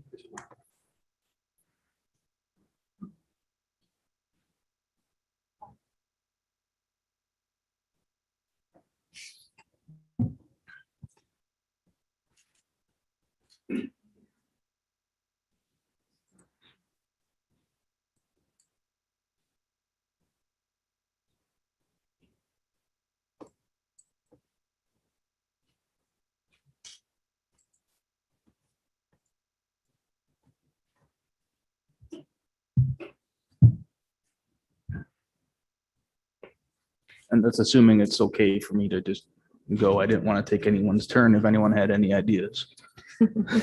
I am so happy to let you take a turn.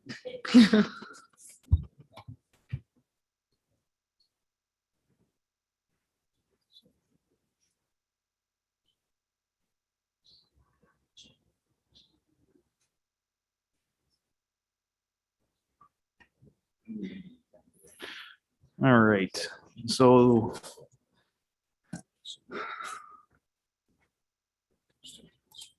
District 4, District 9, and that little piece of 13 that is in between everything, let's just go ahead and get rid of all of that for right now.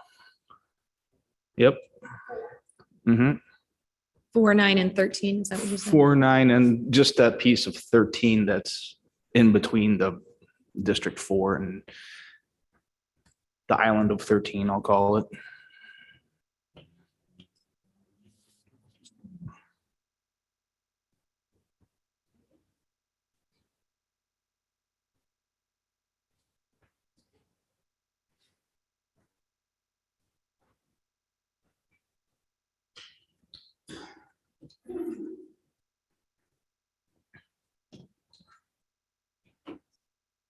Is that what is it Yep. right?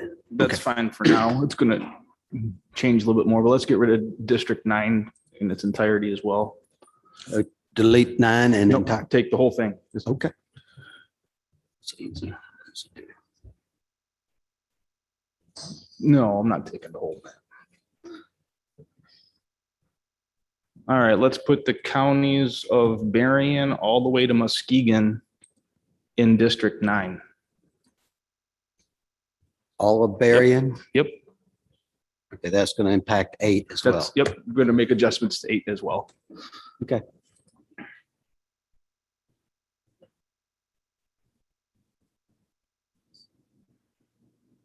So continue all these 3 localities? Correct. And then let's grab Ottawa County and Muskegon County as well. Ottawa? Yep. And Muskegon? Correct. Into 9. Okay. Now, I got to think how I'm going to explain this particular part. In regards to District 8 in Kalamazoo, the 6 townships on the east side, including the one that looks like a tooth. Okay, I've heard most of that, but let me get it up here. So you said take on the east side? Yep. Comstock, Galesburg, Charleston, all the way down to the border of District 8.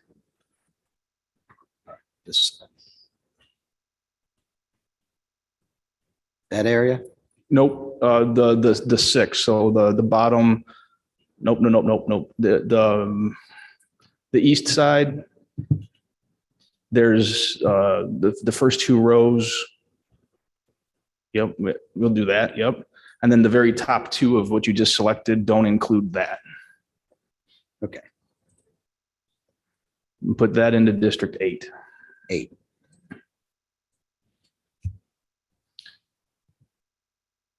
All right, now let's zoom out and head north a little bit. The section of District 9 that is right above Kalamazoo, those 2 rows of townships going north, get rid of those or put them in District 4. All of that in District 4? District 4.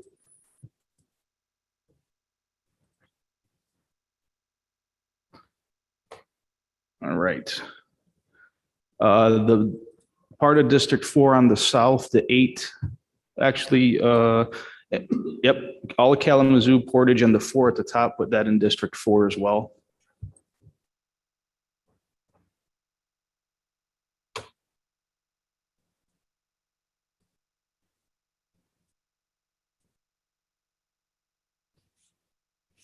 I'll change the colors here in a moment.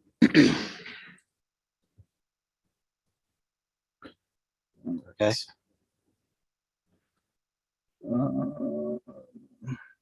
The bottom 8 townships.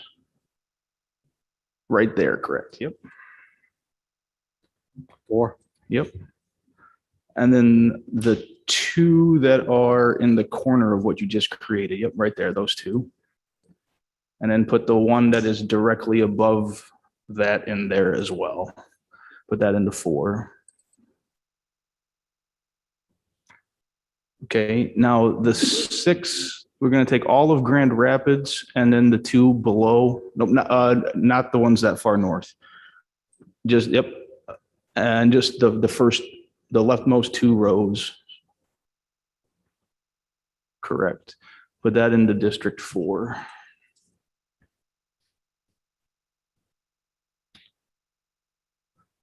Fill the rest of it with District 13.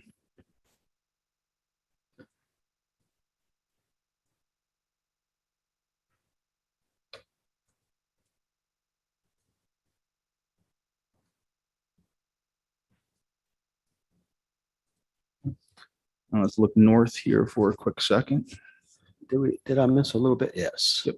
Put Rockford into 13. Yeah. Or, yeah, Rockford.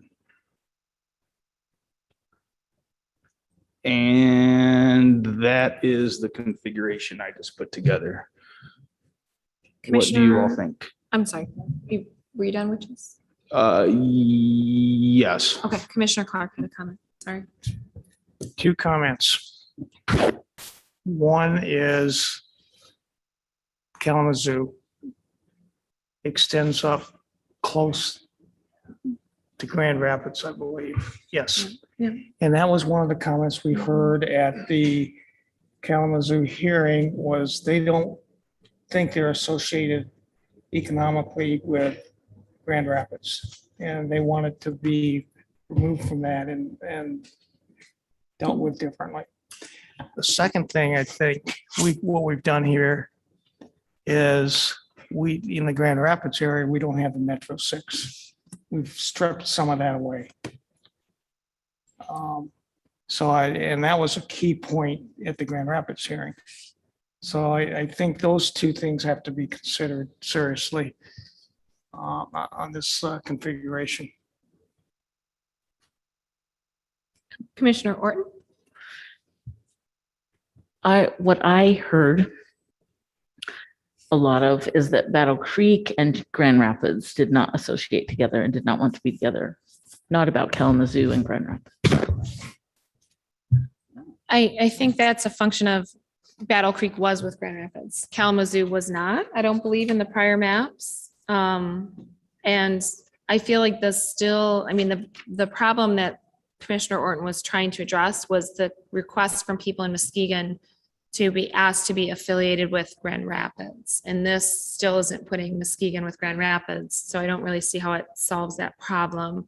Although from a VRA perspective, I think Kalamazoo and Grand Rapids, you're still on equal footing versus the Metro 6 that we had before. I just feel like we're sort of going outside of a lot of the communities of interest that we had heard, including Grand Rapids and the Metro 6. And I frankly would be surprised if Kalamazoo wants to go with Grand Rapids, but then we're still not accommodating that one thing that we were trying to accommodate, which is Muskegon with Grand Rapids.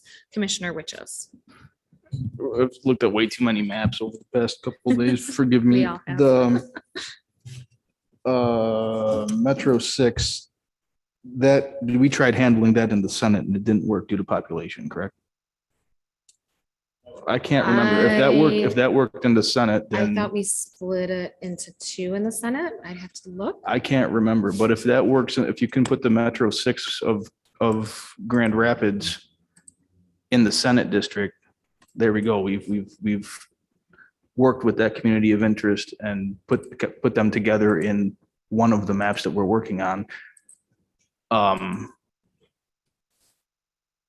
So if that works, I feel like that would be a good place to address the Grand Rapids Metro 6. So I'm looking at our Senate maps and we did have them split in those maps.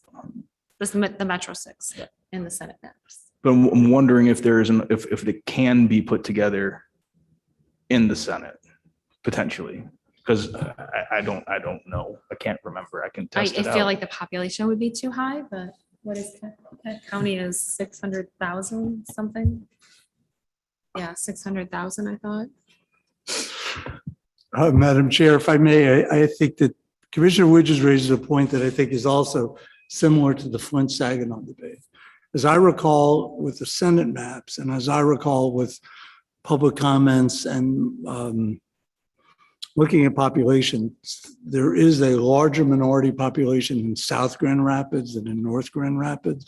And there's also that township, and I hope that I recall the correct name, Kentworthy, which I believe has a significant minority population. So I think this is an example of, from a Voting Rights Act perspective, I'm not sure that you can combine for the Senate map. And that's, I'm only referencing the Senate map because of population. All 6, because that's going to have a potentially dilutive effect.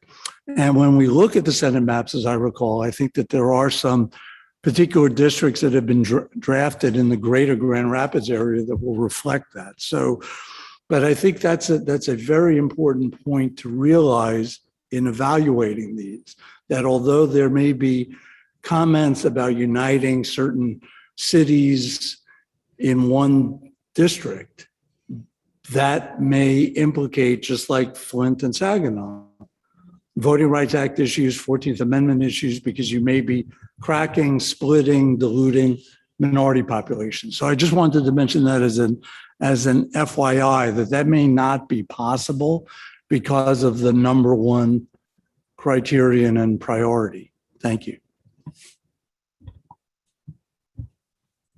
Commissioner Witches, do we have, is it Rhonda?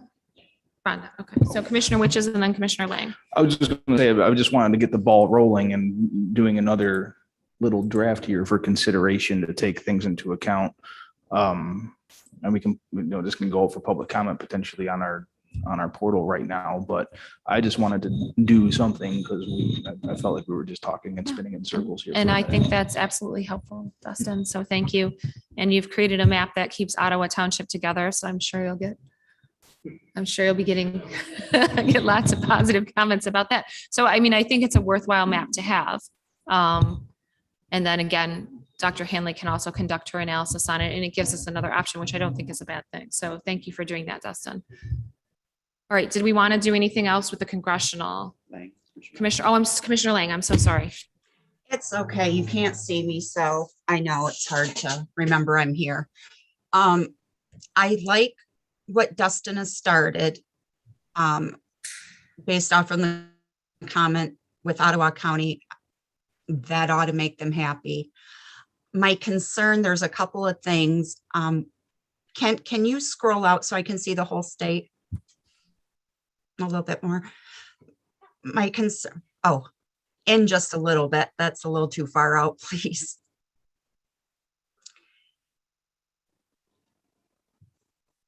I think my concern is, and I know it can't be helped because of population guidelines, but how stretched out 13 is. Again, now it's stretched out even more. And I'm looking at it and I'm thinking about comments though that came in also from Berry County.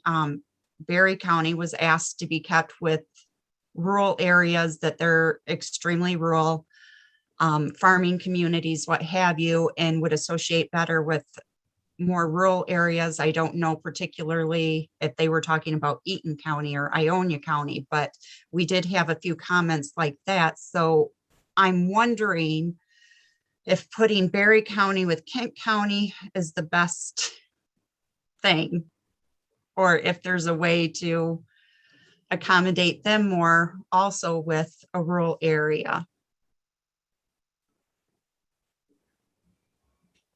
And I know we had public comment, and maybe I can clarify a little bit. I think some of the concerns with rural areas, when you look at the farmers, they do have distinct needs. A bad year, bad weather can affect their crops, and sometimes they need the government to help step in. People living in rural areas, unlike Flint, they had the water issues with the pipes. Rural areas can be groundwater issues, with their wells and say like the PFAS. So just trying to give a little bit of clarification, I think people have commented about rural, urban. While we're all Michiganders, there are distinct differences and there can be distinct needs of each. And so I'm just trying to look at it when I look at the maps. Like I said, I'm trying to be fair for everybody and take into consideration what needs of certain areas would be compared to other areas. So in coming from a rural area, I'm trying not to be biased, but when I hear the people say that they would prefer to be in areas that have the same needs, that's what I'm looking at. So I'm almost wondering, I don't know a lot about Berry, and maybe Cynthia, you're kind of down from that area. I think maybe you could tell me a little bit more about it so I can understand what their comments are and if that's something that we should address if we go with this particular drawing. Sorry, were you asking about the Kalamazoo, Grand Rapids? I think she's asking about Barry specifically. Oh, Do you know Barry anything about County. Barry? It is rural, I guess, what we're calling rural. Right. It's between Grand Rapids and Kalamazoo, so if you're gonna link them, you're gonna have to go through there. Right.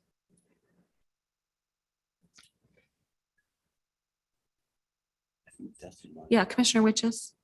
Oh, it's just something I noticed. Was the total plan deviation that low on the one previous as well, or did that just magically drop below 1%? I don't know. It was, I thought was pretty low for congressional, but I'm not sure. I can't remember. So, do we want to just have this presented as an alternative map to Dr. Hanley, or do we want to tweak it a little more? That's up to all of us. I'm fine with. Commissioner Ede, go ahead. Well, the only thing I don't really like about this map is I don't think Kalamazoo should be with Grand Rapids. I think you're pairing two major cities that don't have a lot to do with each other together, and there's a rather large distance between them. But I like the lakeshore aspect of it. There is a way to include Barry with the other more rural communities and include Grand Rapids with Muskegon. It wouldn't look so much like this as a different plan. But yeah, that's the only part I really question is Kalamazoo being with Grand Rapids.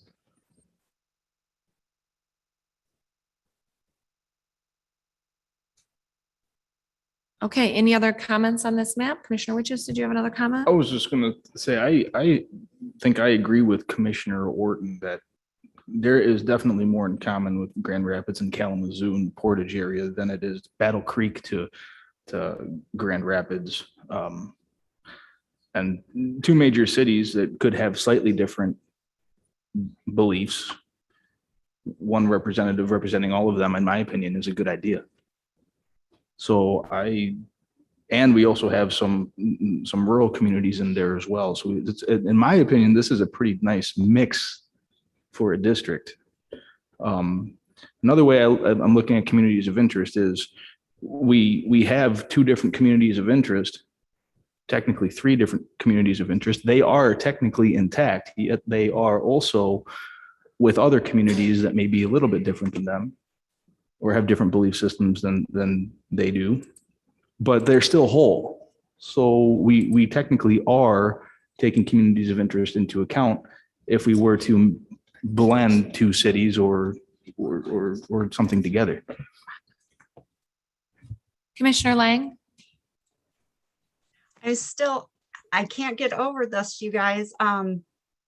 What would happen if we switched it a little bit and put Barry, the open part of Barry into 5 and the half part of Ionia into 13? Just the way 13 stretches just doesn't look good. And if you recall, we did have public comment from a couple of sheriffs that talked about Gratiot, Montcalm, Isabella, Mecosta County, if possible to keep them together because of the work that they collaboratively do. So that might be a way to take into account those areas also. I think we're collaboratively mapping. If you want to direct. Yeah, I was gonna say, I mean, I don't think that's a bad idea. So you're suggesting to take off those 4 blocks in Barry that are currently in 4 and move them over to Eaton? Is that right? And possibly all 8 of them up and down? Is The that what ones that are in 13 to add those to 5 starting out. Yeah, can you go ahead and do what she's asking? Thank you.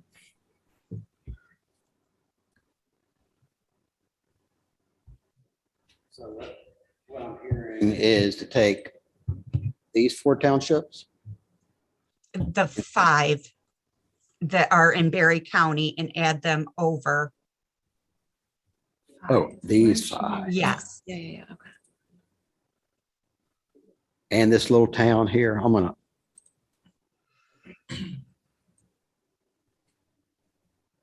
And that Hastings, I suppose? Correct.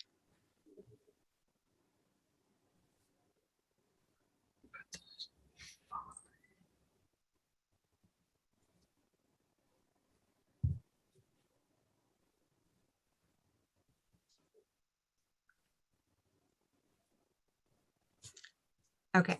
So that puts us at 21,000 over. So then you were saying put this area That area in 13. in 13.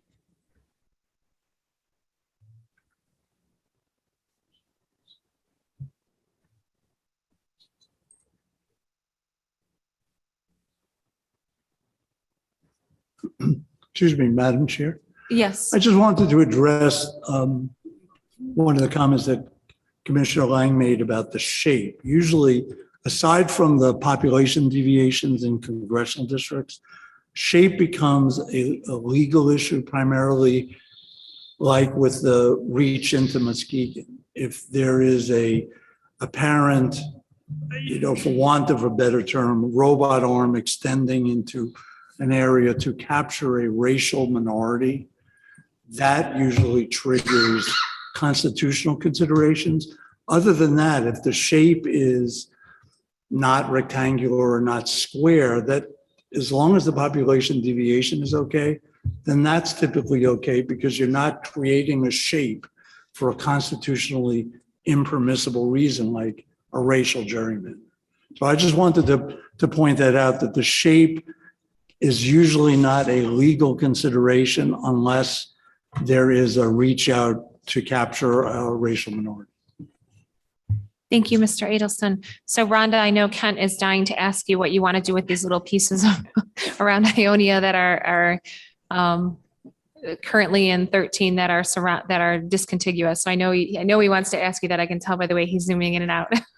Put them, please put those into 13.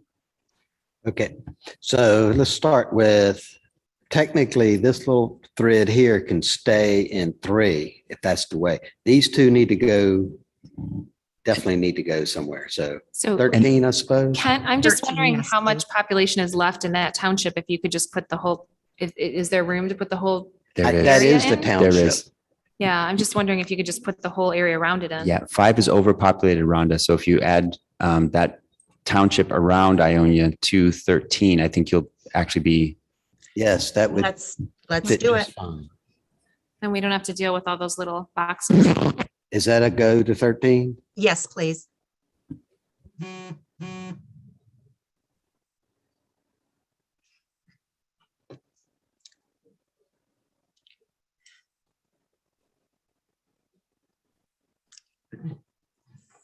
I think that's better. I think it's keeping areas together that might assimilate better together. I think it's taking into consideration as much of the community of interest comments that we got, at least as far as the ones where they asked about Montcalm, Gratiot, Ionia, Isabella, and Mecosta County.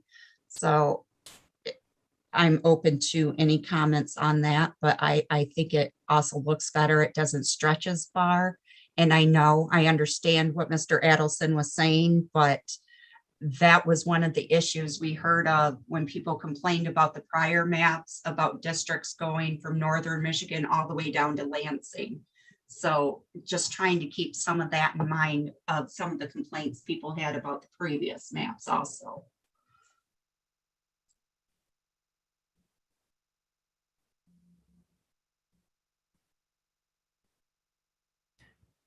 Sorry, I'm just running some numbers here real quick. Just may have another proposed change. No, you can't do it. Not of population.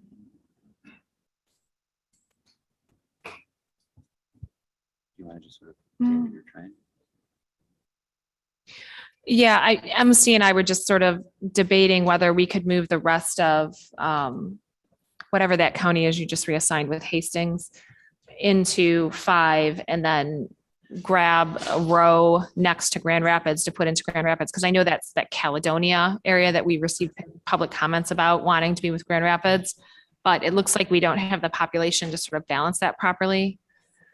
I mean, maybe we could grab Caledonia and not the rest of them. So Caledonia is 15,000 people. Then I would feel kind of bad leaving out Cascade and Ida.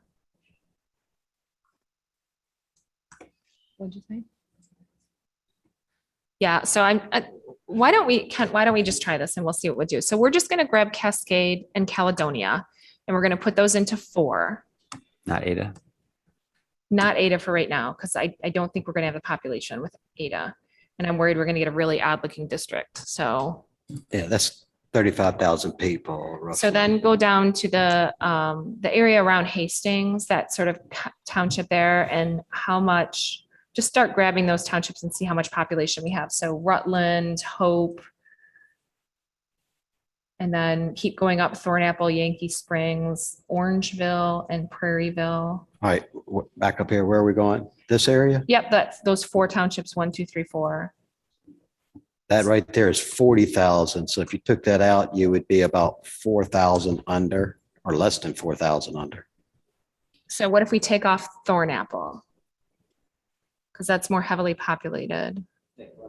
Thornapple, the very top one there. So just remove that one from the selection.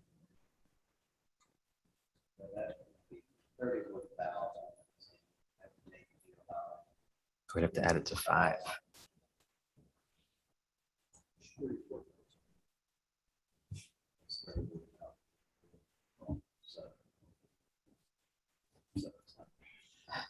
So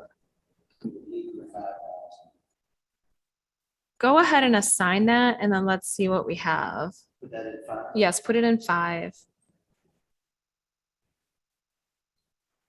And we're going to have a long skinny district between Grand Rapids and Kalamazoo, but then you're putting more of the rural areas together, I think.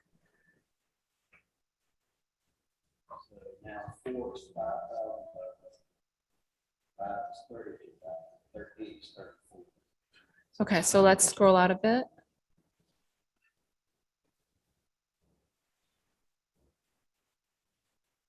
So Rhonda, would it be problematic to put those lower areas of 13? 5 is over, right? Correct. So now to take those upper areas of 5 and put them into 13?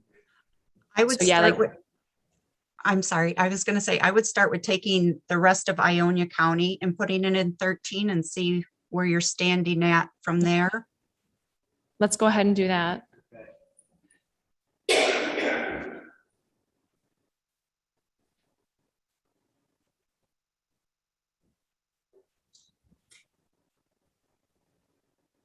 So at this point, 13 is 14,000. 5 is 13,000. So where would you grab next, Rhonda? Those upper townships? Yes, I would definitely go the upper within the next county. So Lebanon, Essex, Greenbush. And then I think we're going to have to go down to the next row too. Ovid. That's, yep. Duplain, I think that is. Duplain. So Duplain, and then the next row below that, Bingham, Ovid, St. John's, Bengal, Dallas.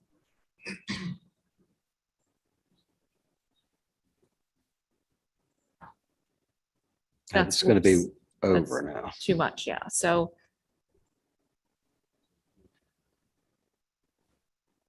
now we're under on 5 and over. So let's put back in St. John's, Bingham, and Ovid.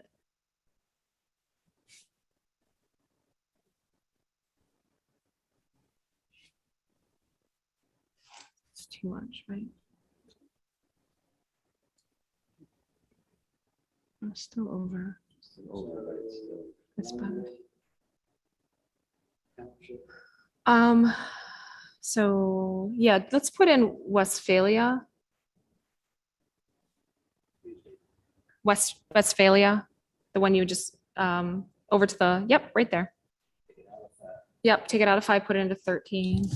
And that would accommodate, I'm pretty sure that Westphalia, and Portland. I think there's a school district there. Yeah, I think you're right. Does that look a little better for 13, Rhonda? It, in my mind, it does. Okay. Yeah. What's the number on five? What are we looking at on 5 for their population? 5 is 213 people over, 0.03%. I think you guys did good. But what the challenge here is that that's the tri-county area, then Yeah. Ingham, Eaton, Clinton, and so what we've done is, we've sacrificed another community of interest. It is, and this is what we have. Yeah, but we're experimenting, and it's good to try. But we can also go back up into that township and go further north, west of Lansing. I mean, what makes more sense? I'm not familiar with those counties that are in the northern part. So this, Steve and MC, this might be where you might want to chime in. Would it make more sense to assign those townships in Clinton that are currently in 13 back into 5, and then maybe put more of Ionia the other way, or?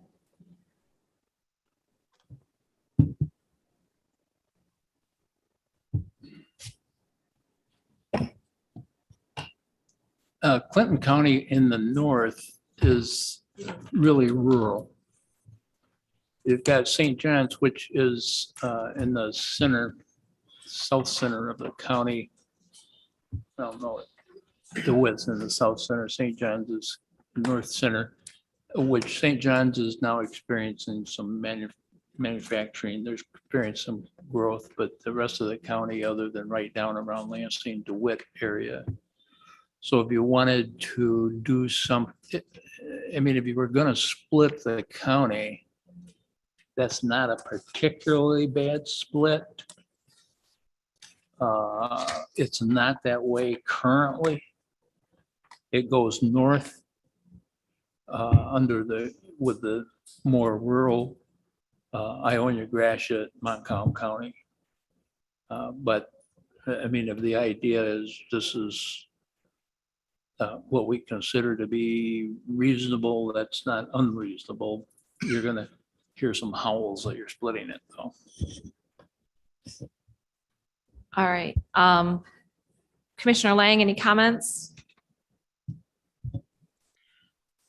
I think I'm not completely familiar with Clinton, so I'll take Commissioner Lett's word on it, but I do think that it looks better. And I think that you also accommodated Barry in doing that with the public comment that was received from residents of Barry County. So I think all things considered, it's not bad. Okay. All right, Commissioner Clark. Yeah, and I'm going to ask Bruce's opinion on this. My perception is that Kalamazoo is reaching out to the southern part of Grand Rapids, which is primarily Black. No different than when we had Grand Rapids reaching out to Muskegon.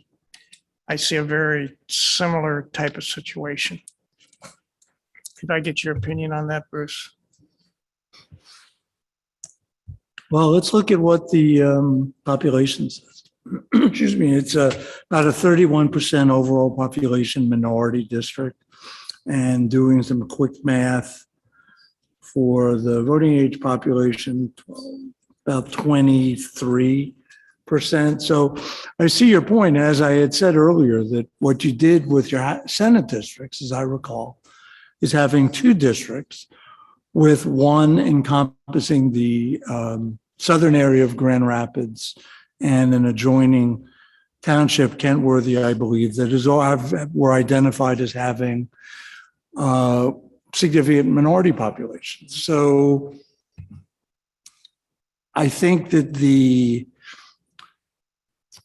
decisions, redistricting decisions, and this is a good example. One of the questions I always ask is this the only way to achieve the goal, which is, of course, compliance? And, I'm specifically omitting whether they're public comments or oral or written, because I'm just looking at what the the legalities are. So if there are other ways of districting here where you're not potentially, and I can't really say more than that, affecting a minority population's opportunity to elect candidates of choice, possibly.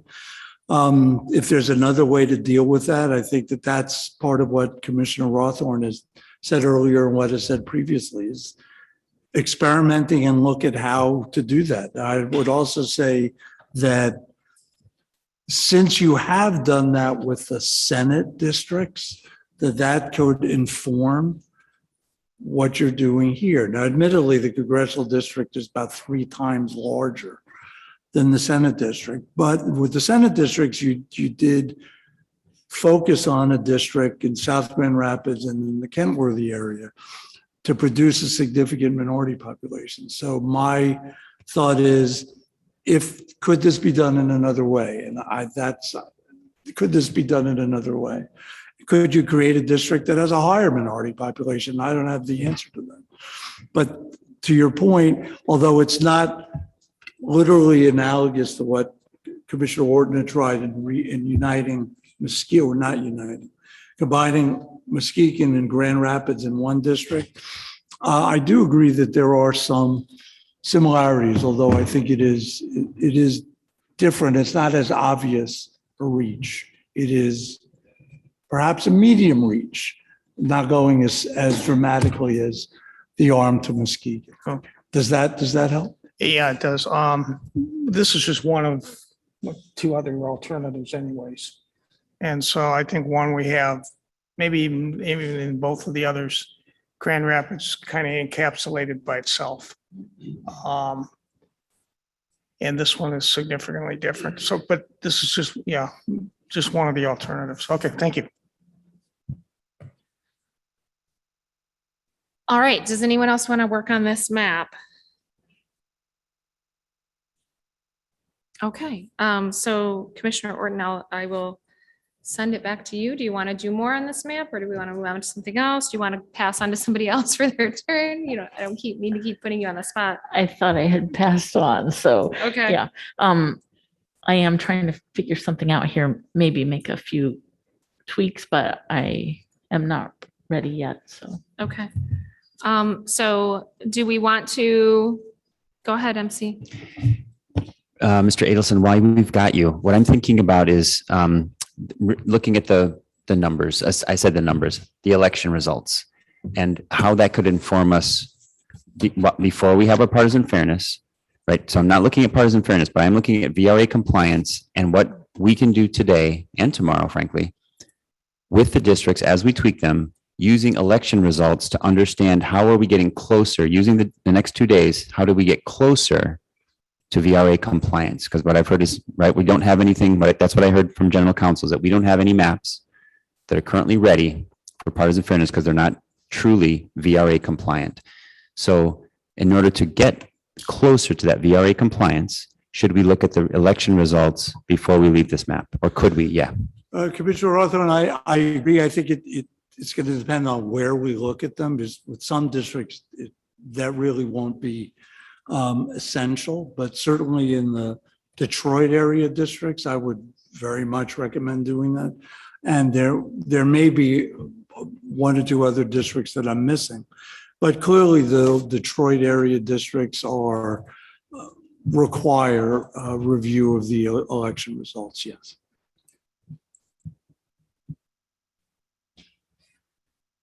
Okay, so do we want to look at the House map? Because I know Mr. Adelson said we had issues there, or do we want to look at this? Ms. Reinhardt. Sorry for the interruption. Before you move on to different maps, just as I prompt you with questions whenever you draw a district, I'll also continue prompting you whenever you make changes to your districts. So I do just have a few quick questions for you as a body, and also the commissioners, the individual commissioners who made some of these changes, specifically Commissioner Witches and Commissioner Lang. Could you describe I'll start with you, Commissioner Witches, if that's okay. Could you describe why you made the changes that you did to this map? Sure. So one, the change that I really wanted to make was the district that was going from Muskegon to Grand Rapids. I thought that was kind of oddly shaped and really didn't fit well for a multiple reasons. My biggest concern was fixing District 9 to where it's drawn now, to take into account overwhelming comment we've received multiple times in regards to Ottawa County, and also keeping a lakeshore district together as best as I could. As far as the changes I made to 13, I extended it down to try and keep a rural district as best that I could, with taking into account rural areas that would potentially exist between cities, which I guess by definition is what a rural area would be. And then we had to fix District 4 at a particular point, and I figured Kalamazoo and Grand Rapids would be a better fit because we've had conflicting comments between Battle Creek and Kalamazoo, not wanting to be together. We have them together in one particular map. So I was trying to listen to those particular residents of the state and keep them separate. And the only logical choice to me was to go north. Thank you. And Commissioner Lang, my next question is directed to you. Actually, the same question. What was the purpose of your modifications? It was twofold. I was going off from the changes that Commissioner Witches made, which I think he did a good job doing. There were some tweaks that I felt based off from public comment that could be made, one of which was Berry County. We received a few different comments from Berry County about how they see themselves as a rural community and would like to be put in rural areas with other rural communities. So we tried to accommodate that. And then we also received public comment from sheriffs, actually from a couple different counties, and how they have a collaborative process and how it would benefit their work if we could keep those areas together, which consisted of Mecosta, Montcalm, Isabella, Gratiot, and I believe Ionia. So with adding those, it also took into consideration that public comment that we received, and it made it so the district was not as long and drawn out as what it originally was. There was public comment about the current maps stating how the northern districts just went so far south. So kind of taking those comments into consideration also.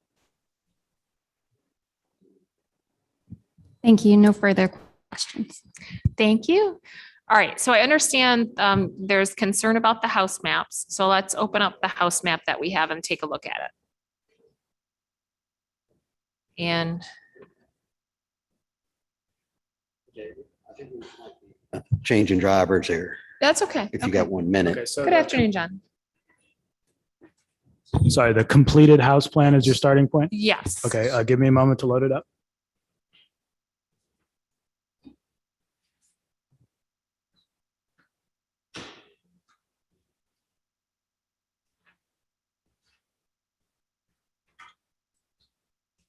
Okay, while we switch drivers, without objections, why don't we take a 10-minute recess so everyone can get up and stretch their legs? It's currently 2:59.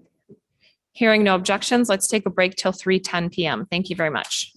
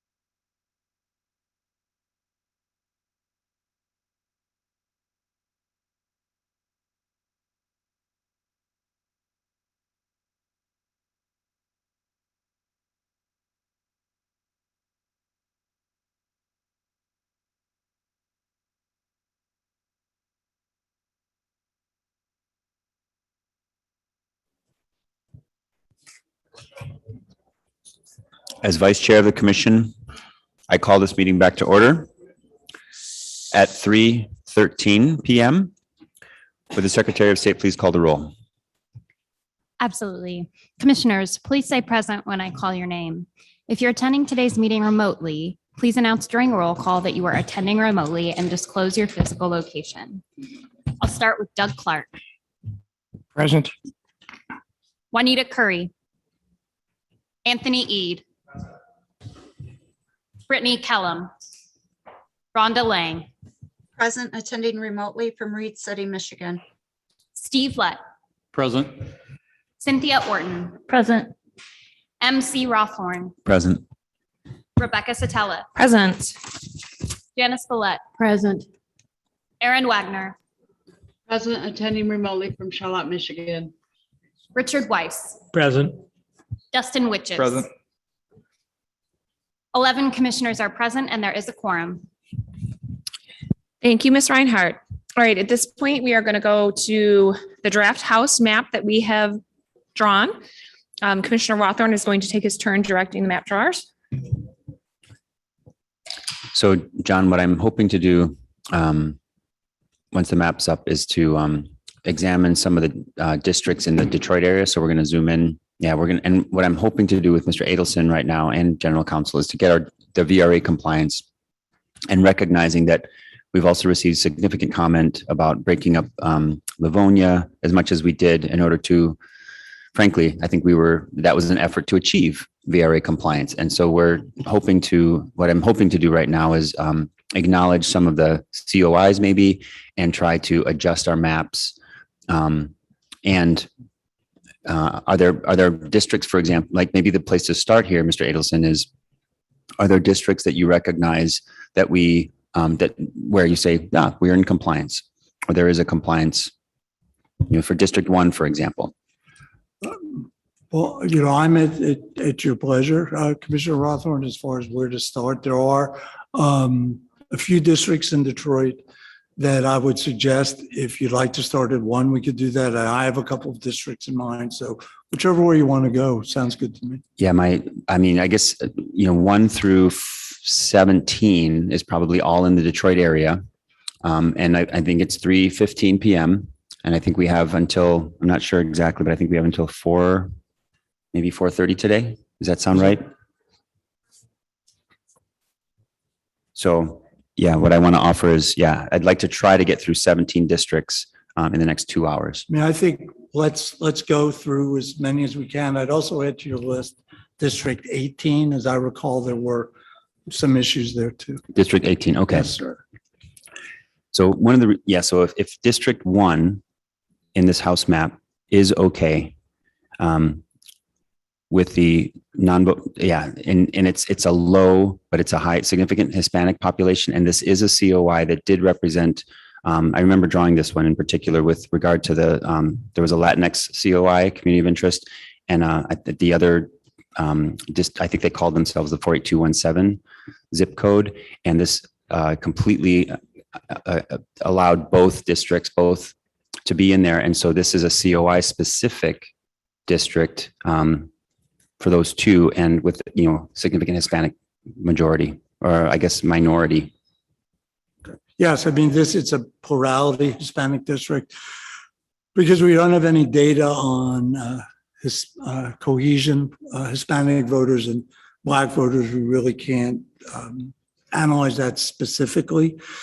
And as you said, this incorporates COIs from the Hispanic community in this area. So what I would suggest that we do is, a couple of things. I'm reluctant to change the Hispanic population and suggest that they can only elect at a certain percentage, because we don't really have analysis about that. But what I would suggest is that we look at the bellwether elections for this district, and particularly the 2018 gubernatorial primary. That may suggest some voting pattern differences, if there are any, between Black and Hispanic populations. But if not, we can just confirm that the elections look good and we can move on to someplace else.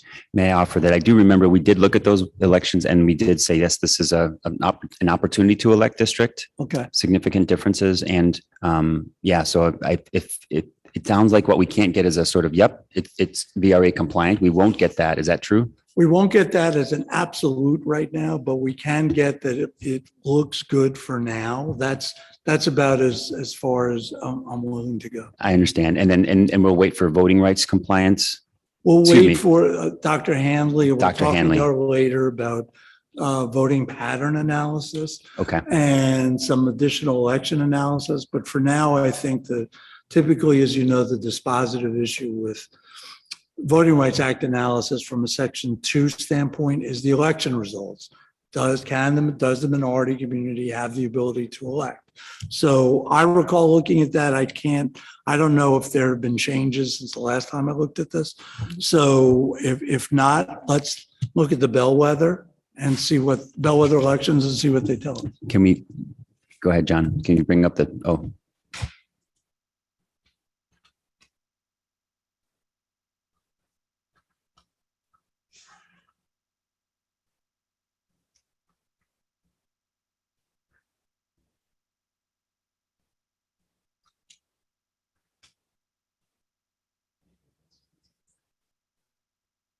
Sorry, so I'll bring up the elections. It'll just take a moment. And I think we're looking at the focused or the bellwether. Yeah, I'm just going to I'm going to stay here on the screen for just a moment before I switch over. So that Mr. Adelson can just kind of look at the adjacent districts. He's doing a quick scan Excellent. of that. Thank you. I appreciate that. So the adjacent, just to be clear, the adjacent districts here are 2, 3, 5, 9, and then to some extent 4, only in one area. Can you show the races for those districts? Okay, and then we're going to look at the election results. The bellwether The election. okay, sure. And we're focusing on District 1. Yes.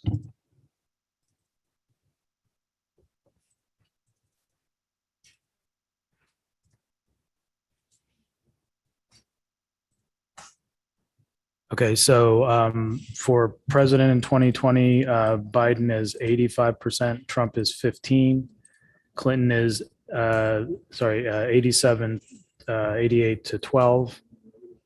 Obama is 92 to 8.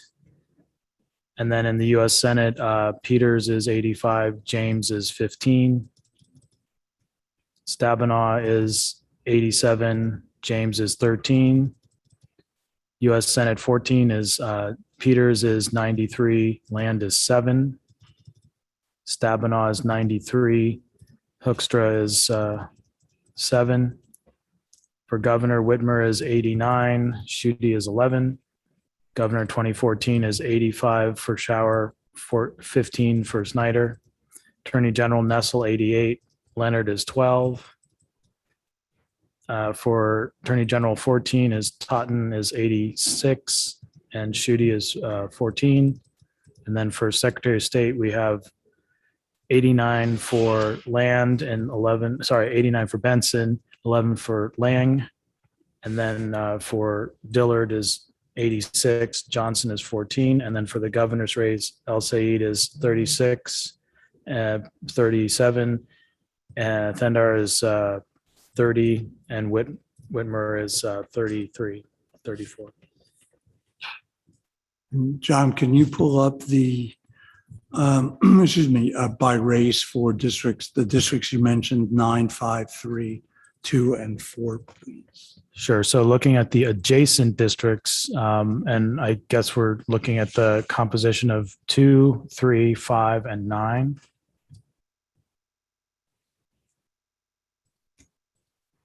Yeah, so is 2, okay. 2 is up here. Right. It's 54% non-Hispanic, Right. Black, and only less than 3% Hispanic. District 3, which is Dearborn, and as you've talked about, it has substantial white population, but some of that is Arab population. So it's neither high on non-Hispanic, Black, nor on Hispanic, 3%. District 5 is 15% Hispanic. District 9 Right. is, okay. Thank you. So a couple of things. I think the election results, clearly this is an ability to elect districts. It's a strong ability to elect district because we don't have data and analysis on the Hispanic population per se. As I said, I'm reluctant to change that in any way. With John's point before about the Hispanic population in adjoining districts, the only district that has any type of significant Hispanic population, I believe, is 5. So that's about a 15% Hispanic voting age population. Now, that may be something that we can deal with later. It's not suggesting any compliance issues. And when I say deal with that, there may be some opportunity to move some Hispanic population from 1 to 5, but not without analysis. As you know, I'll use a clumsy metaphor. I don't like to jump first without knowing where I'm jumping. So I don't know where I'm jumping. We may be able to do that, but for now, I think 1 can receive what we talked about earlier. It looks okay for what we have now. I think we can move on to another district. Thank you. So District 2. Okay, so District 2 is Detroit, and it also has Hamtramck. Correct. Oh, I know there have been some comments recently about Hamtramck, and were they about the State House or the U.S. House? So this is where there was a modification that I would like to make that would, so there are 3 districts that the Bengali community, and I'll offer the Yemeni community as well. And so District 8, and if you can put up the Asian theme, John, that would, I think, help make sure that I'm getting this right. And then the other overlay that I'd like you to put on after the theme is the Detroit neighborhoods, because I do believe that it's called Banglatown that is currently in District 8. And I would like to suggest that it be in either 2 or 10. Again, in order to keep the community within 2 districts rather than 3. And I don't think it's a significant, I hope that it's not a significant change.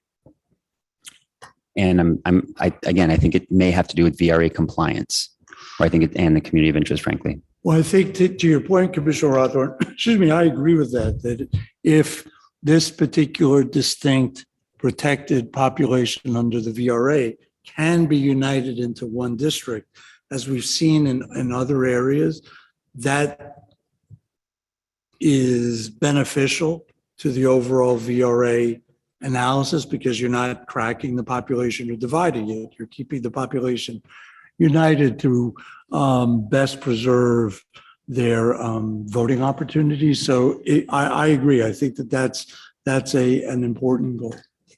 Thank you, John. The overlay with Detroit neighborhoods, if you can, please.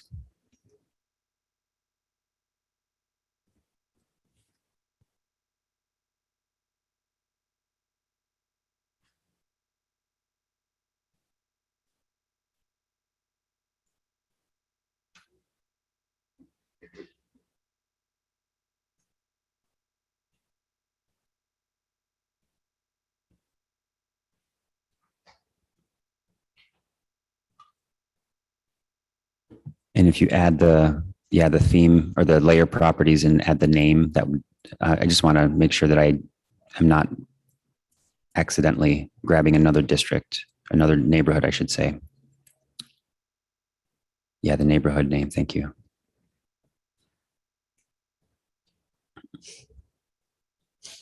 Yep. So I believe it's just a little bit north. Yep. Kampao Banglatown. Yes. Which is in District 8. I'd like to, yep. So I believe because it's, so we got, and primarily the Asian population, on the theme that we're looking at is in 2 and 10. And the community of interest that was submitted If we just add Banglatown, you're talking about adding it to 10, which is the one that has predominantly the rest of the Asian population on the north. and if we, I think 2 may accept it better in terms of population. So Okay, it's, so adding it to 2. yes. And Bruce, did you have a thought? Yeah, only if, John, if you could also show the demographics for District 2, just so we can see where most of the population is now. Bless you.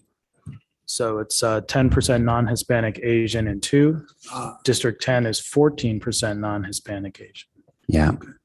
I think. And the reason I just want to offer to the Bengali and the API, the community of interest that has submitted this, right? One of the things we're trying to do is recognize that to be VRA compliant, District 2 has Hamtramck primarily because it does help us with compliance at this point. We'll try to offer some other ones, but at this point, I want to just try to get Kampau, Banglatown into District 2 because District 2 is underpopulated. And then I think we've essentially reduced it from 3 being split over 3 districts into, now reduced it to 2 districts. Again, it's not 1, which is ideal, but I think that'll take significant changing and shifting. And at this point, I'm focusing on VRA compliance and trying to make small changes. Yeah, so I guess we have to go to the block level. Thank you, John.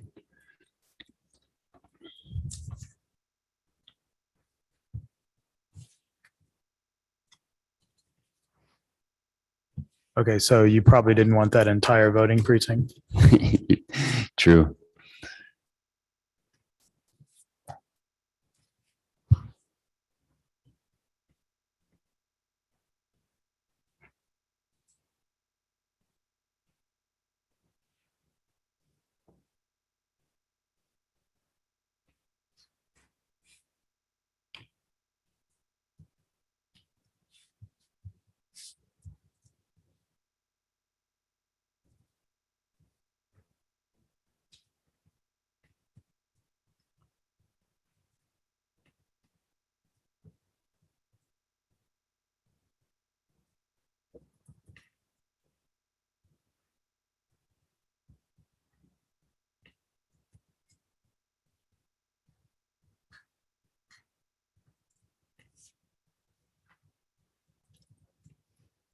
It's always a little slower at the block level.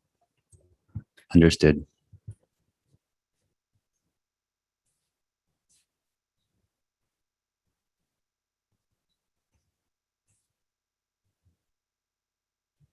Okay, so that's District 2 then is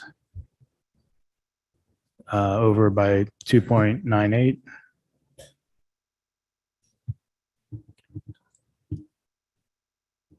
So yes, so that's, yep, we want Kampau, Banglatown, the whole neighborhood there, please. Added to District 2.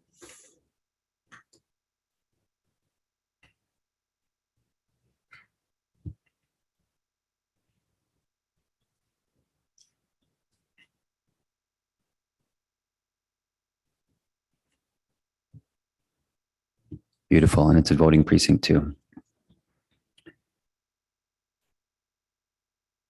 So we're within the deviation, we're less than 5%. Yeah, and I'd like to continue. My goal is to try to get through as many districts until other commissioners are ready to take over for me, just to help with VRA compliance. Yeah, and I think we identified the first 8. I'm going to try to do the first 18 districts. Again, if other commissioners are ready to help me or like take over for me, that's great. Otherwise, I'll just keep going until I hear some sort of objection. Commissioner Ede. Well, I think since we're gonna have to make pretty significant changes to 14, 15, and 17, you might want to try putting that whole community of interest into one district and reconfiguring. But I know Commissioner Zatella made some changes too, and we could possibly overlay those and like see the differences. But I think you should try to get it in one district now, and we can make changes from there. Okay, and you were highlighting 14, 15. I think he was talking about Banglatown, and is that what you're talking about? You want me to try to put together 8, 2 and 10? Because that would be a significant, yeah, that's a, Well, I would also say I tried that. And the problem is, the reason why Banglatown and Hamtramck are in two right now is to balance out the African-American population. So if you try to go all the way up into the 10, it throws that balance completely off again. Like they're, because it's a House district and we are limited on population, pulling out Hamtramck to put it into 10 works to combine those two communities, but then it ends up creating a very highly concentrated district number 2 left over. And there's just too many people to accomplish both. No, I was actually saying put it in 2, just add those, because most of that community of interest is in 2 right now. I would just add the parts of that community of interest. most of the community is in 10. Yeah, they're up in Warren, Sterling Heights area. Yeah, that you can see that with the Asian population percentages. 1 second, I'll look at the map I was looking at. Is it okay if I keep going to 3? Before we do that, I have a question. So Banglatown is now mostly in 2 and also in 10, is that correct? Banglatown is mostly in 2, but there's some in 10. So so Banglatown is actually a neighborhood that is specific and around, but it's outside of Hamtramck. And the community of interest does extend, so that what the Bangladeshi community did, and the Yemeni community, frankly, submitted, where the cursor, where John's drawing up, this, and the theme is, is recognized there. You can see the theme. Yeah. So one distinction is that with 2 and 10, since part of Banglatown is now in 2, and I understand that the rest is in 10, but 10's Asian population goes beyond that area of Banglatown into the northern part of the district. So the Asian population between both districts is relatively equivalent to voting age population. So that doesn't concern me as much as if there was no Asian population north of Banglatown. So am I correct that instead of being in 3 districts, Banglatown is now in 2 districts? Yes, okay, that is correct. Okay. Do you want to look at the bellwether elections for 2? Yes, yes. Okay. Okay, District 2.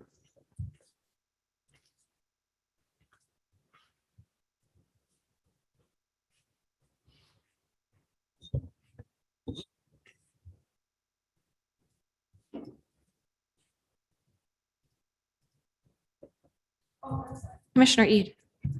I just wanted to point out the map I was looking at.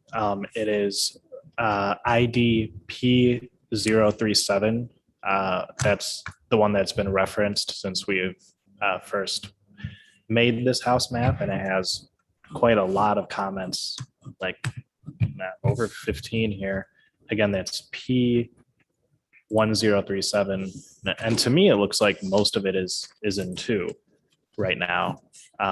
There's just some areas eastward and a little bit, mainly eastward, that aren't included in it.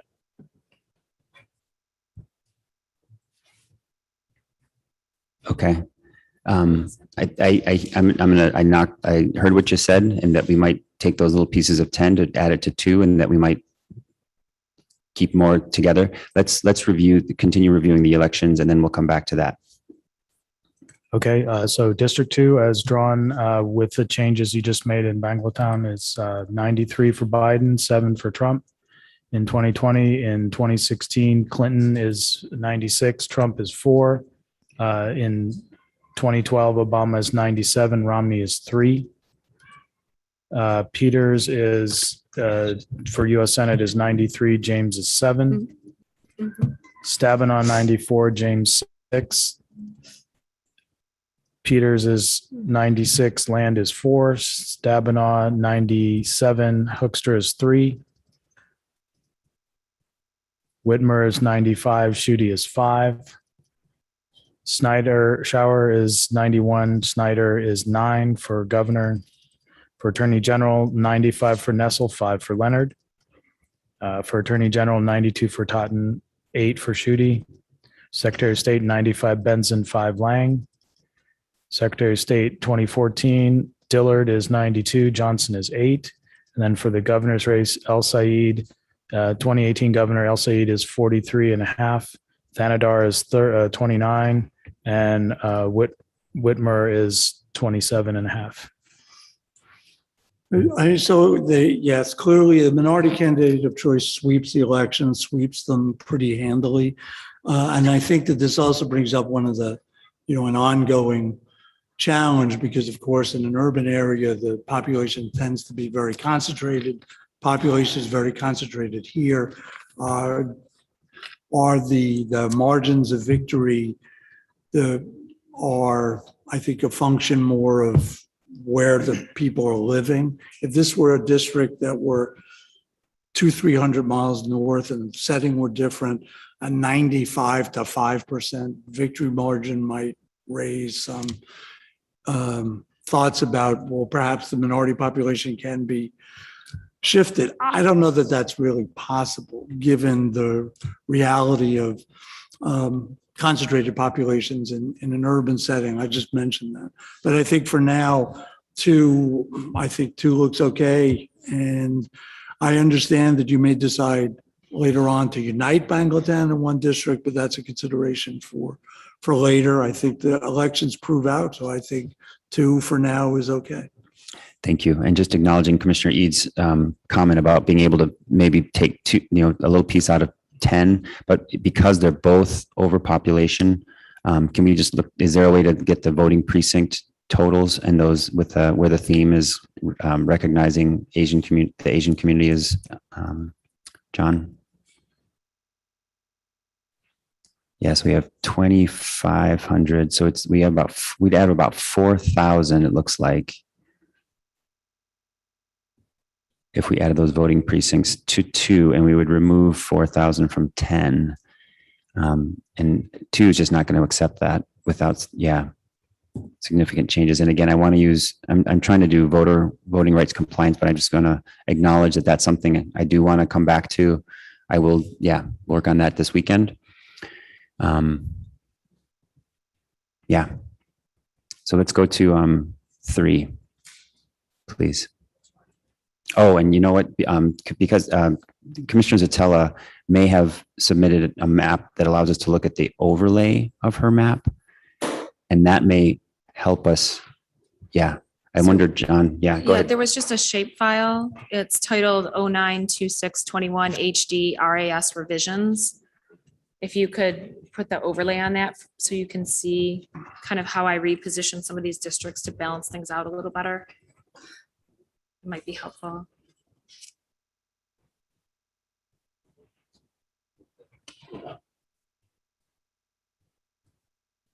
I'm looking to see if I have that. Okay.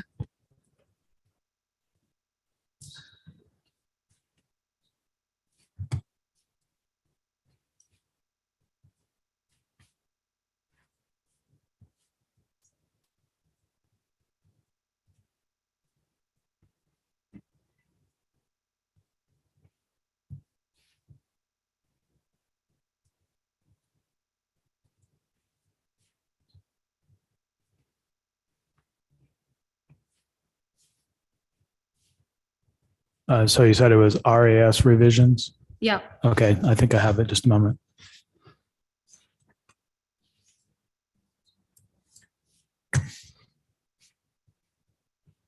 I had loaded it up, but he had not. So Okay. it'd be just one.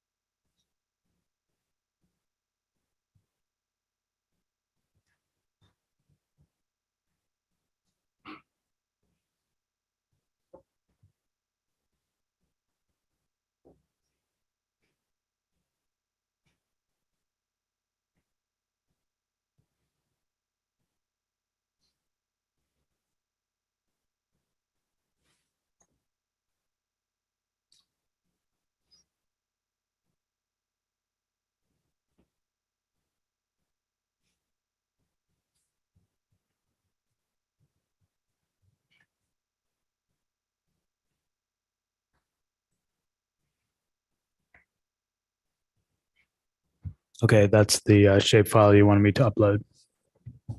Excellent. Thank you. Okay, so it looks like you do have a few adjustments in 2 also, a few adjustments in 1. All right. And and 3. Okay. Right.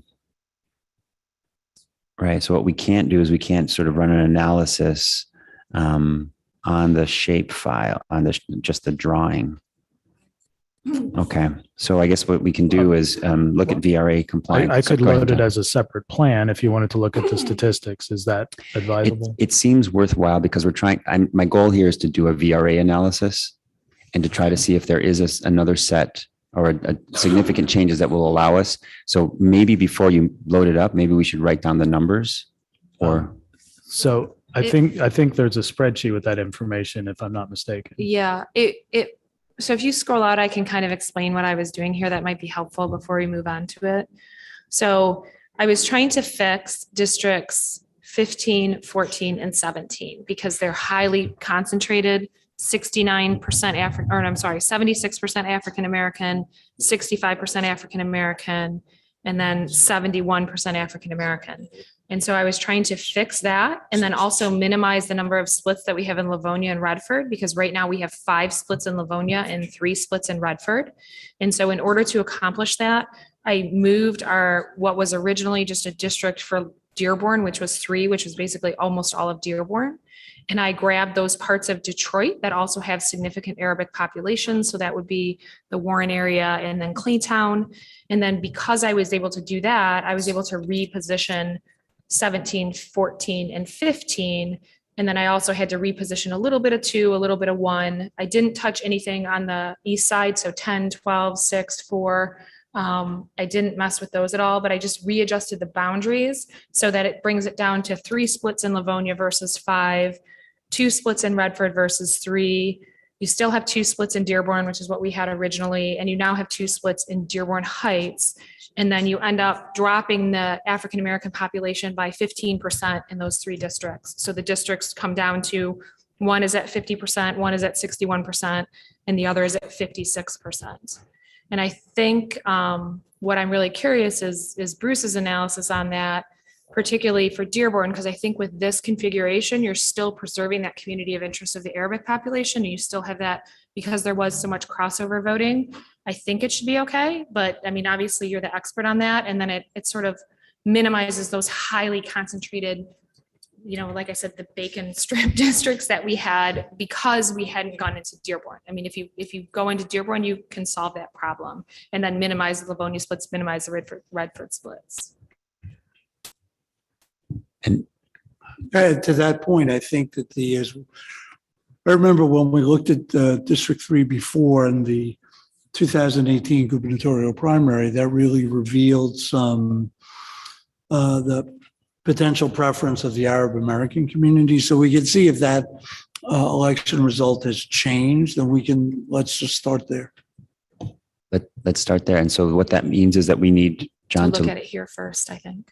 Oh, do we look at here first? Yeah, I think we should look at what it is right now, because how do you can't. So if I'm not mistaken, the district numbers are the same, right? You're making I changes. renumbered them to make them as much the same as possible. I was trying to make it easy. Would it make sense to bring them up in a spreadsheet and side by side for some of that information?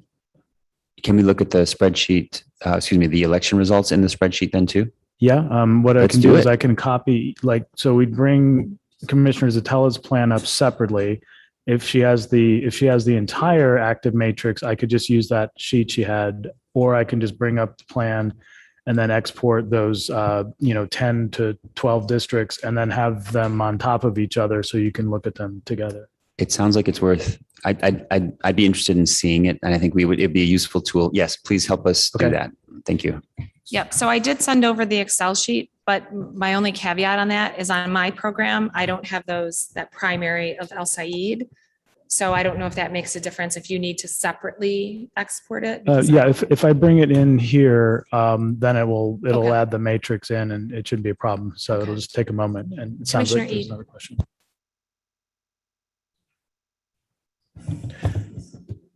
So if I recall, the original plan had 2 districts in Dearborn that were won by El Said. One was like pretty significant and one was right over 50%. It was like 50.2% or something like that.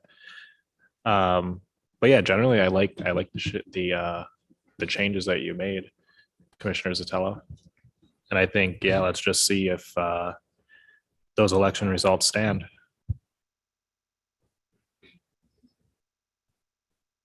And as I recall, with the prior iteration of District 3, that El Said won by, he had more than 60% support. I thought it was in Dearborn. 69%. Yeah, so that was, we haven't seen anything like that anywhere around the state. So I think as we had actually talked about at the time, that the election results suggested there's some room to play, because it's not like he won by 50% or he lost and he had 48%. So there is a margin. So I think the telling point will be if we're still within the safe zone, if he still wins. And if he still wins, then I think on that metric, that's good.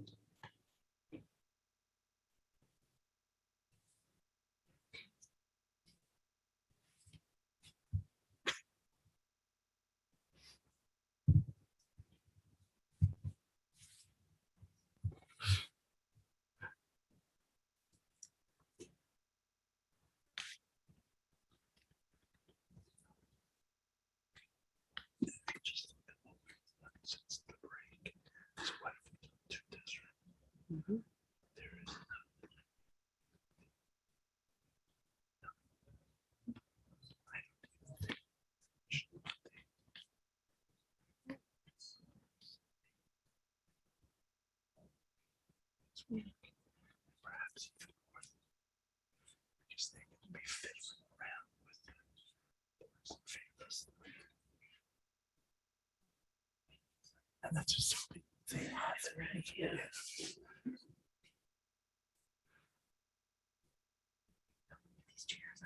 I know they don't.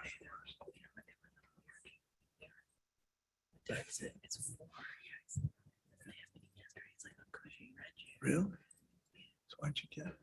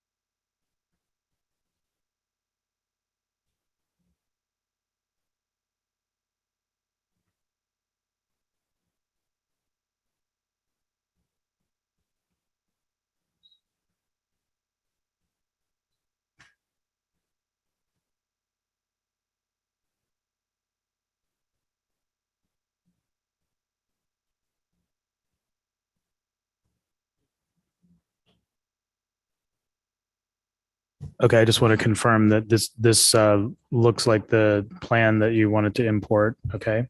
So then when I go to the election data here,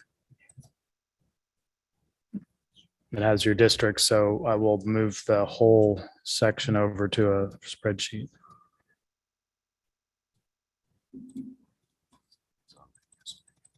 Yeah, but I have to copy it, right?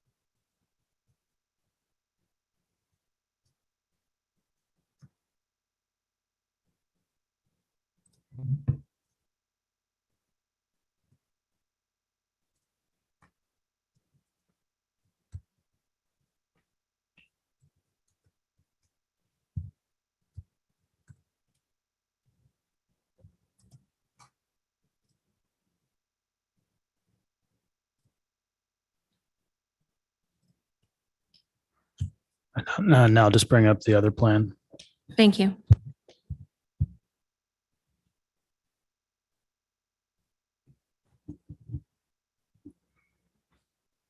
Commissioner Zatala, since you're next after me, maybe it just makes sense for me to hand it over to you at this point in terms of our taking turns. Is that okay? I'd rather, I mean, we can wait and see what he says. Like if what I've done is worse, then we might not be making any changes. So, Okay. just say leave it.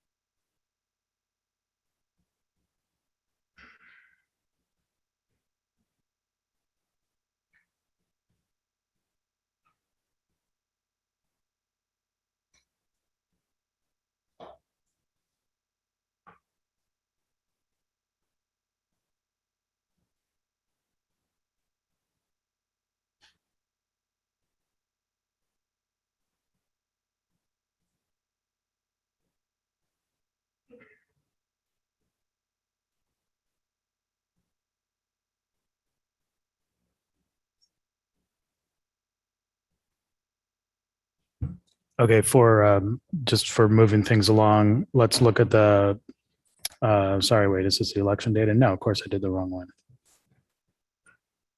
Yeah, just a moment. No, I did the, yeah. No. I put the elections with the population. Ah. Yep. Okay, so elections. Let's try that again.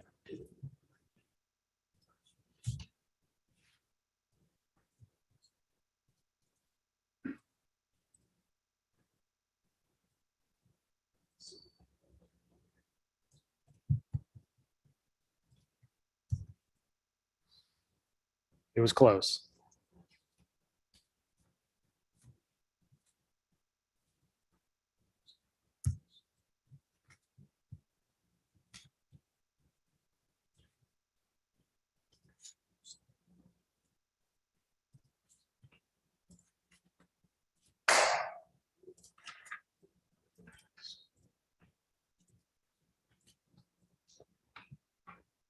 Okay, I think this is what we're looking for.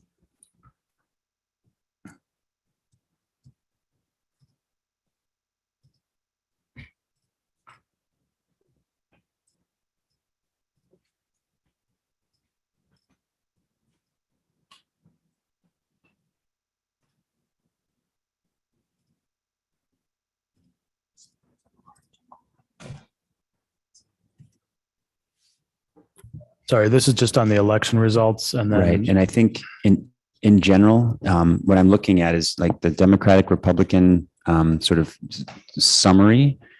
And I think what we're looking for, John, at this point is to try to compare the change that, right, we want to go all the way to the right to get to that primary election and see what El Said and that result there. Said, Thanador, and I can't remember. Tanadar and Whitmer. Whitmer, okay.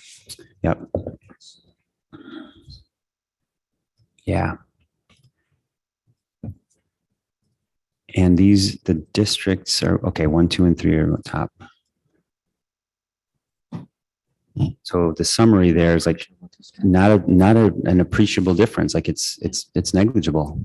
Yep, 2% in District 2, 8% in District 3, which I wouldn't say is negligible, but it's still a strong win there. Oh, that is 8%. Yeah. But okay. still, it's 59%. It's a strong win. And then How do you again, interpret the results? Well, I just want to make sure that I have the right district. So which is district? Oh, I see. And I did not have the right district. So District 3 has that 67.6. 3 and 7. Are the Yeah, two. so I think 3, it's virtually the same. It may be like 0.5 higher. So the change did not affect what we are inferring to be the Arab American preference for El Said. And what was it, the other district that we 7. 7. Yeah. So we'll wait until we can see.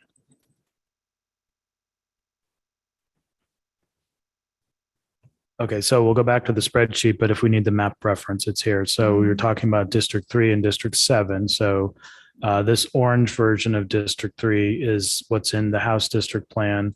And then this more vertical version of District 3 is in Commissioner Zatala's revisions. And then this is the revised District 7. So we'll go back to the spreadsheet. Yeah, so we can, I think we looked at 3. So then let's check out 7. A little reduced. Yeah, reduced.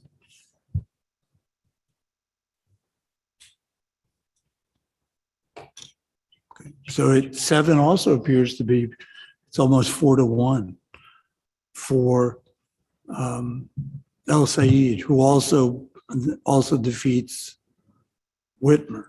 So I think they both show from our inference that Arab Americans elect their candidates of choice in 3 and 7 in this. Can we look at it a little bit closer? Like what I'm reading on line 15 under RAS for District 7. Yep. I'm reading El Said at 46% and Whitmer at 42%. So not overwhelming. No, and it doesn't have to be. Okay. So Okay. if it's, the El Said won by 2.7%. So that's correct. It's not overwhelming, but it doesn't have to be overwhelming. This is the only election result that we have where we can intuit anything about Arab American preferences. And again, we're inferring. I think it's a pretty good inference. So they can elect handily in 3. They can elect more narrowly in 7. Whether or not that's something that you'd like to look at later to see if 7 can be strengthened a little bit is an additional consideration. But I'm not seeing that that's a problem since they can elect. And that's the threshold question that you have to answer. So clearly they can. Whether or not you want to look at that later as something to tinker with a little bit is a different question. Well, at this point, right, it's 4:00. And what I'm thinking about, commissioners, is, I think Commissioner Eid has sort of weighed in and said he'd like to look at it. I want to get I feel like I want to do a round robin because part of me knows that it's important that we as commissioners be able to make, expedient positions. I think that Commissioner Zatella has and Commissioner Eid both have experience and history in this area. And because we're dealing with VRA compliance, I'm tempted to say, I'd like to suggest that we, sort of, make a switch. But again, it feels like this is important to talk about because we've got about half an hour left. I don't want to, this is my turn, but I want to take, frankly, get other considerations. And that's my suggestion, and I'll leave it at that. I also would like Mr. Adelson to look at the changes in 14, 15, 17 in the population there. If you have that up, John. And to be clear, you're talking about looking at the population, not just at the election results? Just the population, because the demographics change significantly with that. Yeah, because it's multiple districts that you're talking. If you were to, wholesale change, like a substitute amendment, True. it's completely different. I was can bring up the premature. elections. Thank you for that. Yes, I'm going to back off on what I just said, and I'm not going to recommend the change until we do review further analysis. Thank you. Yeah, because the entire goal of this was to preserve the Arab American community's voting ability while minimizing some of the concentration in those other districts, and then also minimizing splits in Livonia and Redford, Yes, you are. which we had because we weren't venturing into Dearborn. So we had no other way to go. So I think this kind of accomplishes all 3 of those, but I want your opinion on that because you're the expert. Sure, and I appreciate that, Commissioner Zattel. I think that clearly the modifications in 3 and 7 retained what we are inferring is the Arab American ability to elect through the El Sayed primary result. So that has been retained. And we can look at the other demographics for the districts that you mentioned and then see where we go from there.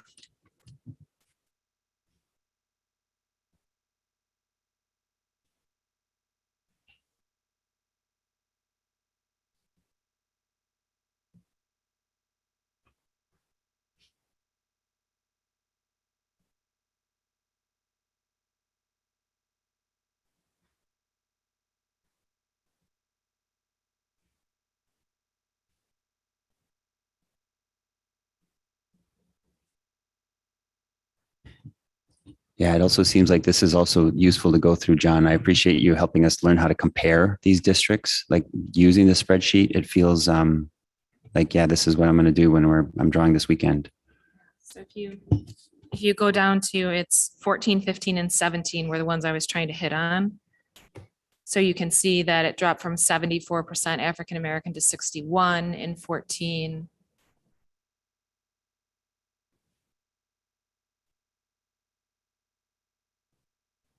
And then 15 dropped from 62.7 to 50.2.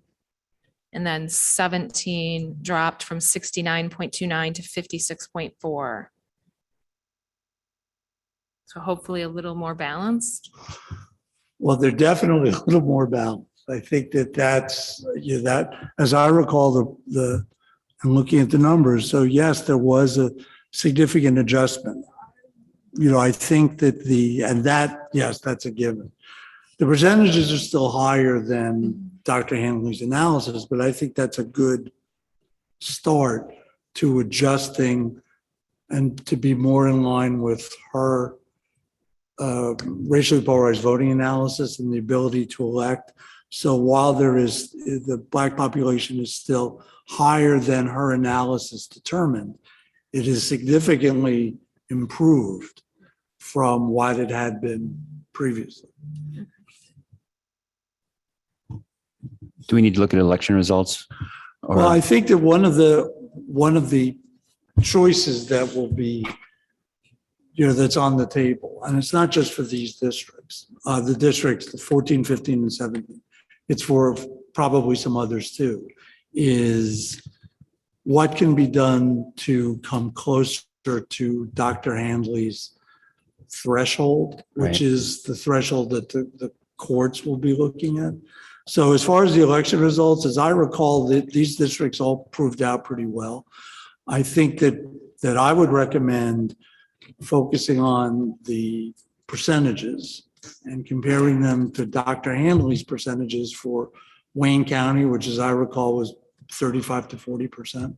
So And we're talking about the voting age population, African-American voting age population percentages. yes, that's exactly right. The voting age population that's needed to elect candidates of choice. And her range and what we discussed with, she and I discussed, which I'm comfortable with, is that 35 to 40%. So there's no question that the districts are dramatically improved for that metric. But I think that there are, since the courts will be looking at her analysis, that there's some additional tinkering to do. As I was saying earlier, I think that one of the choices that's on the table is, of course, where do you go? We've talked about that before. Where do you go? And that's going to impact commenters' preferences on keeping communities whole or not keeping communities whole. That's something that I'm happy to address more going forward. But as you know, the Voting Rights Act is the number one criterion, together with one person, one vote in the U.S. Constitution. So that I understand that policy choice is complicated in a sense, but then in another sense, from my perspective, it's not complicated. But I don't have to decide on the adjustments. That will be the policy choices, going forward. But it really is the key rhetorical question, I think, is where do you go? And what can you do to come more in line with what Dr. Hanley concluded? Commissioner Eid. Well, to me, it looks like the only place we really can go is into Grosse Pointe. All of the Grosse Pointes areas. But not for the existing districts, right? To reduce the existing districts. I think that was Mr. Adelson's point. Is that right? To reduce them even further, where could we go? Is that accurate? Yes. I want to actually have it literally geographically what would be the next area. You're looking at 14, 15, and 17. Bring the APs down to or alignment more with documents.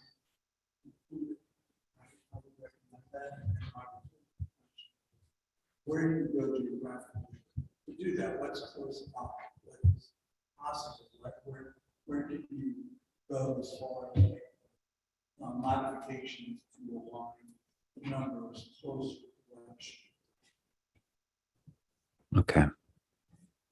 And Commissioner Eid, your point was that if we want to continue working to improve the overall VRA results in the Detroit area, that districts, I think it's 6, 7, and 8, is that what you were looking at? Thinking about the Grosse Pointe areas, is that what your comment was related to?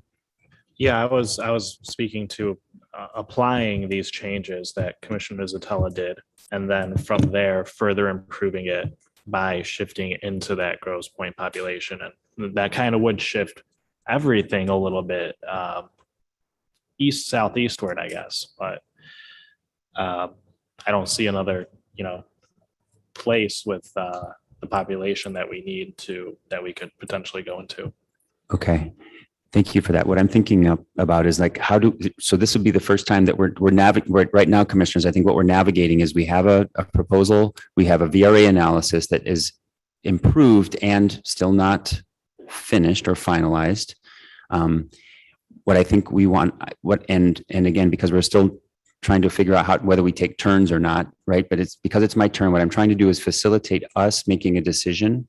I think Commissioner Eid, sort of suggested, hey, let's use or sort of shift from whatever we had, the house map that we had, to this proposed change, RAS.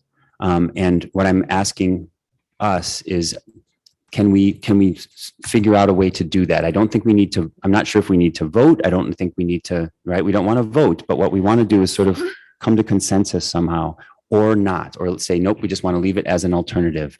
And I'm wondering, are there any, like, I guess I'm asking for any strong feelings of, or let's say without objection, I'll try that. Without objection, I'll suggest, because it's my turn, that we accept the changes and sort of merge the RAS map to our existing map.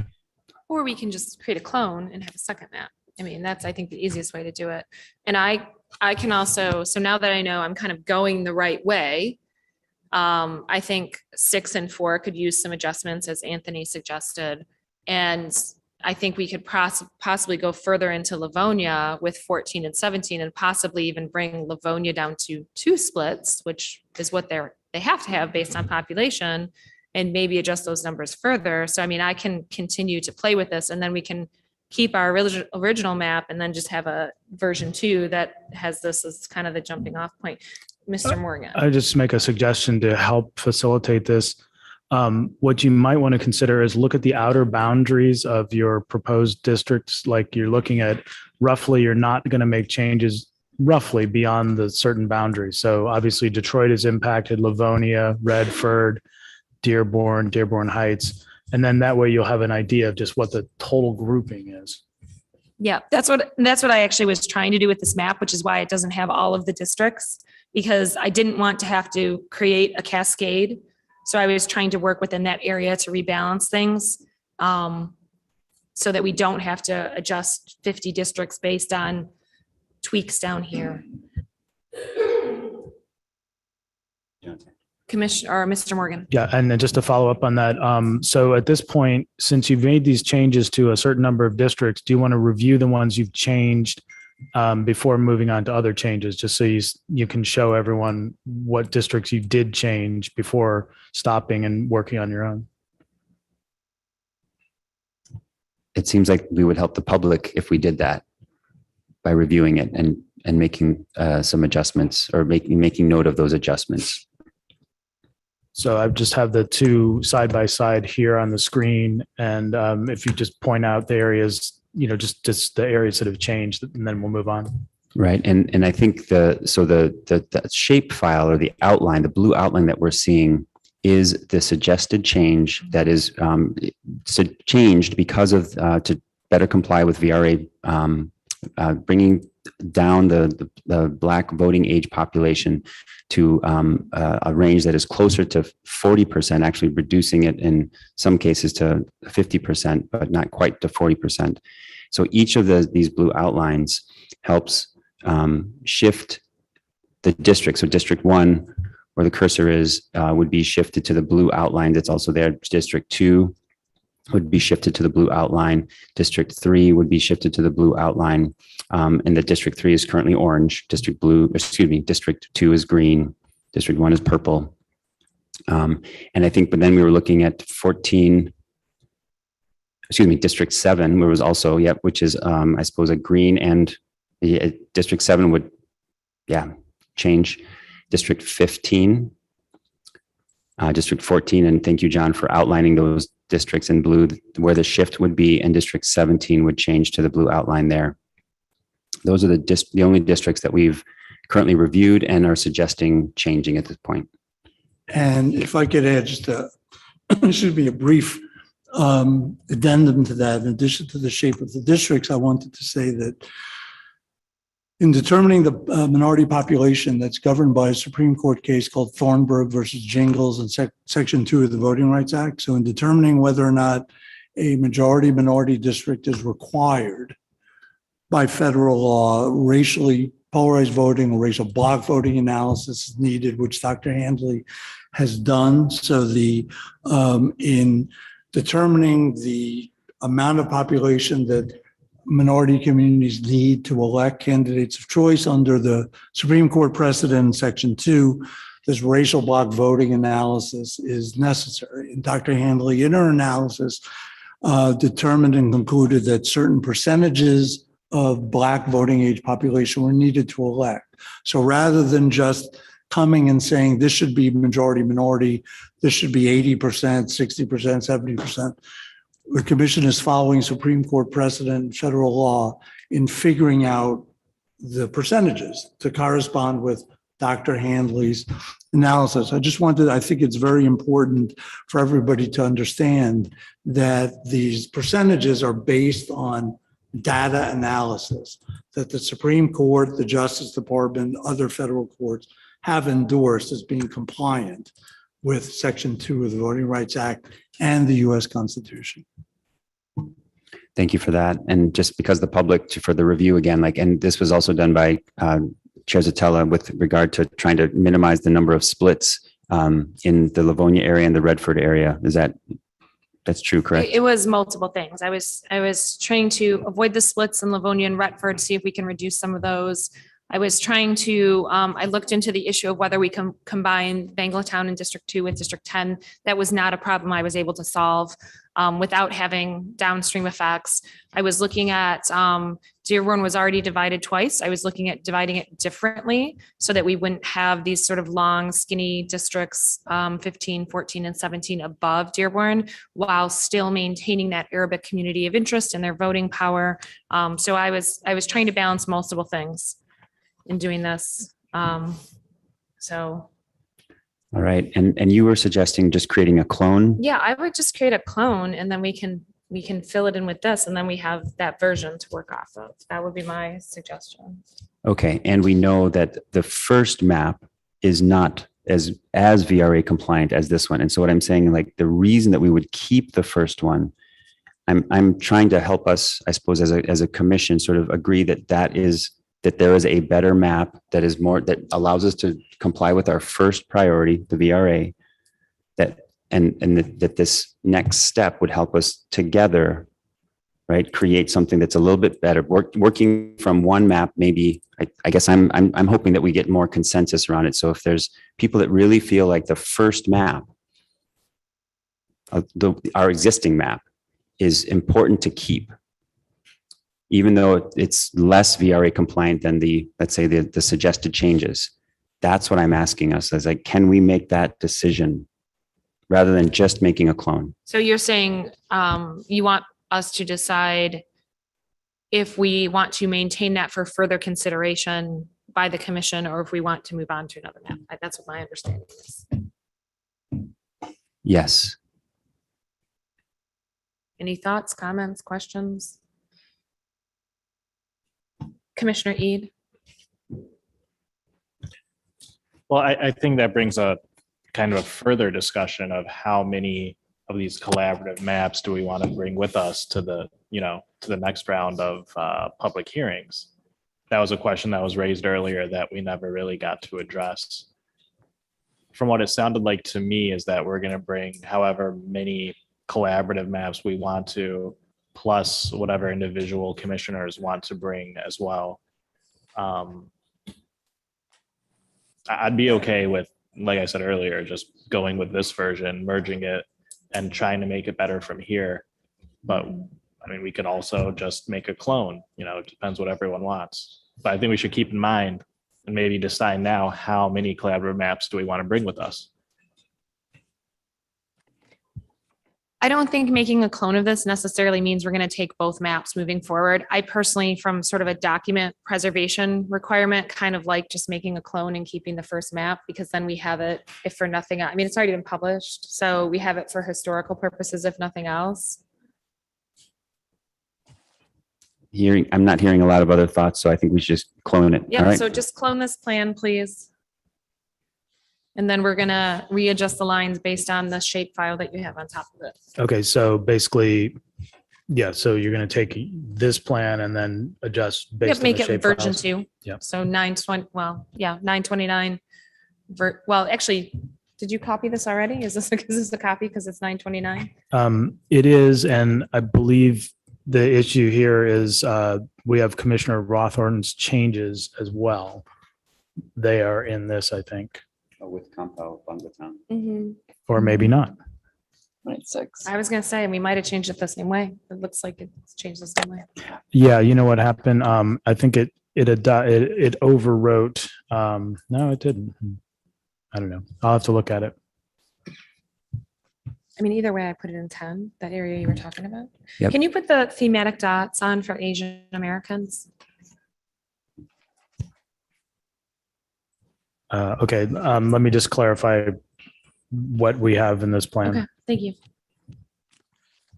But with what? No, why? They'll go to 5.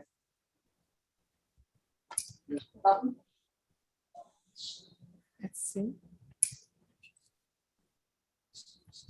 Yeah. Sound like so.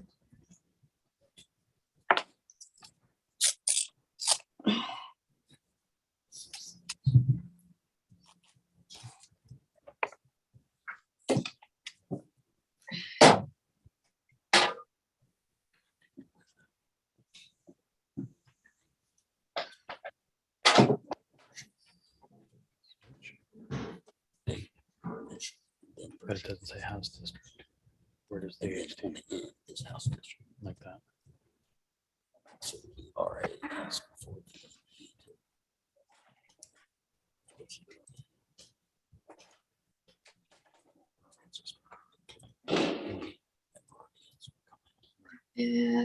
Okay, so to be clear, I would say that we would probably want to quickly revisit the Bangletown and adjust it in here if that's what you want to do. Okay, let's do that.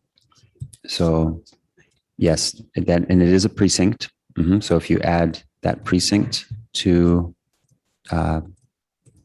District 2, please.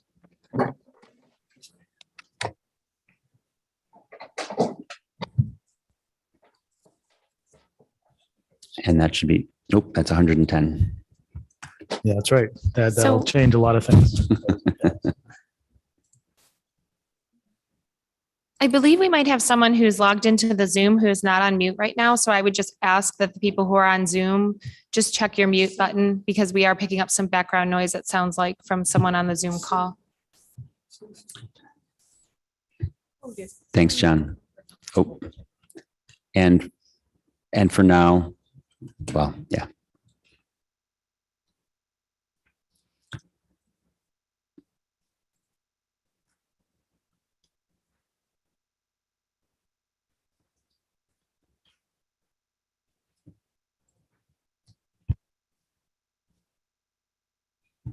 That's great.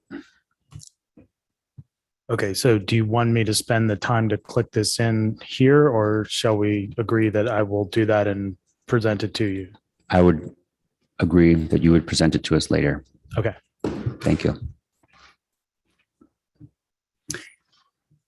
So it's about 4:28. I know I'm pretty tired. I'm just gonna stop my turn. Okay. I'm sorry. You want to take the turn? Yeah, so you saved this, right? This is saved. Yes, it's saved. And then, we'll just, we will stipulate that we will make those changes. So if you want to work in an area outside of the areas that you've already changed, we can do that. Okay, so you're just gonna go ahead and make these changes? Is that what you're saying? I'm not sure I'm following. I was going to say, I can, rather than take the time, it'll probably take me 15 minutes to click through all those. Rather than take your time doing that, I can stipulate that I will do that. Okay. And then you can work on a different area now with your time. Well, you're just putting pressure on me. Or do something else. Well, technically, we're supposed to stop mapping right about now and Okay, then I get ready to can break for work the off day. camera.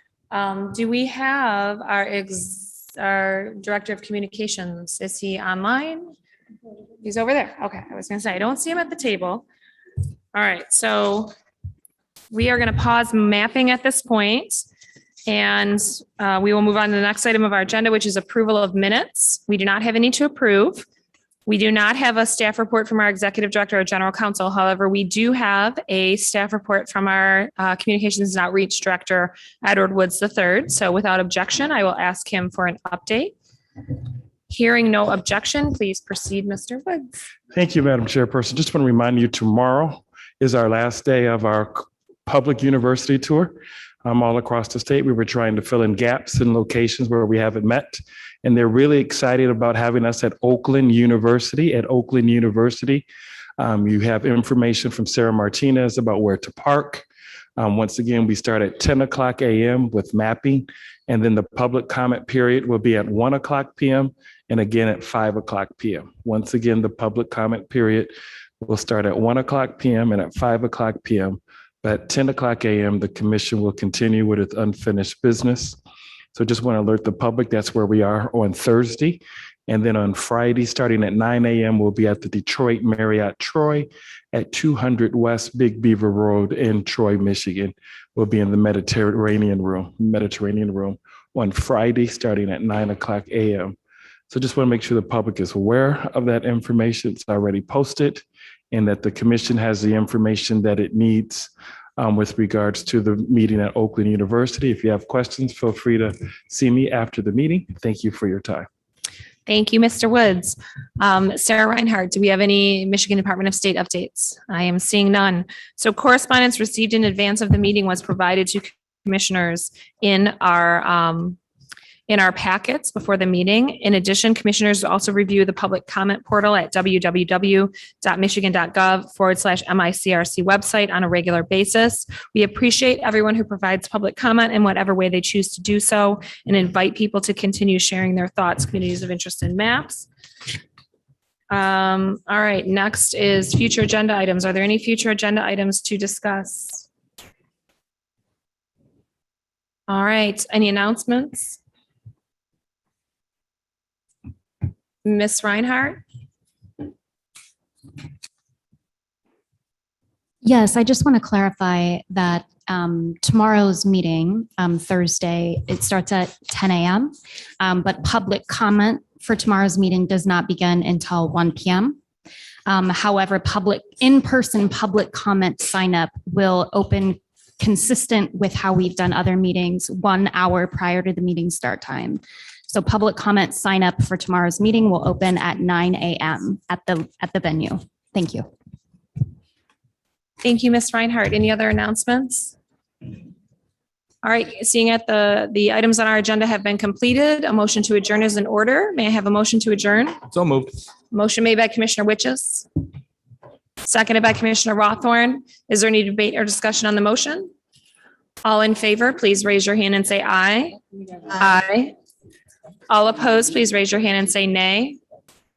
The ayes prevail and the meeting is adjourned at 4:32 p.m.